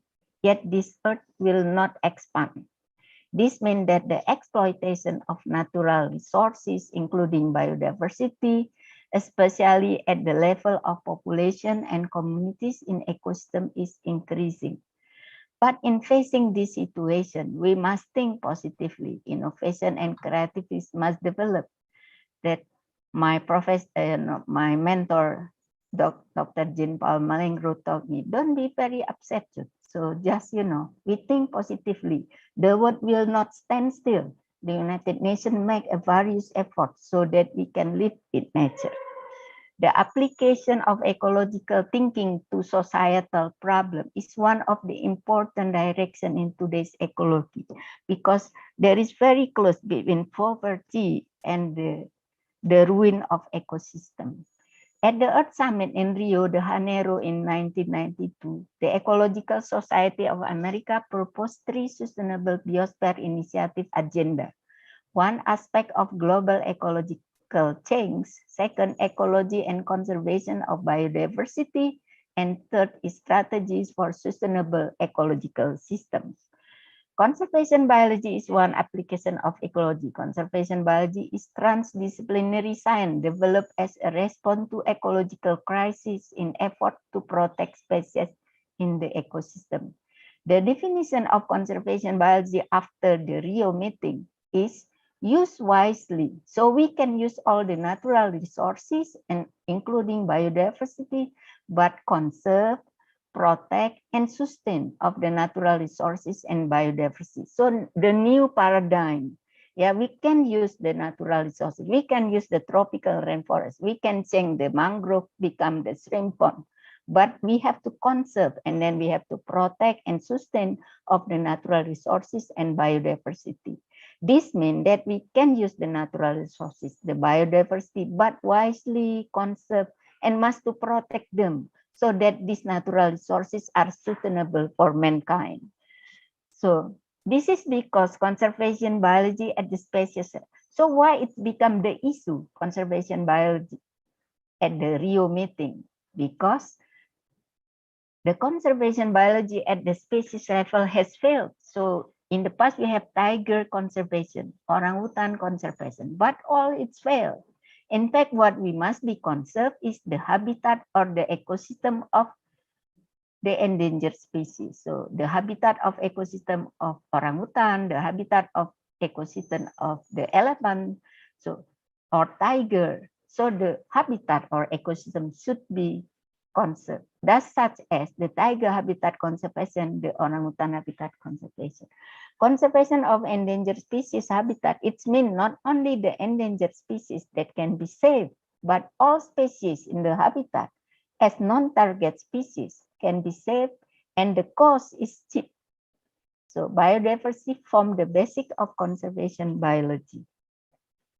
So the world responds to ecological crisis. The world does not stand still. Through the United Nations, we have the Earth Summit, Kyoto Protocol, Convention on Biodiversity, pilot analysis of global ecosystem page meetings, which was also known as the Millennium Ecosystem Assessment, IPC, International Panel Climate, United Nations Framework on Conference on Climate Change, REDD, REDD Plus, MDGs, SDGs, and the 2020-2030 UN Decade on Ecosystem Restoration. The point of discussion are how to use and save the vital ecosystem and keep the use of the natural ecosystem are sustainable. The arrival of new millennium, the 21st century, is a new concern on a global environmental scale. Portrait of the planet Earth from various surveys show concern. Growth of human population and economic development, and by 2050, the Earth population is estimated to be 10 billion. The decline of vital ecosystem as life support in bad condition and has become an ecosystem loss. Global atmospheric change, climate change, and biodiversity loss. One Earth vital resources are not managed properly and have caused an ecological crisis. Humans have reduced the supply of groundwater, caused agriculture land to be degraded, overfishing both at the sea and in the ocean.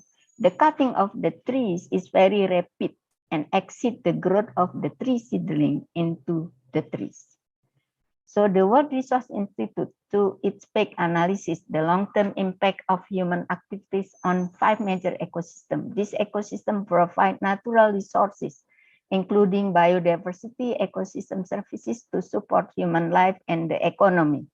The 5 ecosystems were coastal ecosystem and marine ecosystem, freshwater ecosystem, agriculture land, grassland, and forest ecosystem. The result is that every measure taken to analyze ecosystem health tell us that we are taking more than which are available. In fact, we are degrading this ecosystem at an incredible rate. And the worst is we have lost those ecosystems. PET was completed in 2000 in attempt to comprehensively understand the status of global ecosystem and the impact of human activities on the environment. So, in 2000, United Human Development Program adopt 15 MDGs, Millennium Development Goal. Then in 2015, world leader agree on 17 goals as SDGs, Sustainable Development Goal, for a better life by 2030. With this goal, it's up to us, government, university, business, communities, and NGOs to work together to lead a better life and a better future for everyone. Ecology is in learning cover almost 70 SDGs goals, both directly and indirectly. Ecosystem damage continues to occur. In overcoming this situation, the United Nations is moving forward with the new program. So 2021-2030, the United Nations Decade on Ecosystem Restoration. The goal is to restore damaged ecosystem. On 1st March 2019, under resolution number 30, the United Nations General Assembly declared 2021 to 2030, the United Nations Decade on Ecosystem Restoration. The main goal is that the whole world can prevent, stop, and degrade degraded ecosystem and restore them to their original value. Conservation of biodiversity and sustainable use of the natural resources is very important. Indonesia has also worked hard in this regard. REDD Plus, reduce emission from deforestation and degradation plus, Indonesia through its result-based payment, RBP incentive scheme for the Green Climate Fund, GCF for REDD plus, the emission reduction trend is positive. This has received global recognition for its successful reduction of greenhouse gas emissions. So, this reduction from reduction in deforestation and forest degradation REDD plus in 3 ecosystems, tropical rainforest, mangrove forest, and peat swamp forest. This acknowledgement is in the form of approval for the granting of funds from the GCF in the amount of 103.8 million US dollar, around 1.5 trillion rupiah. The fund is for Indonesia's achievement in reducing 20.3 million tons of CO2 in the period 2014-2016. Yeah, Previously, Indonesia also received funding under the RDP scheme from Norway amounting to 56 million US dollar, or about 800 billion rupiah, in reducing CO2 emission of 11.2 million tons in 2016 to 2017. This shows that by protecting our rainforest, mangrove, and tropical peat swamp forest ecosystem, Indonesia can obtain funding to support programs that are not only used for the conservation of forest ecosystem, but also ensure the welfare and health of the community.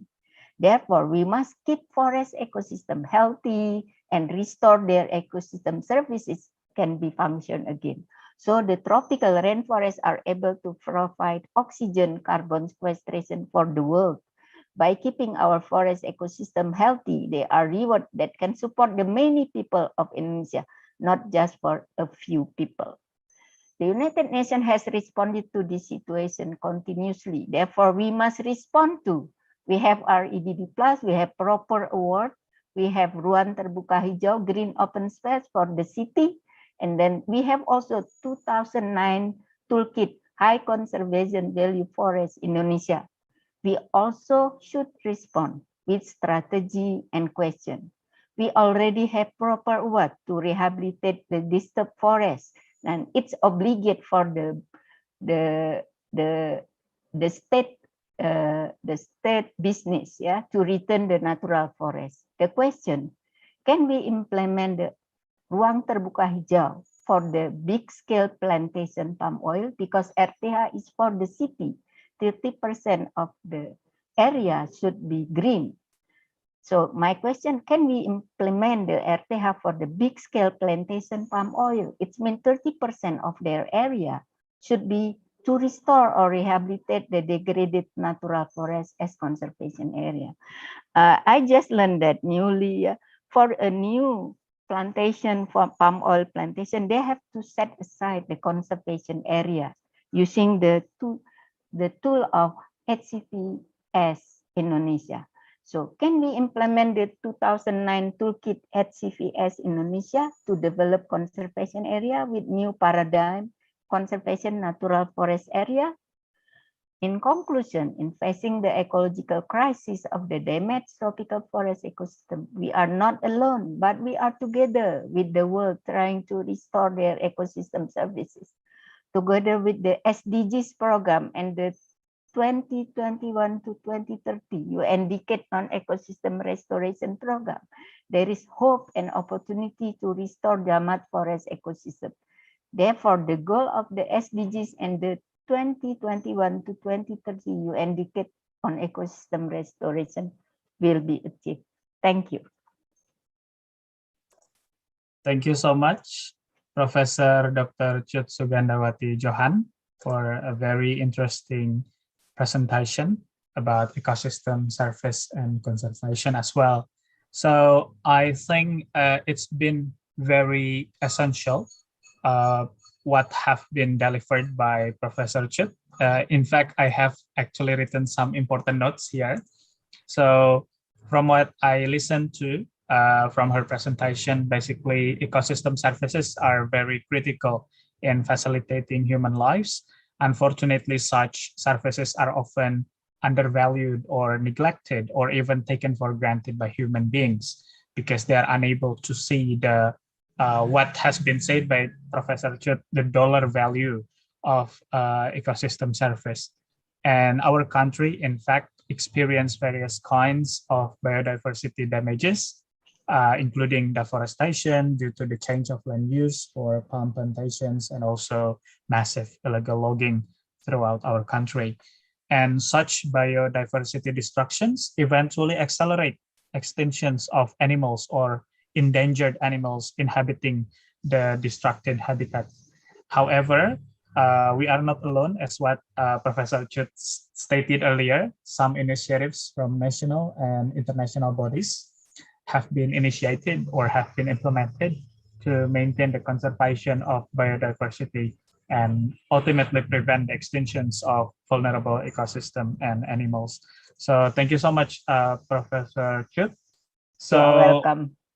Yeah, no worries. So we are still waiting for the next presenter, which is Dr. Iwan Syahril.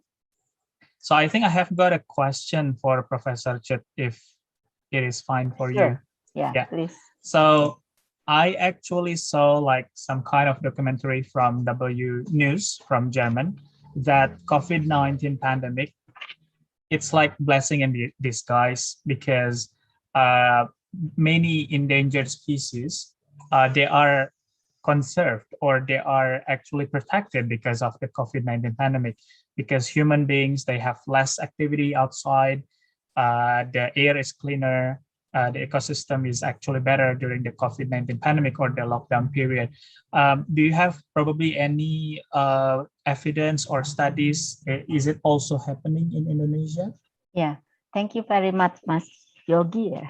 Yeah, we can see, from India, from the city, like 60 kilometers, maybe more than 6,100 kilometers from the Mount of Himalaya. People can see Himalayan mountains.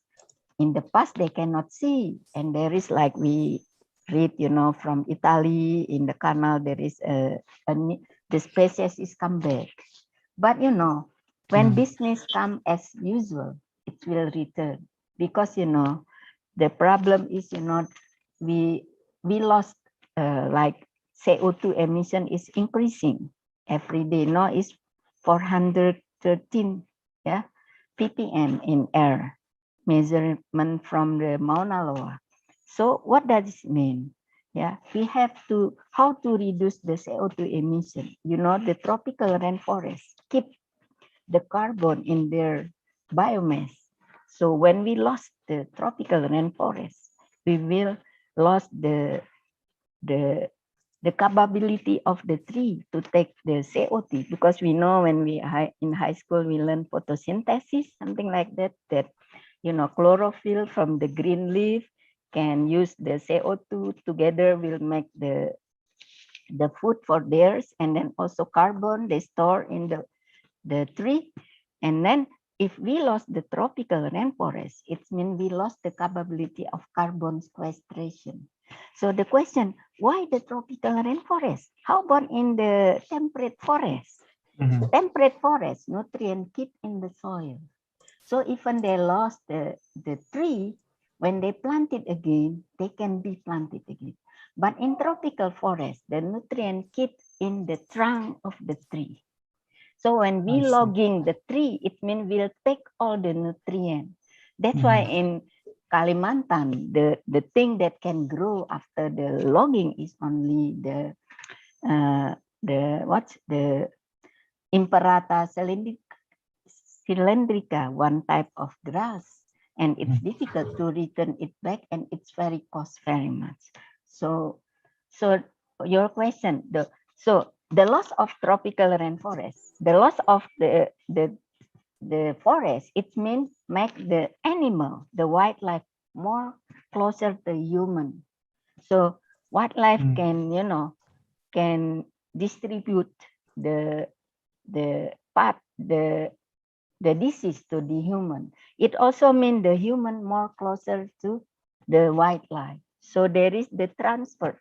So there is, we call the new emerging and re-emerging infectious disease. So corona, one of the infectious disease, coronavirus, it says also close, to the loss of the tropical rainforest. So the wildlife come more, because it's, origin from, I'm not expert in the virus, it's origin from the bat, and the bat more closer.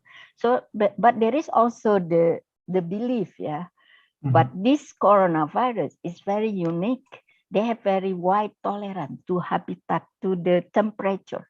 So they are in all over the world. So it's mean like creating. So human create this virus. So there is the belief, and I'm one of them. I thought this is, very, I mean the engineered virus. So it's very difficult to cut it down because when they're very hot, it's okay. In Saudi Arabia, very hot, and then in Alaska, very cold. There is all everywhere in the world. It's no, we call thermal. They are very wide tolerance to the thermal. So it's everywhere. All right. If anybody want to have a question, just ask me. It's okay.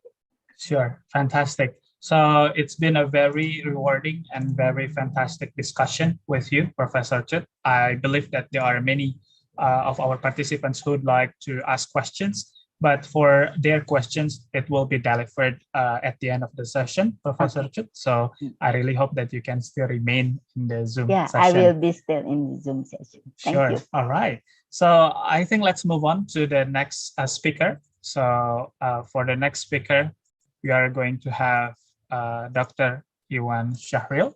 So what I can see is that he is already in the Zoom session. So good afternoon, Pak Iwan Syahril. Hello, good afternoon. Hello. Yeah. How are you doing, Dr. Iwan Syahril? I'm fine, thank you. How are you, Pak Yogi? Fantastic. Thank you so much. So I think before we begin the presentation, I would like to briefly introduce him first. So Dr. Iwan Syahril is currently the Director General of Teachers and Education Personnel at the Ministry of Education and Culture, the Republic of Indonesia. And prior to his current position, he had been actively involving at higher education institutions and accreditation bodies for education in Indonesia. And I think, of course, the presentation will be very essential, especially for primary school teacher education students here and all participants in relation to COVID-19 pandemic. As for his educational background, he completed his bachelor's degree in international relations at Universitas Pajajaran, and he also finished both his master and PhD at Michigan State University. So for his master's degree, he focused on curriculum teaching and teacher education. And for his doctoral degree, he specializes in educational policy. So without further ado, I would like to give the opportunity to Dr. Iwan Syahril. So time is yours, Dr. Iwan. Thank you so much, Pak Yogi. Just a little correction about my background. My master's degree was from Columbia University. And I also took the secondary education, focusing on ESL and literacy. And for the PhD also focuses on teacher education in addition to policy. So thank you so much. Bismillahirrahmanirrahim. Assalamualaikum warahmatullahi wabarakatuh. Salam sejahtera buat semuanya. Shalom Om Swastiastu, Namo Buddhaya, Salam Kebajikan. Thank you so much for the opportunity to present in this conference, international conference on humanities and social sciences, organized by President University.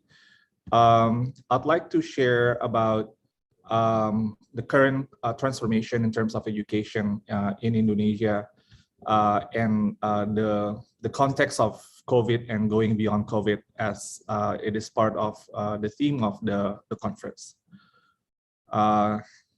Can you see my slide? Yes, we can see that. Okay. Thank you. So I'd like to start with a quote from the father of education in Indonesia, Ki Hajar Dewantara, that was written in 1935, so a little bit over 80 years ago. And to me, this the thoughts and the philosophy of our father of education, it's not just about education, but it's more about how we navigate towards change. And as we know, during the colonial era and until now, until the independence era, Ki Hajar was there, but there was like this dilemma of when we wanted to, at the time, we wanted to embark into a different kind of vision of society. So the idea of change is quite central. So here's the quote from Ki Hajar Dewantara. We live in the period of transition. All around us, change is taking place. Here, the disappearance of a surviving custom saddens us. Elsewhere, renovation brings delight. Sometimes we set ourselves against a change in old custom. At others, it is we who seek to do away from the antiquated and impending custom. Sooner or later, however, we come to realize how useless it is to fight against the inevitable and how everything comes in its time. Then we reconcile ourselves to the unavoidable because we know what comes is not our choice, but sheer necessity. So this quote still resonates to us the current time, that we are at the dilemma of doing the transformation or change, either keeping like the old tradition with embarking to new possibilities, reimagining many things, including in education. So the philosophy of Kiai Dewantara is actually the core of the policy or the philosophy of Merdeka Belajar. If we look at the ministry's logo, there is the words Tut Wuri Handayani. This is from Ki Hajar's famous slogan, which is Ingarso Sung Tulodo, Ing Madia Mangun Karso, and Tut Wuri Handayani. Ingarso Sung Tulodo literally means like if you're in front, then you give example. But the key word there is to be the role model or teladan. So anyone who wants to be a teacher or educator is actually from this philosophy, have a commitment to be the role model for not only for the students, but also for the society. And Ing Madia Mangun Karso, the second part of it, is literally it means in the middle, you give encouragement. But the key word there is to be the motivator or inspirator. That as an educator, we need to strengthen the willpower of the students. Karsa, or the willpower, is something that is also the highlight of the Ki Hajar's philosophy, that also strengthen like this principle that the most important part in education is not just how smart you are, but it's all about whether you have the willpower to change or to do the transformation. And the last part of this is Tut Wuri Handayani. So in Ngarso Sung Tulodo, Ing Madia Mangun Karso, Tut Wuri Handayani.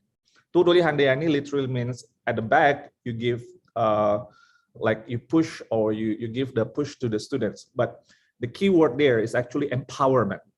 So the philosophy of Ki Hajar Dewantara, Tut Wuri Handayani, is to create students who are empowered, who are actually they are emancipated from the feudalistic culture, emancipated from all like the chains of like that we cannot move, we cannot go forward, to be an emancipated human beings. So the word Merdeka is actually central in Ki Hajar's philosophy. So to create orang-orang yang mandiri, independent, empowered, and emancipated. And this is where we come with the Merdeka Belajar. It's called emancipated learning, because we want our students and our teachers and the ecosystem to be emancipated, to create innovation, to create like the good human resources to achieve the national mission for the golden Indonesia, or Indonesia Emas, in 2045. So Merdeka Belajar, we actually started this transformation before the pandemic, where we believe that it has the elements of many things, but the top of all is about the students. Again, it's about the students, how we can serve the students to be the best version of they can be. So it's the high quality education for all Indonesians, supported not only by the teachers, but it's about the gotong royong. It's about the collaboration. There is a family there, teachers, educational institutions, the employers or industry, and the society as a general. And the key word here is actually the one to the left side here: agency, influence, and support from all stakeholders. In other words, it's the gotong royong spirit. That's the key. And then there are three foundations here. First, it's about the participation, high enrollment of the students, and then the process, the high quality outcomes, and then the high quality outcomes and the participation should be the third pillar, should be distributed equally equitably across their geographic, socioeconomic status. There are 10 key initiatives in Merdeka Belajar, but I want to highlight here where we are going with Merdeka Belajar. And the vision is, we're going to the box on the right side, is to create first learning as a joyful experience. And then the second one is to create an open system where stakeholders can collaborate. There's no, I think it's not the era for just working in isolation, but it's about collaboration. And the third one is teachers and educators in general work as facilitators of learning, because content is everywhere at the moment. The fourth one is it focuses on the competency and the values-based pedagogy and also the curriculum and assessment. It's about the learner-centric approach, a more personalized approach, because each student is different. Technology and enabled learning, industry-relevant programs, freedom, more freedom to innovate, and agency of all stakeholders. So this is the ecosystem, the ingredients of the ecosystem that we want to create in Merdeka Belajar, be it in early childhood or the higher education. I want to go to this slide, and there is a big paradigm shift in the education evaluation in Indonesia. And I think it has been, or in the past, it was seen as something that is a blocker to any innovation that we want, because we had what we call ujian nasional or national examination. No matter how innovative the teaching and learning approaches that we are doing in the classroom, but at the end of the day, in the past, students would be tested through the national examination on certain skills. And we are shifting this. There's a paradigm shift using like what is like the best standard globally. Then we focus on the foundational skills, because we believe first these skills can help our students with multiple subjects, and later when they go to the workforce, they become the citizens later. They need to work in, as we know that it's very disruptive era. So jobs come and go, like maybe fields will be dated quite soon, and then what remains is the ability to learn, unlearn, and relearn. And with this, we need the foundational skills, which is literacy, numeracy, and character. The ability to understand information critically and creatively produce the information in a productive and responsible manner. Literacy in the text and numeracy with numbers, and character is relevant to all kind of fields. So this is a paradigm shift that we hope to shift the paradigm in how the teaching and learning process is oriented in Indonesia going forward. We also want to invest in the creation of leaders and the leadership paradigm. We shift the focus from focusing on administration. We're talking about school principals, school supervisors, to focusing on student learning or instructional leaders. By 2024, we hope to be able to produce 400,000 instructional leaders that can fill in the positions of school principals, school supervisors, and teacher trainers. And what happened then when after the COVID happens and we are challenged with a lot of situation in multiple dimension. First, we know that for teachers, they have difficulties in handling the classroom management, because now suddenly it's mainly online or distance learning. The dilemma of covering the curriculum, because suddenly it's hard to do the teaching and learning and to meet all the learning outcomes that are assigned by the curriculum. The student-teacher interaction time is reduced, difficulties in communicating with parents, and of course the internet access. And parents now become more involved in the teaching and learning during the pandemic. However, of course, the parents need also to work, so they are unable to accompany children that actually it's needed, especially for the lower grades. Difficulties in understanding or explaining lessons to children when they do have time to accompany their children. They have difficulties to explain to their children, and also difficulties in motivating children to learn, because the impact of the pandemic also happened to parents. And for the students, it's difficult for concentrate for them, overwhelmed by assignments because teachers, in some contexts, they give assignments, more and more assignments just for the sake of covering the curriculum. They feel stressful, bored, and depressed because they don't interact with their peers and they stay at home most of the time. Access to learning resources and internet access are reported to be also part of the challenges during the COVID. However, we see that COVID, the pandemic, is actually an opportunity for us to reimagine and revitalize education that we had dreamed before the COVID struck the world.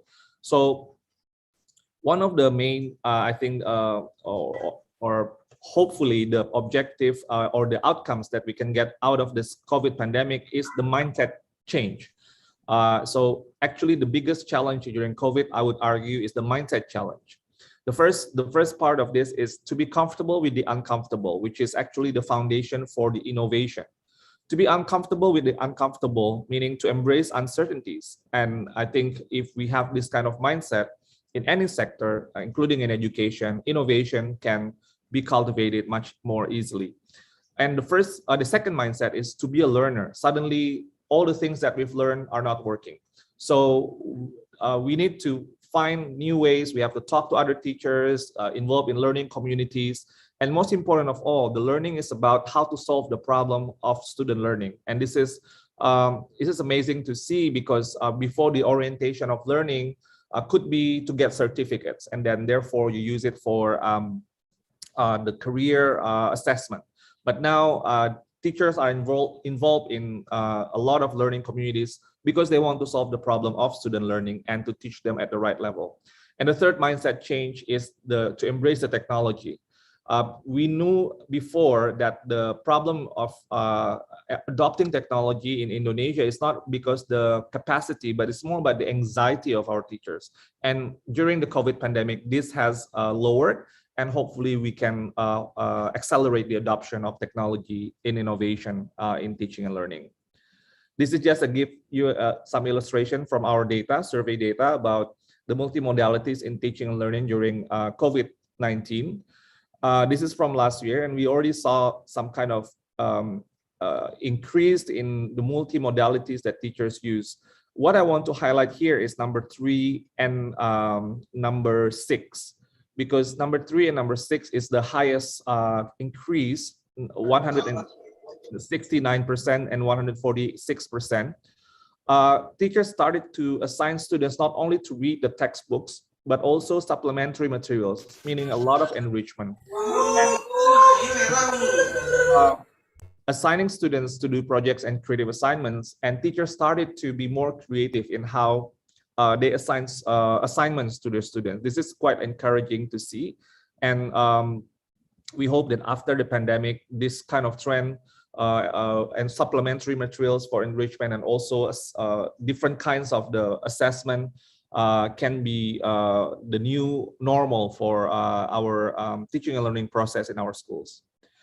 And in our data, we have a platform called Guru Belajar dan Berbagi, and where teachers join voluntarily, not because they have the letter from their principal or from their local government to ask them to join the training, but they sign up voluntarily.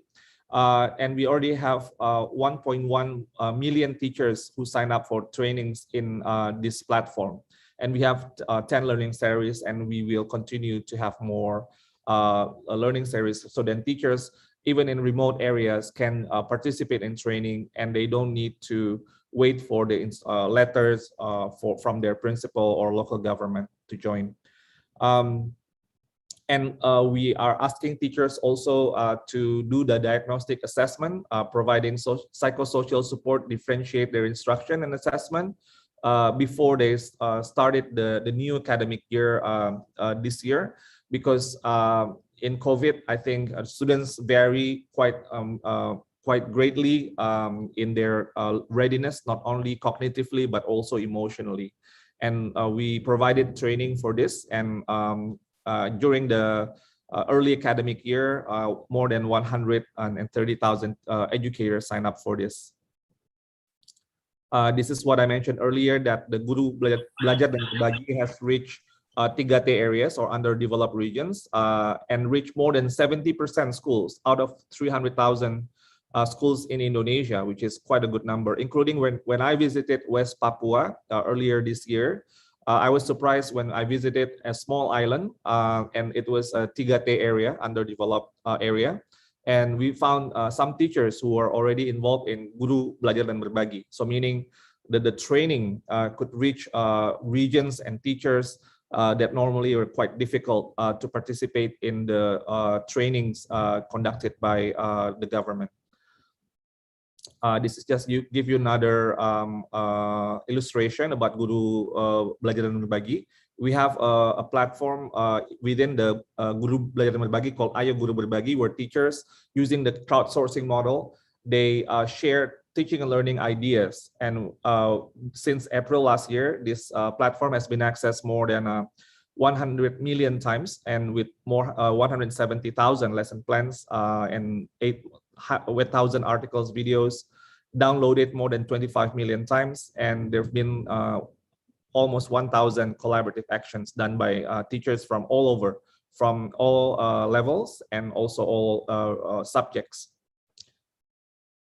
So going forward, we believe that technology is a game changer. We have the roadmap for the tech ecosystem, a super app that we're developing, in which we have the feature for teacher learning, a feature for school resource and management platform, a feature about teacher career readiness, and student also career readiness, and for the curriculum and assessment for teaching and learning, and also for teacher portfolio for their career. Specifically for teacher platform, we would have like an app where that can help teachers about how to differentiate their learning and create projects, collaborate with other teachers from other subjects, more like interdisciplinary approach, and also learn, because they also need to keep upgrading their skills, either in micro learning or feedback from peers, and also other training menu, which is more like Coursera or EDX. So we are developing this, and hopefully we can start to launch this towards the end of this year and develop more next year. So then teachers all over Indonesia can get access to quality content and quality training and upgrade their teaching and learning consistently and to the best of our student learning.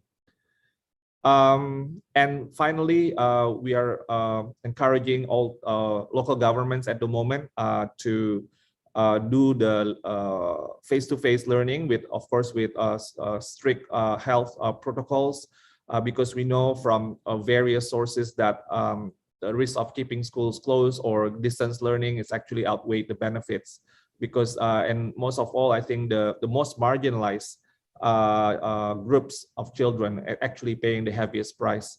So a lot of advocacy from international stakeholders that we need to also pay attention, because learning loss is real, and especially for the most marginalized population, and we need to recover together and recover stronger. Thank you so much. Assalamualaikum warahmatullahi wabarakatuh. Waalaikumsalam warahmatullahi wabarakatuh. Thank you so much for Dr. Iwan Syahril, PhD, for delivering his presentation. So it's been very amazing to listen to what the government has been done or has been conducting. Basically, the government has been conducting various strategic measures to assist the online learning implementation impacted by the global pandemic as well. One of actually the implementation to maintain the teacher's agency to implement online learning is by initiating Guru Berbagi. I think it's a very positive initiative, because in overseas, there is also similar initiative like teachers pay teacher, but now Guru Berbagi is institutionalized by the Ministry of Education and Culture. It can be accessed by various teachers across Indonesia. So thank you so much for Dr. Iwan Syahril. It will be very helpful for us and for Faculty of Humanities and all participants as well. for your presentation. Unfortunately, Dr. Iwan Syahril, PhD, has got several activities to be attended, so he will not be able to remain in the Zoom session until the end of the session. But thank you so much, Dr. Iwan Syahril, for attending and presenting at the International Conference on Humanities and Social Sciences. So on behalf of the committee, we would like to express our gratitude for your attendance and presentation. Thank you so much. Thank you, Pak Yogi. Good afternoon. Bye. Good afternoon. Yeah. All right, so thank you so much. So now we are going to proceed to the third speaker, plenary speaker. So the third speaker is Professor Dr. Satya Arinanto, SHMH. I think what I can see is he is already in the Zoom session. Good afternoon, Professor Satya. Yeah, good afternoon. Yeah, thank you so much for attending the session at ICHSS 2021. So it's nice to see you again, Prof. Satya. If you remember, I also attended and became a moderator for Pekan Pancasila in Melbourne. Prof. Satya, yeah. So yeah, okay. So before we proceed to his presentation, I would like to read a brief resume and educational background of Professor Satya. So Professor Satya is currently the professor at Faculty of Law at the University of Indonesia, and he is also actively teaching at various postgrad departments at public and private universities throughout Indonesia. In 2005, he was appointed as the youngest professor at the Faculty of Law at the University of Indonesia, and 6 years later, he was also mandated by the President of Indonesia as both the Vice Chair and member of Komisi Kejaksaan Republik Indonesia. So very fantastic achievement. As for the educational background, he completed his bachelor degree at the Faculty of Law, the University of Indonesia, and he also focused on ilmu hukum, bidang hukum dan kehidupan kenegaraan for his master's degree at Faculty of Law, the University of Indonesia. He pursued his doctoral degree focusing on human rights at Faculty of Law, the University of Indonesia. So we are very thrilled to listen to your presentation at the ICHSS 2021, Professor Satya. So the time is yours.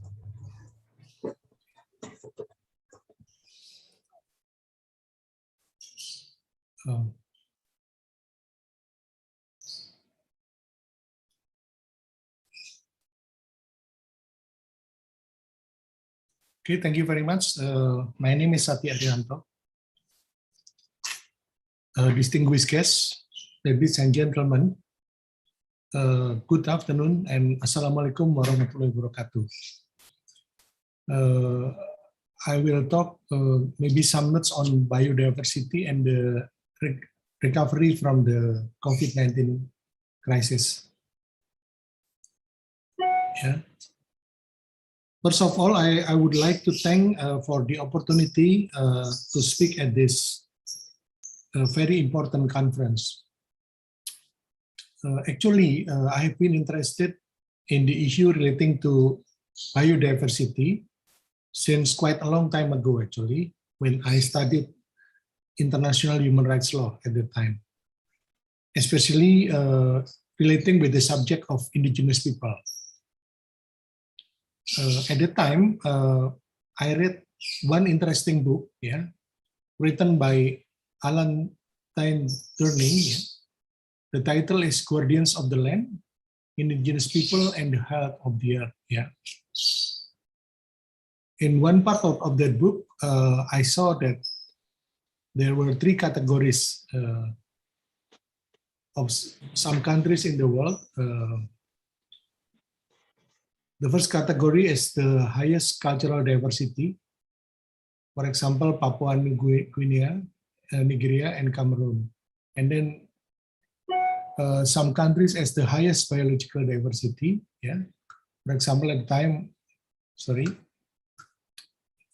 Colombia, China, Peru, Malaysia, Ecuador, and Madagascar. And then between these two categories, yeah, there is in the middle, yeah. Some countries has the highest cultural and biological diversity. Yeah. And I was surprised at the time that Indonesia at the time was the highest cultural and biological diversity. And then India, Australia, Mexico, Zaire, and Brazil. Yeah. And then I tried to compare with some others ranking. Yeah. For example, by Mongabay, now they put Brazil in the first rank and Indonesia in the second rank, and other countries like Colombia, China, Peru, Mexico, Australia, Ecuador, India, and United States. Yeah. Actually, they have ranked around 50 countries, yeah, but I only took 10 to of 50 countries here. And also, there is also categorization by activesustainability.com, yeah, for example. Yeah. According to them, the loss and degradation of biodiversity negatively affects every level of the planet, yeah? Especially the poor and vulnerable, yeah? Like women, children, and indigenous people. Therefore, biological diversity is indispensable for the well-being of mankind. Yeah. They put America, according to them, is the continent that has the most countries rich in biodiversity. Yeah. Can you get Brazil, Colombia, Ecuador, Mexico, Peru, Venezuela, and the US. And then in the Asia, like China, Indonesia, India, Philippines, and Malaysia. In Africa, like Madagascar, Democratic Republic of Congo, and South Africa. In Oceania, like Australia and Papua New Guinea. These countries together are home to more than 70% of the planet's biodiversity, and their territory is only 10% of the Earth's surface. And then also another categorization by ICHSS, yeah, also put Brazil in the first rank, and then China in the second rank, Peru in the third, and Mexico in the fourth, and Ecuador in the fifth rank. As we know, if we talk about cultural and biological diversity, yeah, especially Indonesia, Indonesian society is composed of a large number of diverse ethnic groups, yeah, each with a distinct culture and different traditions. Before the amendment of the 1945 Constitution, the basis of cultural protection in Indonesia is Article 32 of the 1945 Constitution. This article is an important basis for understanding the cultural diversity in Indonesia. The cultural diversity brings national integration as a matter of particular in Indonesia, because the great diversity of both its geographical environments and the peoples. Before the original version of the 1945 Constitution was amended, the Article 32 stated that the government shall promote the national culture of Indonesia. Yeah. The elucidation of this article further explains that national culture is the culture which develops as the fruit of the character of all Indonesian people. Old and traditional culture is found in all regions of Indonesia as the climax of culture, considered to be national culture. Cultural efforts must be directed towards the advancement of civilization, culture, and unity, not rejecting new material from foreign cultures, which could develop or enrich the culture of our own nations, as well as elevate the standard of the Indonesian nation. And then, as we know, after the amendment of the 1945 Constitution in during the Reformation era. Article 32 states as follows. First, the state shall advance the national culture of Indonesia among the civilization of the world by assuring their freedom of society to preserve and to develop cultural values.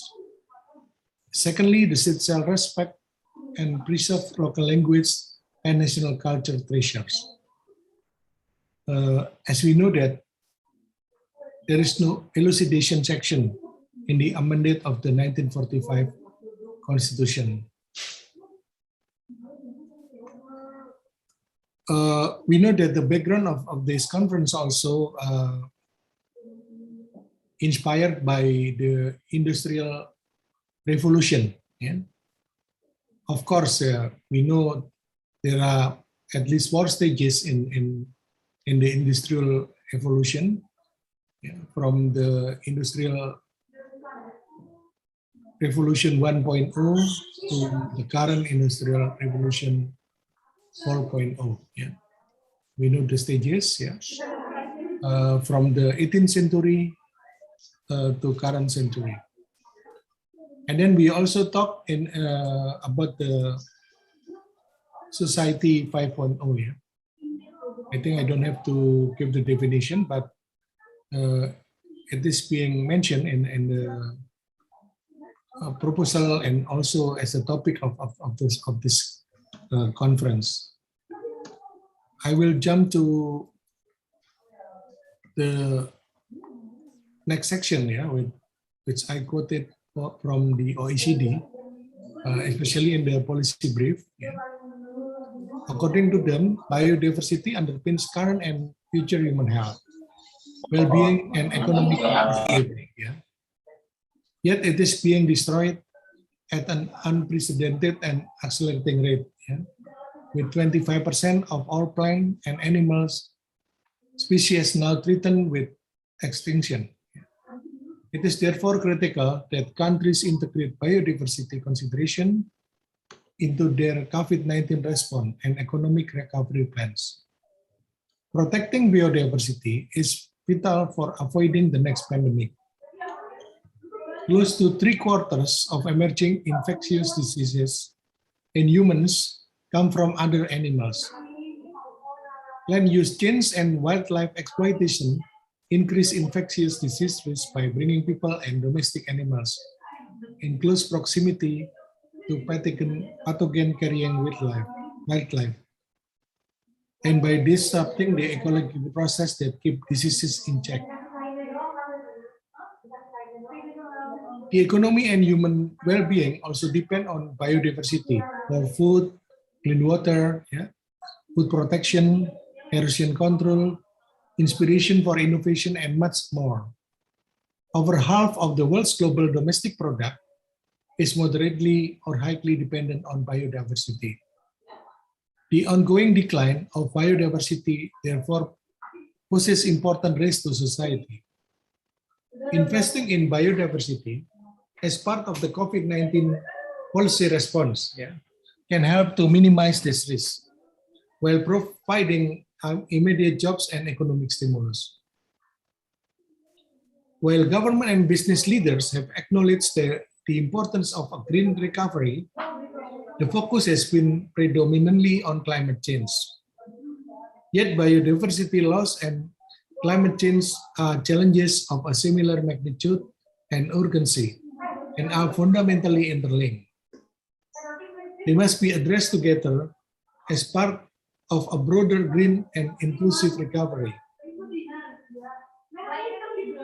A number of countries have integrated biodiversity measures in their COVID-19 policy response. Examples of biodiversity measures include changes to regulation on wildlife trade to protect human health, and jobs programs focus on ecosystem restoration, sustainable forest management, and invasive species control. Despite some good practices, many countries have weakened environmental regulation or introduced stimulus measures that threaten to drive further biodiversity loss. analysis suggests that the volume of potentially harmful spending committed as part of the economic recovery from the COVID-19 crisis outweighs the volume of spending beneficial to biodiversity.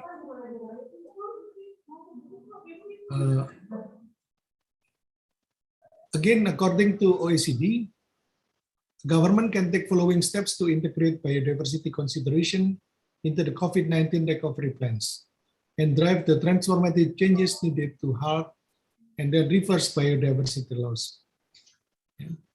First, ensure that the COVID-19 economic recovery measures do not compromise biodiversity. For example, maintain and strengthen regulation on land use, wildlife trade, and pollution. Attach environmental conditionally to build-outs to drive sustainability improvements. Screen and monitor stimulus measures for their biodiversity impacts. Secondly, scale up investment in biodiversity conservation, sustainable use, and restoration. For example, set biodiversity spending targets for COVID-19 stimulus measures and recovery plans. Promote jobs in biodiversity conservation, sustainable use and restoration. And thirdly, engage businesses and the finance sector for a biodiversity positive recovery. Next, put a price on biodiversity loss. For example, reform subsidies harmful to biodiversity and scale up economic incentive for biodiversity. And lastly, foster cross-sectoral and international collaboration. Okay, thank you very much for your kind attention. Thank you so much for Professor Dr. Satya Arinanto for his presentation. So yeah, for participants, if you have got any question to Professor Dr. Satya Arinanto, please keep your questions first, and you are able to deliver that at the end of the session after our last plenary speaker. Okay, so thank you one more time for Professor Dr. Satya Arinanto.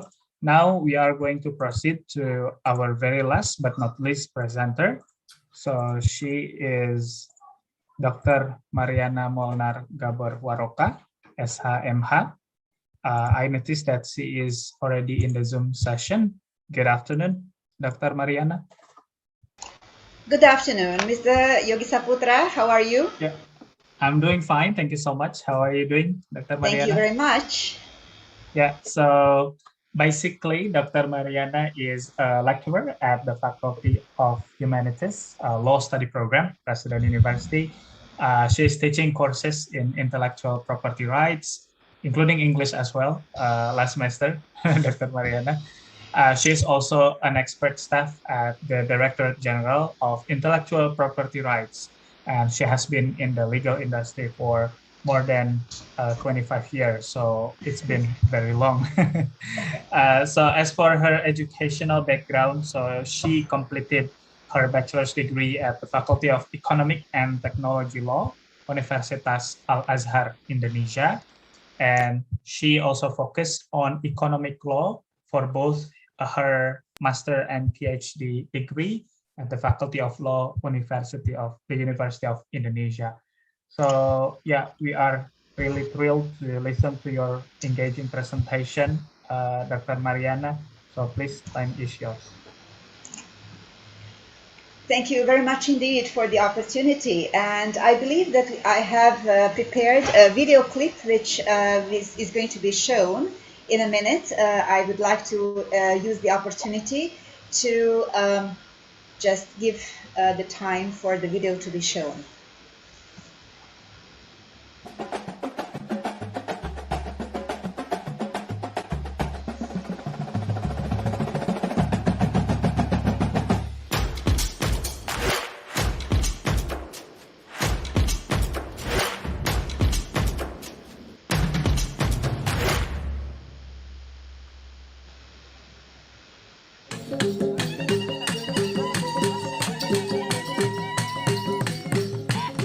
datang di channel YouTube kami dari Lepelorun, komunitas penenun atau rumah tenun Lepelorun di Kampung Nita atau Desa Nita yang beralamat di Maumere, Pulau Flores, Provinsi Nusa Tenggara Timur, Indonesia. Di sini kami menyajikan aktivitas kami selama masa karantina, jadi kerinduan pengunjung untuk datang ke tempat kita dihalangi oleh masalah karantina ini, sehingga kami tetap melakukan tenun di rumah kami masing-masing. Tetapi di rumah tenun ini kami tetap melakukan aktivitas, walaupun keterbatasan kami hanya kami 3 orang, tetapi kami tetap melakukan informasi, memberikan pencerahan, memberikan edukasi, dan melepas kerinduan bagi pengunjung-pengunjung kita. Sebagaimana biasanya kita ketahui bahwa Lepelorun ini merupakan kegiatan yang bersifat tradisi yang dilakukan oleh kaum perempuan di Flores ini untuk memproduksi sandang atau kain yang bernilai seni tinggi yang menunjukkan indikasi geografis dari kampung atau sukunya masing-masing. Di situ terdapat identitas yang kelihatan dari integritas mereka, dan ini merupakan peradaban kita. Kami beralamat di Jalan Soferdi di Lingkar Luar dari arah kantor Desa Nita.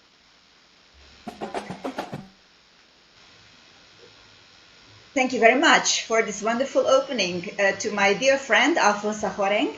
She is the representative of the local community for the protection of geographical indications of Tenun Ikat Sika from Flores. And this is a very good, I believe, a very good opening and a very good start for my presentation today, for my talk today.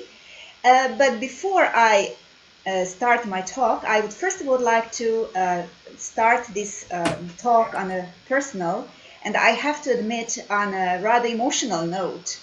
Namely, it was exactly 41 years ago, on the 26th of October 1979, that I first set foot on Indonesian soil at the unitary state of the Republic of Indonesia when I landed in Halim Perdana Kusuma.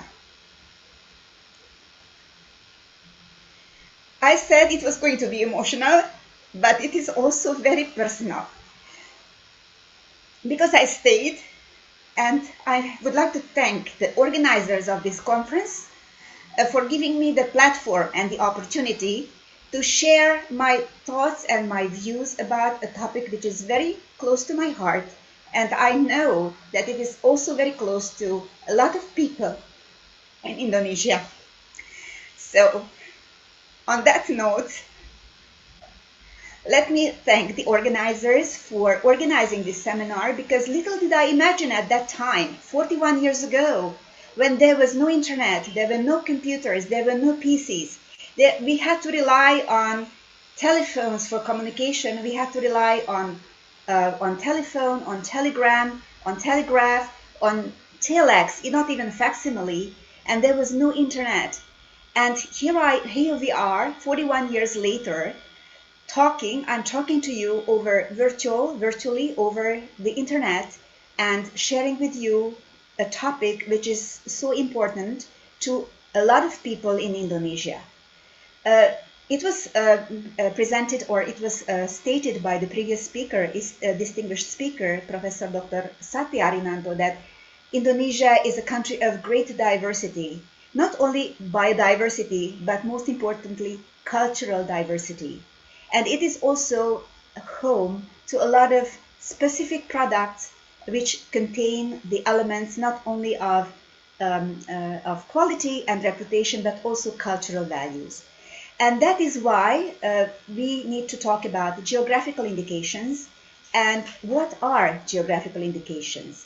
Geographical indications, if we look at the legal definition of it in the law, in law number 20, 2016, concerning marks and geographical indications, we can see that geographical indications are indications which identify goods and or a product which due to their geographical environment, including nature, human factor, or a combination of both factors, are attributable to a certain reputation, quality, and characteristics of the goods and the product produced. So this is a definition, the legal definition of GIs. I tried to illustrate what geographical indications are in the short video clip in the beginning of this talk.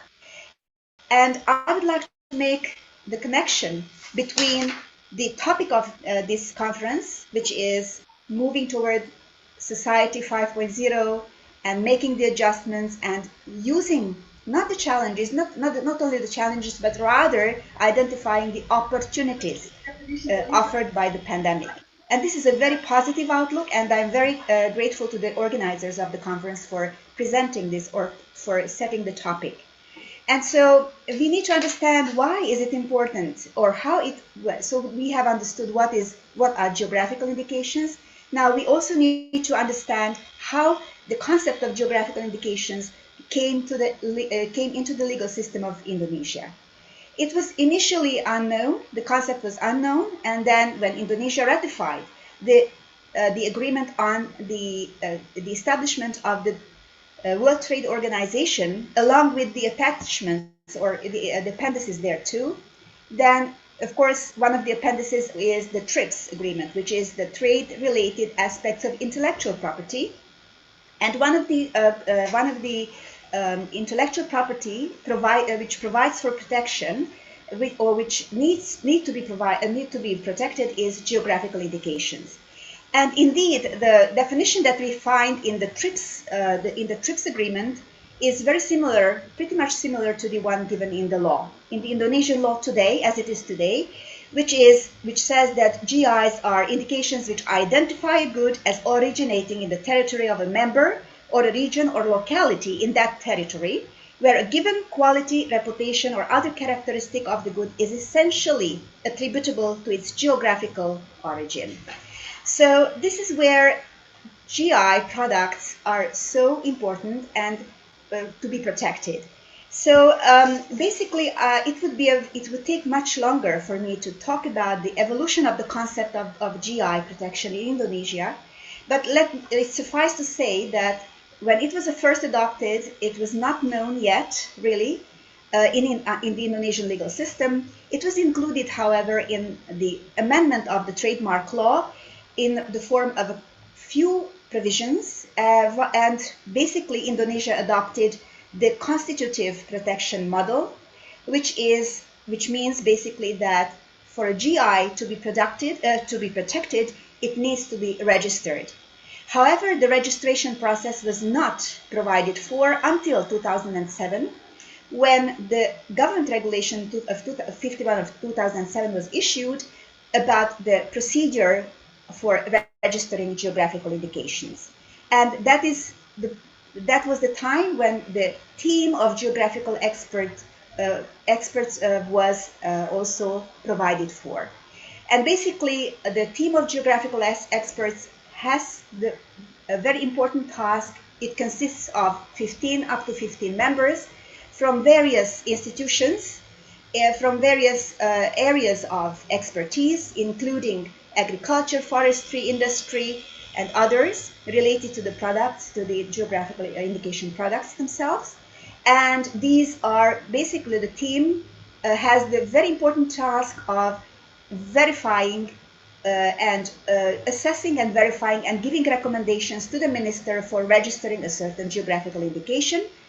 And that is basically, it involves the assessment of the description document of the geographical indication concerned and verifying on site the authenticity and verifying the geographical indication description document.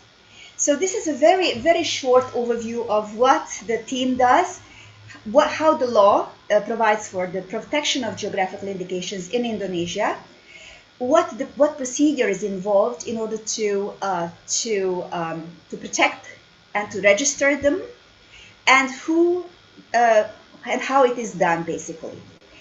Certainly, the team have been doing their job ever since its establishment. However, of course, geographical indications did not get registered so fast, even after government regulation was issued, because simply there was no widespread awareness of the importance and the concept itself in its implementation.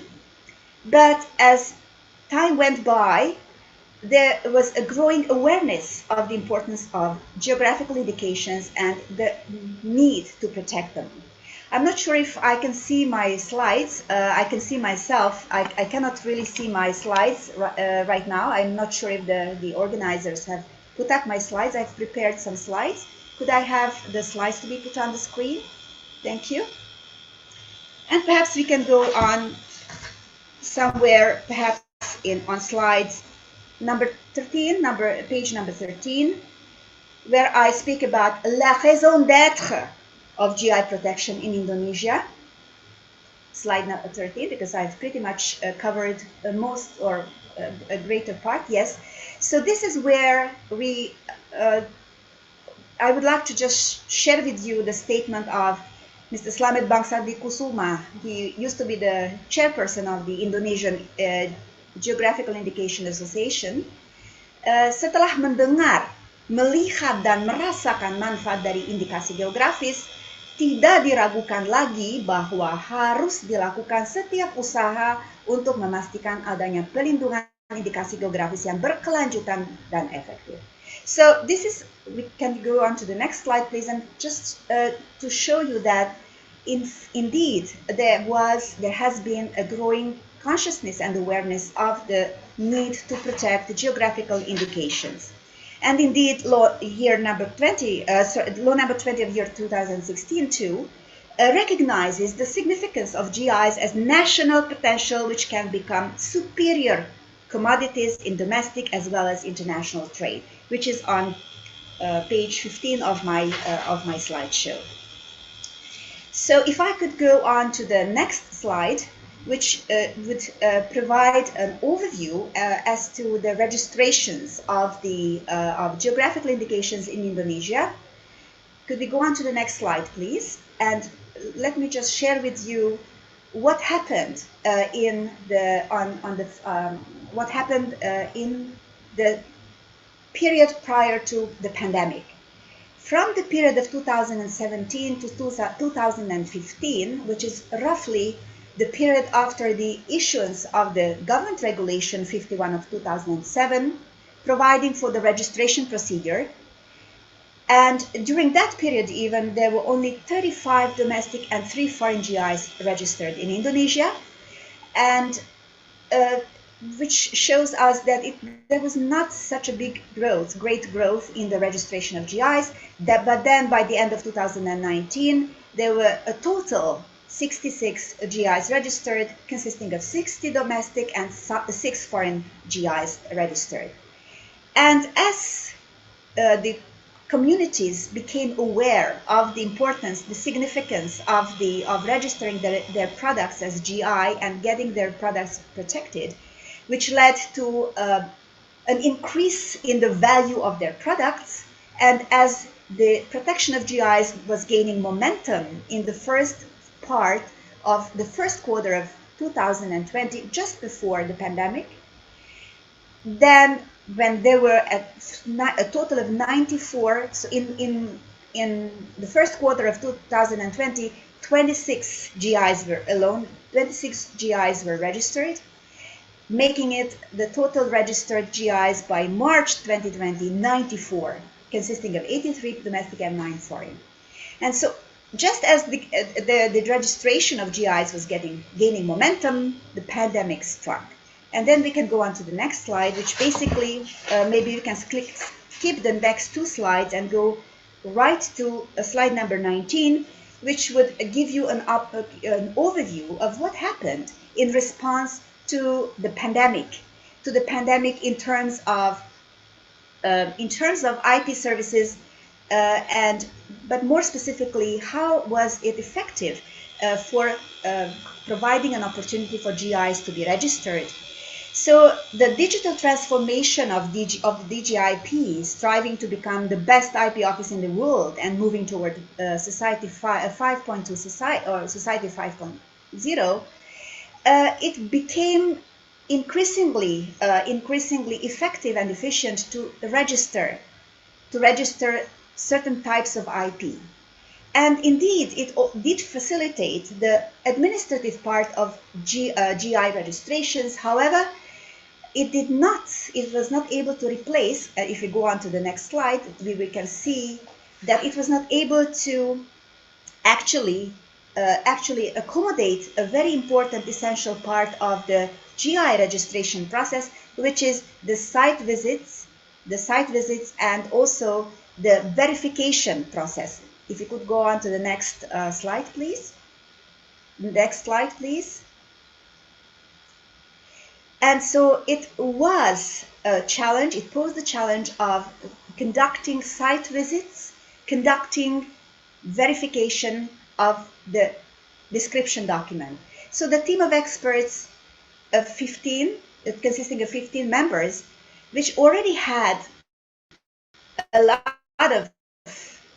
very challenging task of making these visits to the various areas, remote areas all over Indonesia to do their verification, were actually obstructed in the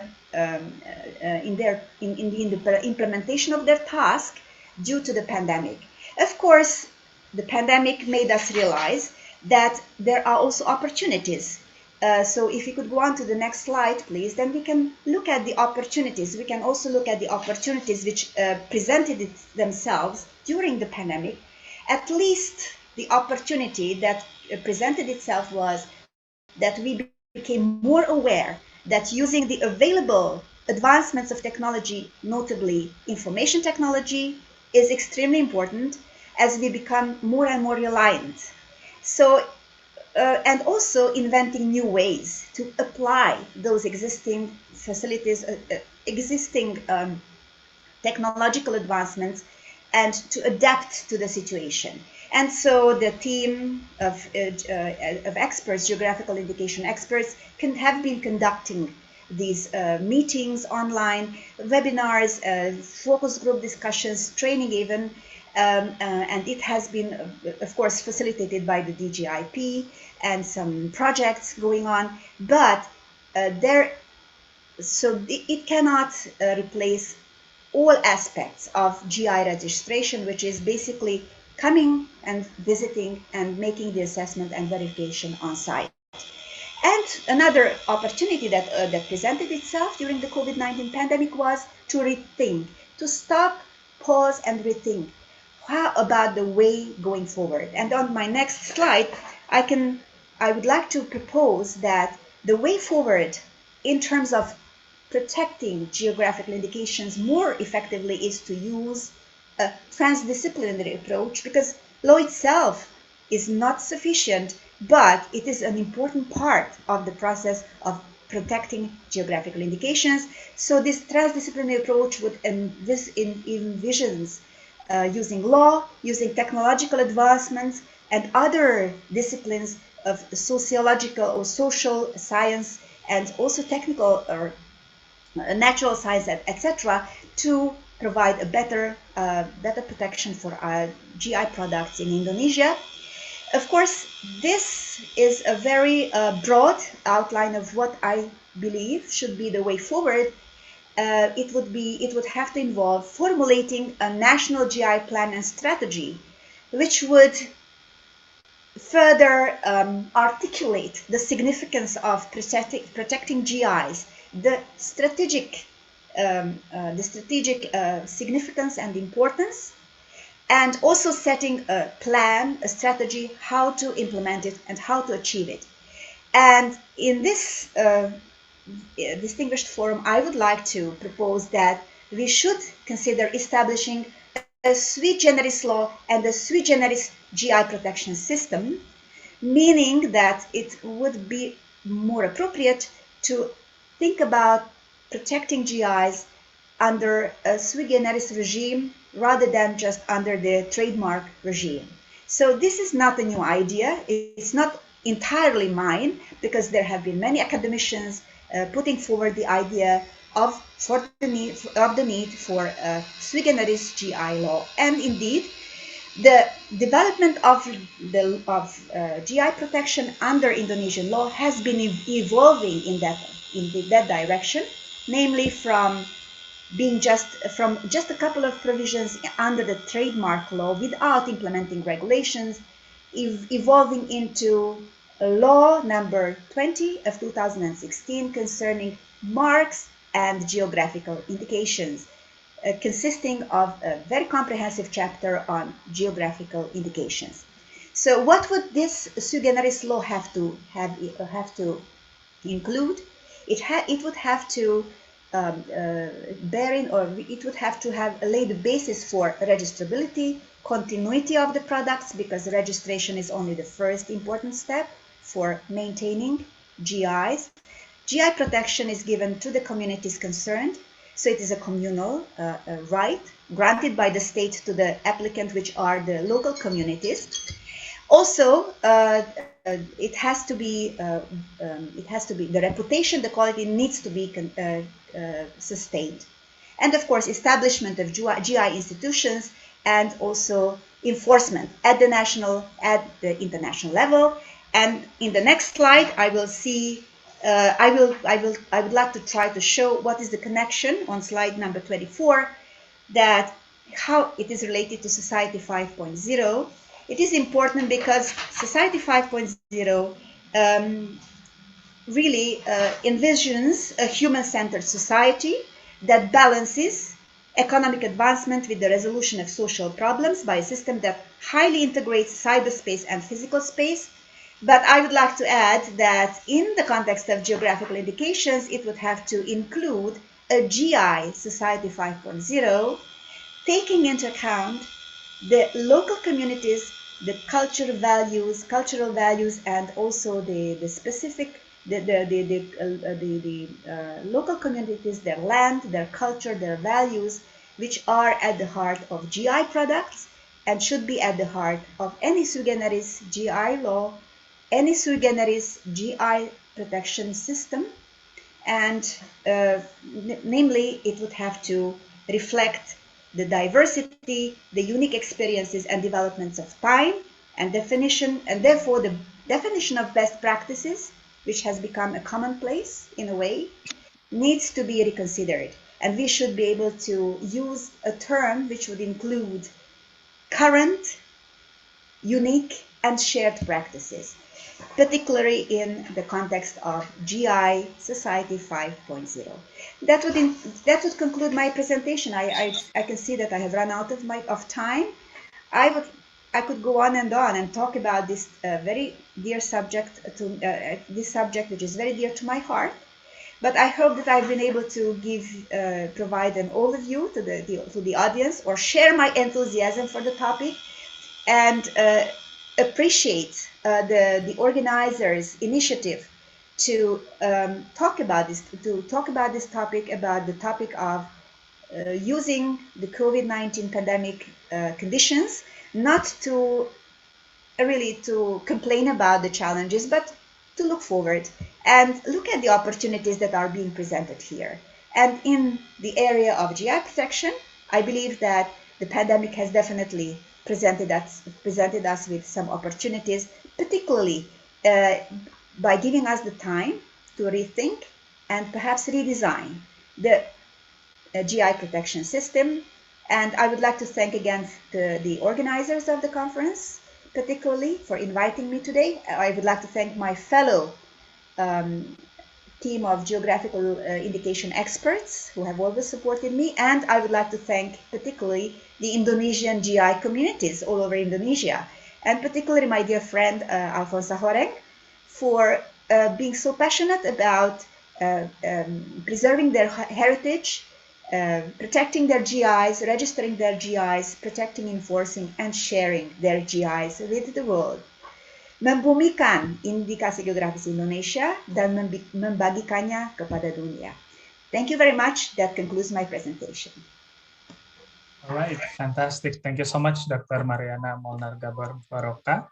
So it's actually nice to see the interrelationship between a presentation from various presenters in this plenary session.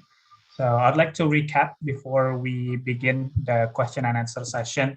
So the first one, Professor Dr. Chut Sugandawati Johan, she delivered the importance of ecology and biodiversity conservation in our country, followed by a presentation delivered by Dr. Iwan Syahril about emancipated learning or Merdeka Belajar in the times of COVID-19 and beyond.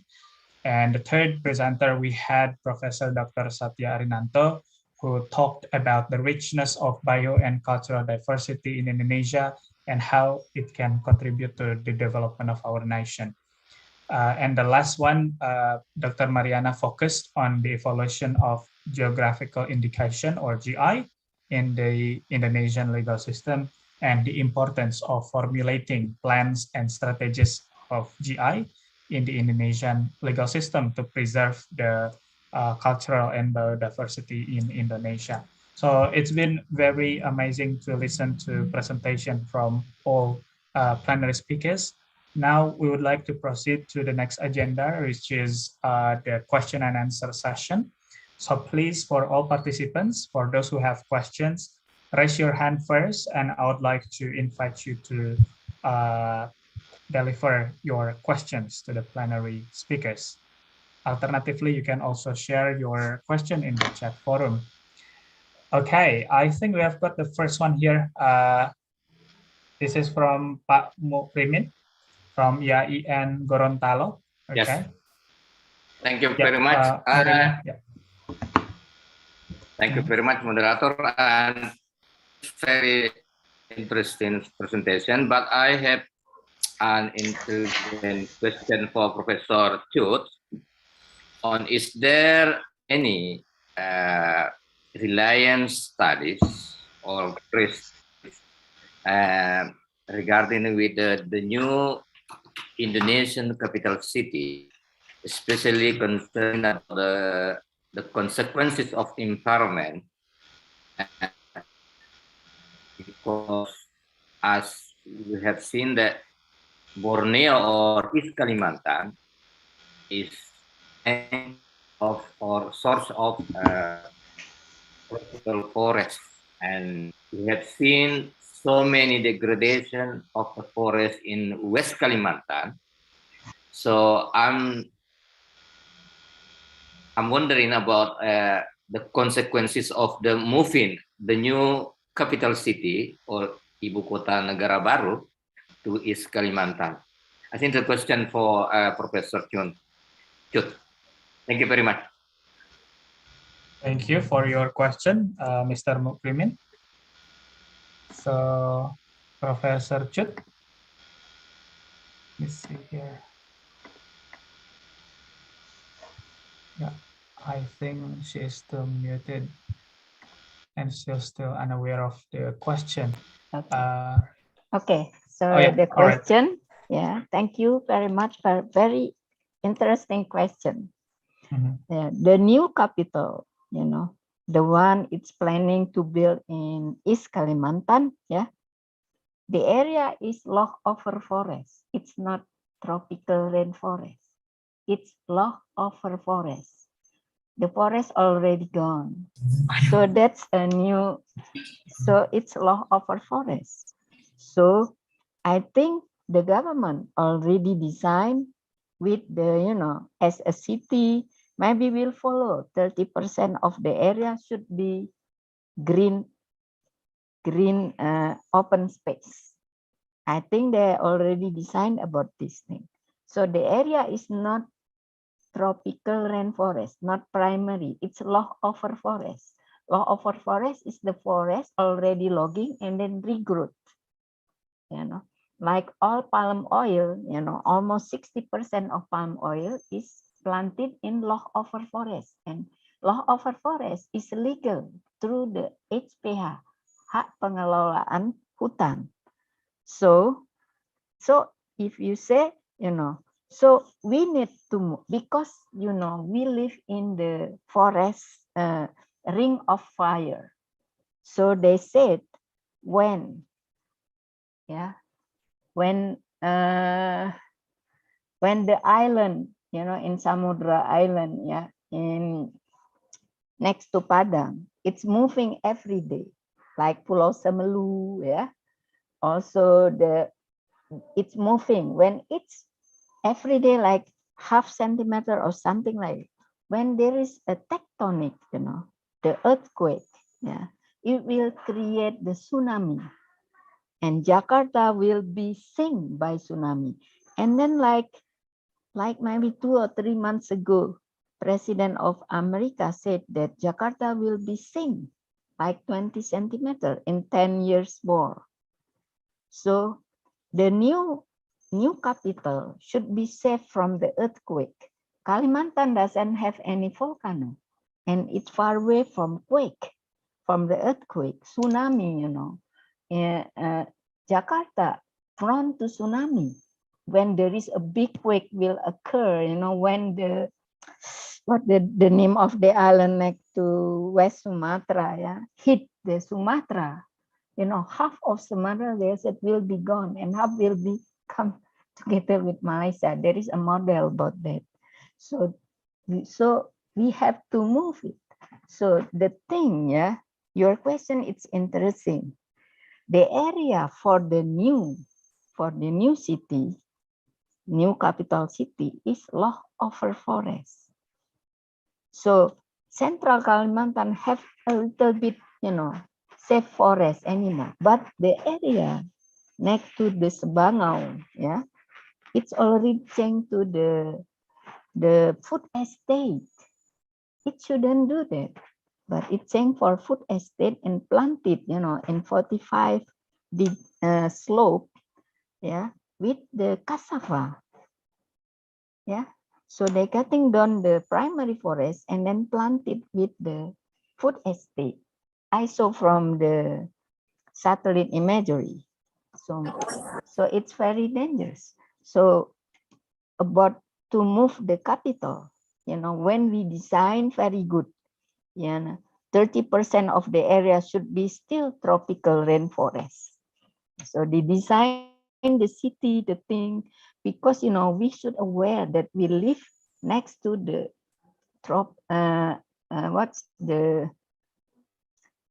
earthquake area, you know. Samudra India is all the ring of fire. So the quake, it's already, if the occur of the quake, you know, it will create tsunami like 20 meter high tsunami will sink. So it's dangerous. So when you ask me, we should do that very with precautious, yeah, precautiously, and we should keep, you know, as kawasan konservasi, high conservation value forest, we have to create, because this is law over forest. The forest already logging in the past, yeah, in the past already logging. So I think we should, you know, we have to design very good design, you know, we implement all our regulation in that case. I think that's my answer. But I never see the design yet. So you said, do I agree or not? I couldn't answer. But I am, they say the natural resources can be used in the new paradigm of conservation biology. So I think with the good design, we can build the capital. With LIFT, you know, we implement our all regulation in that case, yeah. And then we have the city, the protected city, because the capital should be protected. We experience how when tsunami hit Aceh in 2004, yeah, the city just gone. There is no government, nothing for 2 or 3 weeks. It's, you know, like lost. So so we lost a lot of the resources, you know, the human resources, the very good people, because live in very hit area of tsunami. So like Line, the Chinese government can do nothing during that time, like for 1 month.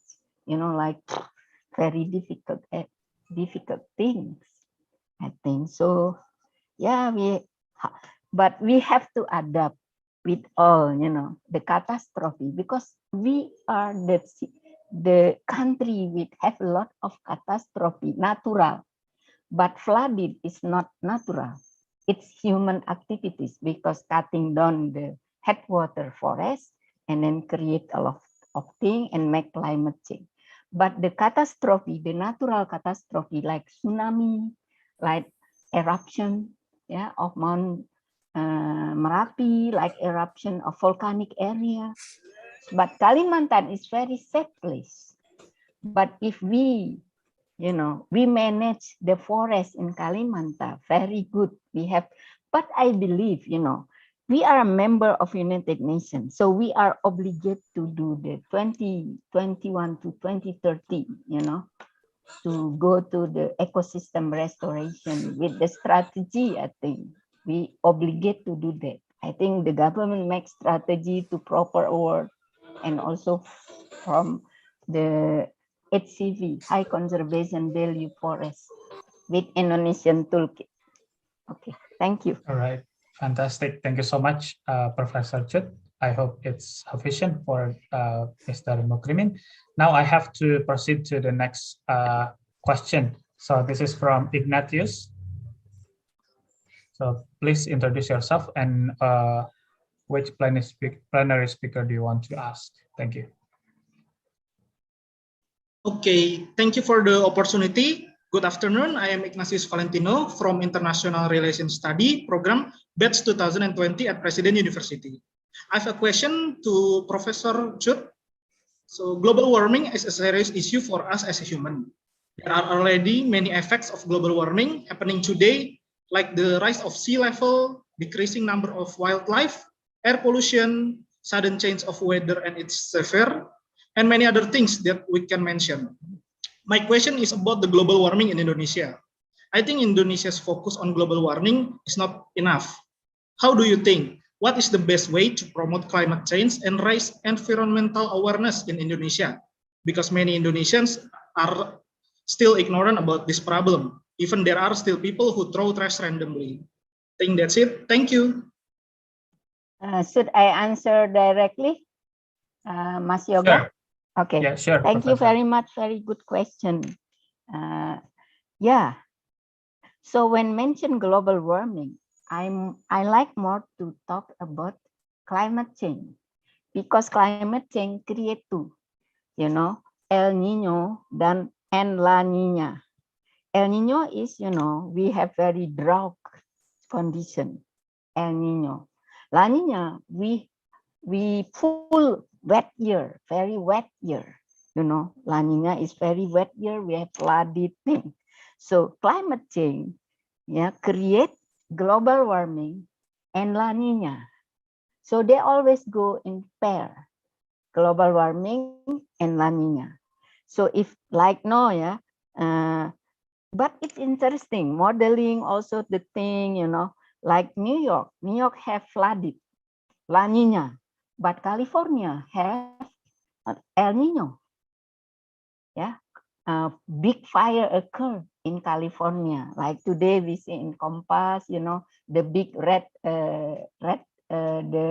the giant tree have to be covered with the special aluminum for not make the tree burning by the fire. So they are running.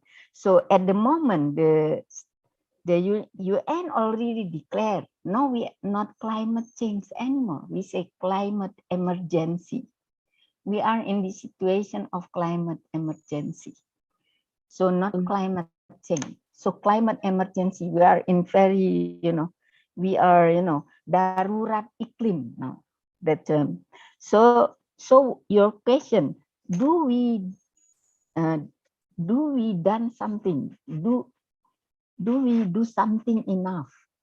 I think the government trying, to do sometime, but see, like, high hak pengelolaan hutan in the past when they cutting down. Pengelolaan for me, it's mean after they cut, they have to replant it again, the forest, but they don't do. And then this law of forest, yeah, become the HTI or HGU, usaha HGU, hak guna usaha. So HTI, HGU become palm oil forest and also mining area. So do we do enough? I think the government trying to do that, you know, like why we have proper is to reduce emission. To reduce emission, it means we should have very good industrial to protect the emission, and also we create a lot of rehabilitate the degraded forest, yeah, because the forest can do, the tropical rainforest can do the carbon sequestration, take the CO2 emission. So so the global warming, you know, it's become no part of the climate emergency.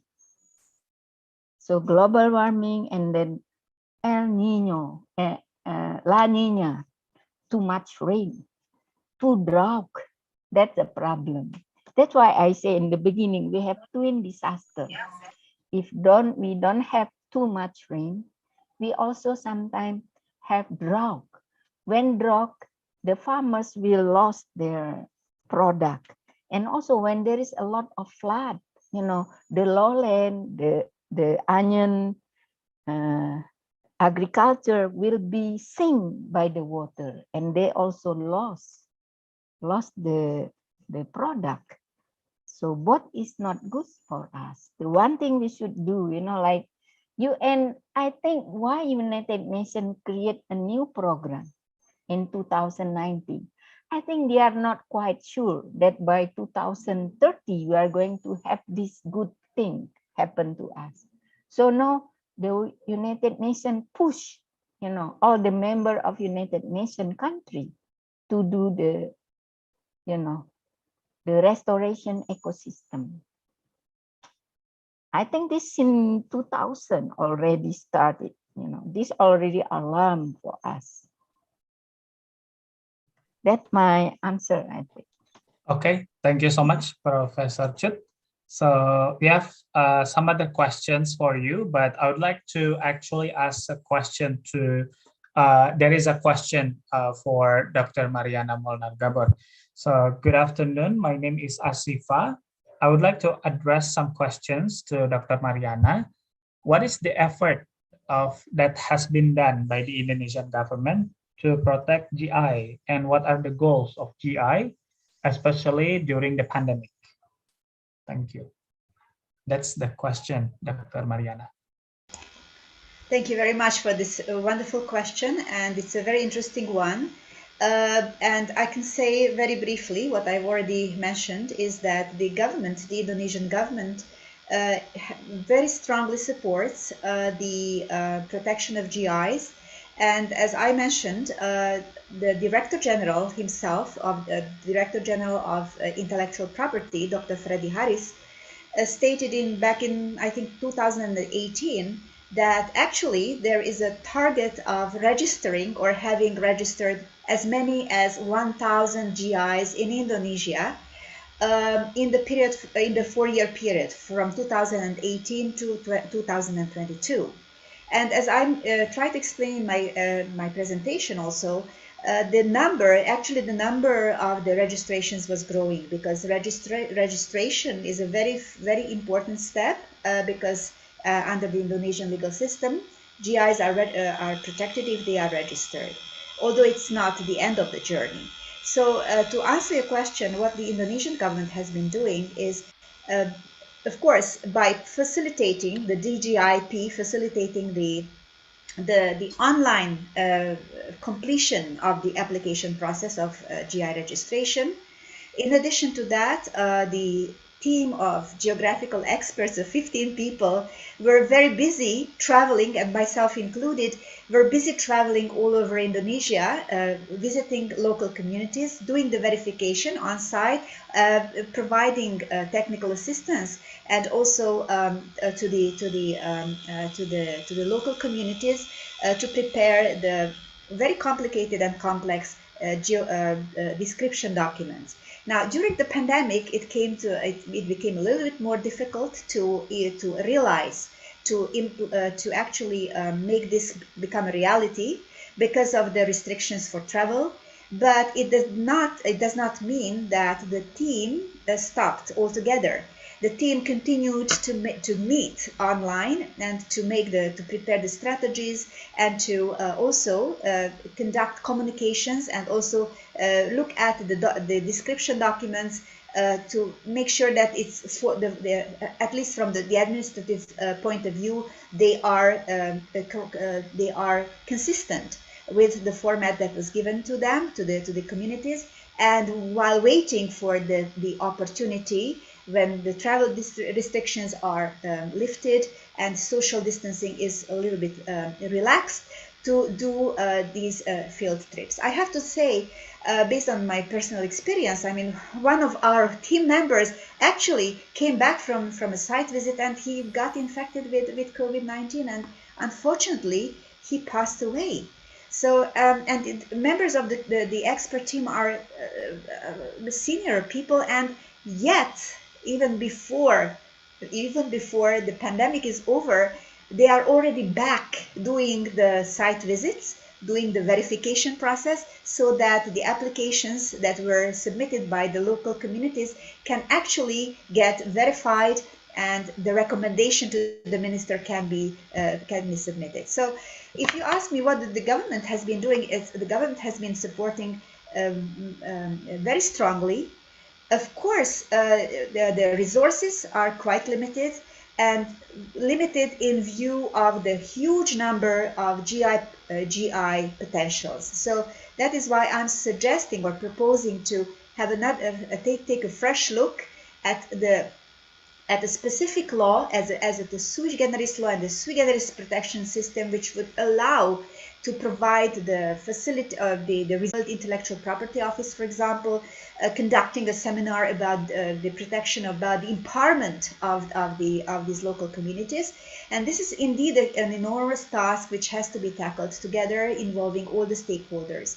And the government has been doing a really I should say an extraordinary job in trying to deal with this new condition of the pandemic, and still continue to strive for the achievement of this target, which was set back in 2018 at 1,000 GI registrations. And of course, we should not be discouraged by the new condition. We are not even deterred by the pandemic, because the meetings are continuing and the site visits are going to be resumed pretty soon. And they already, members of the team are busy going on these trips for verification. And so apart from that, certainly the government has also been delegating the task of supervising the maintenance of the reputation, quality, and specific characteristics of the products, which have to be examined once in 2 years. And it has been delegated to the regional offices of the DGIP. And of course, it also requires enormous efforts to do the training and to raise awareness and to build a legal culture even among the DGIP officials in the regions, to develop an understanding of the GI protection concept, to develop technical skills for them to be able to conduct supervision and to ensure that the reputation, quality, and characteristics of the products are well maintained, so that GI protection can be provided. In addition to that, I would like to also point out that as part of the DGIP's digital transformation effort, in all areas of IP, including geographical indications, there are 3 pillars, namely, and one of the pillars is law enforcement. So the DGIP is going to put more emphasis or more focus on law enforcement of GIs. How do we enforce the GI protection? It has to be done by reporting. If there is a complaint about the misappropriation of a GI, or then it has to be reported before it can be acted upon. So it also requires a certain expertise and understanding of the mechanism, the enforcement mechanism.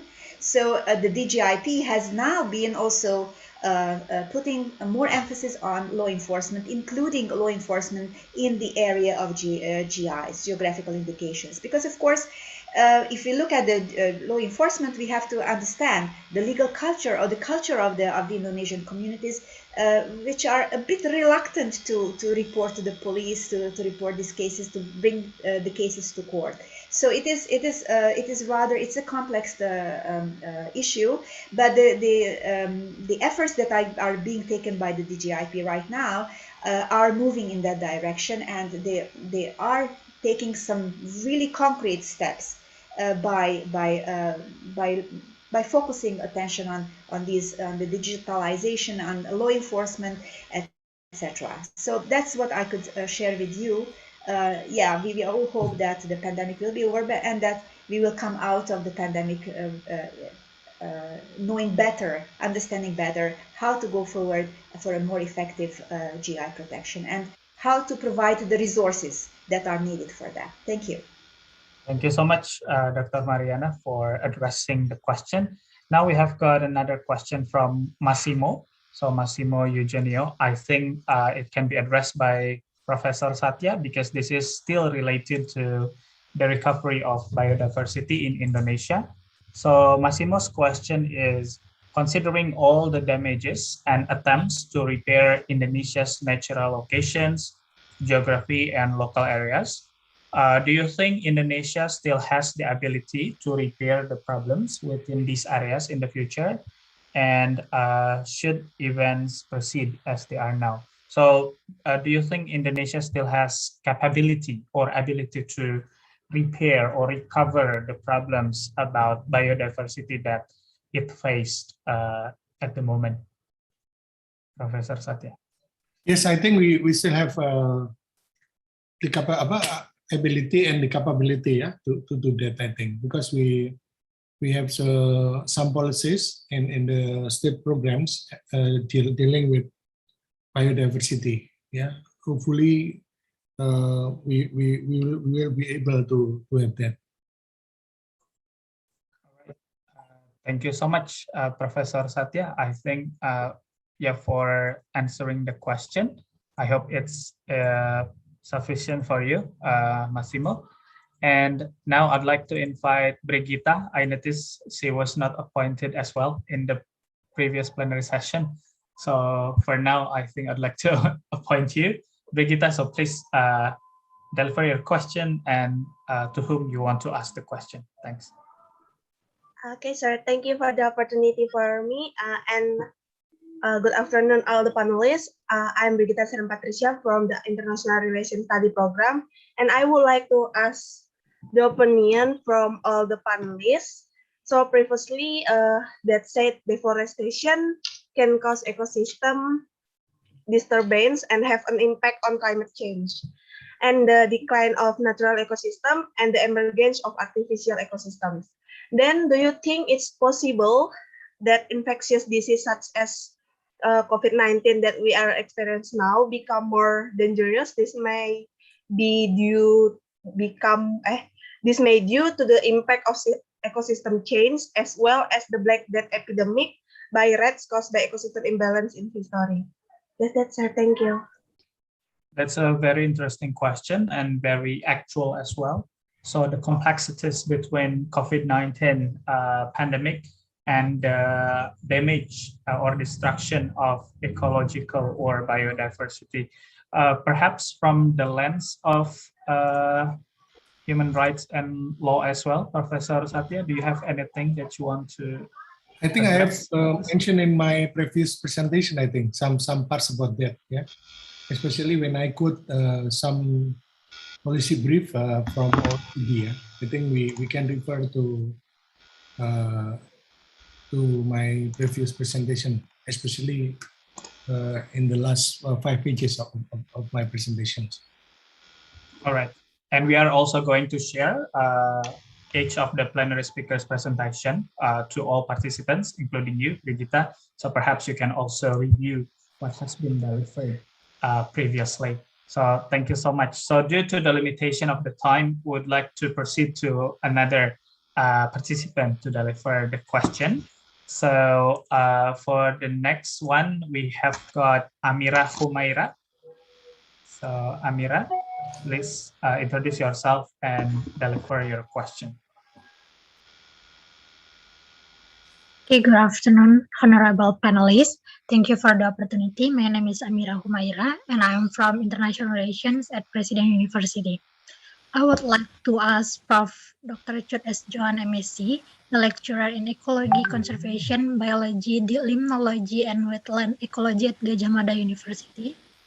So my question, is there by any chance relation between the emergences of virus, COVID-19 virus spread to certain natural condition of a country? If yes, is the handling to this has to be adjusted to each country natural condition, or is it possible only to create a general solution for all of country? Thank you.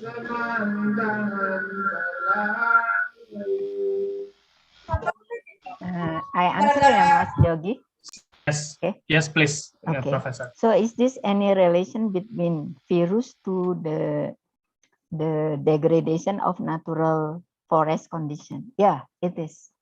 Yeah, like not only tropical forest, like Lyme disease, the one occur in the state, because the chain of rural area become a city.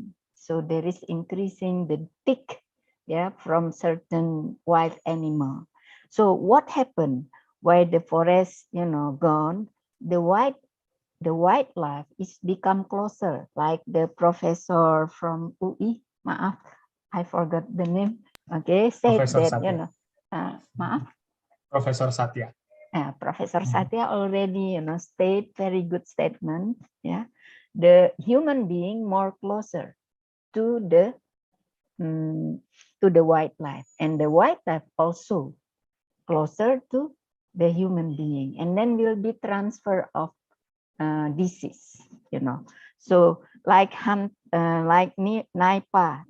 virus. Nipah virus is occur in Malaysia. So in estuary, because Nipah is one of, they change the area, become palm oil plantation, and then there is a new disease called Nipah virus. This is the virus is very kill, so there is exploded of Nipah virus.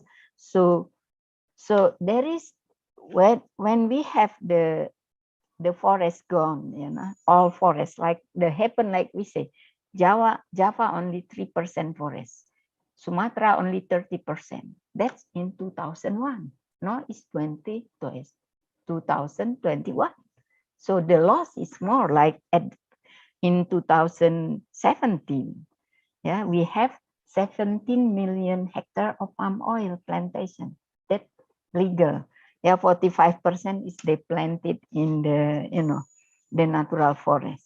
So when there is a lot of new emerging and re-emerging infectious disease, and some virus we don't have any cure yet, like corona, we don't have any cure yet. Yeah, someone like us, does the vaccine work? Do we already have the cure for that? It's still unanswered. Yeah. So I think, yeah, we lost. That's why we try to return it back. So my question, if it possible, yeah, if we apply the RTH, ruang terbuka hijau, green open space, 30% of the area should be, green. Now we move it, if it possible, yeah, to estate. 30% of their plantation is kawasan conservation area. We design, like we didn't plant it next to river, we create riverine conservation area, and then we implemented that things. So I think that the hope. So we have to implement it. So is there is risky, yeah. When we lost the forest, it means we are closer to the new emerging and new emerging and re-emerging diseases, and especially for virus that we don't have any cure yet. Thank you. All right, thank you so much, Professor Chut. So due to the limitation of the time, and there are actually like so many questions, remaining questions. So the next question will be the very last question in our plenary session. So this is from Andi Putri Salsabila Nabone. This question is delivered to Professor Satya. So basically, Andi asked question, as you said earlier, Indonesia becomes one of the countries with great biodiversity. Do you think the effort made by the Indonesian government in protecting our biodiversity is already at the maximum level? If not, how can the Indonesian government maximize the effort to protect our biodiversity? Yeah. Yes, I think we have some samples here, like how the government protecting Komodo, for example, yeah, and also some other special species, yeah, now, yeah. So I think in the future we have I think a good condition, you know, better condition, I think, in biodiversity and cultural protection, I think. Yeah. All right. So there is a promising future for biodiversity conservation or restoration made by the government. Of course, it cannot be alone in conducting that. It requires strategic measures from all stakeholders as well. Fantastic. Thank you so much, Professor Dr. Satya Arinanto. And that basically concludes our plenary session at the International Conference, ICHSS 2021. We would like to express our gratitude on behalf of the committee to all of the plenary speakers, Professor Chut, Professor Satya, and Dr. Mariana, and Dr. Iwan Syahril as well previously. And don't forget, everybody, tomorrow we are going to have panel presentation from all amazing panel presenters as well. So we are looking forward to hearing the panel presentation, and we are also looking forward to witnessing your attendance for tomorrow's session. So thank you so much. My name is Yogi Saputra Mahmud, and back to you, MC, for ASA. Thank you. Thank you very much, Mr. Yogi Saputra Mahmud, as moderating our second plenary session. Also, thank you very much for all the speakers from plenary session 2. I would like to say thank you directly to Dr. Iwan Syahril, Professor Dr. Satya Arinanto, Professor Dr. Chut Sugandawati Johan, as well as Dr. Mariana Monar Gabarwaroka. Thank you very much. It is such a fruitful and insightful discussion, and we do really appreciate it very much. Ladies, gentlemen, all distinguished participants, and all the excellencies, now, finally, the conference is coming to an end. I, on behalf of all the organizing committees of International Conference on Humanities and Social Sciences, would like to say thank you very much from the bottom of our hearts for all our honorable speakers today, moderators, and all the distinguished participants who have taken the time to join our very first international conference on this fine day. We would also like to apologize if there are mistakes during the execution of the event. I also want to remind the participants who have not filled the attendance to fill the attendance form on the link provided by the committees on the chat box. And don't forget, ladies and gentlemen, to join our panel presentations tomorrow at 8:30 with the same link. And finally, I am Asha, and I declare that this conference has ended. Thank you very much, and see you at the next International Conference on Humanities and Social Sciences, and see you tomorrow at our panel presentations. Thank you very much, and have a nice day. Welcome. I'm leaving. Thank you very much. Thank you so much. Thank you very much. Thank you very much, Dr. Chut. Terima kasih. Terima kasih. Thank you very much, all the distinguished participants.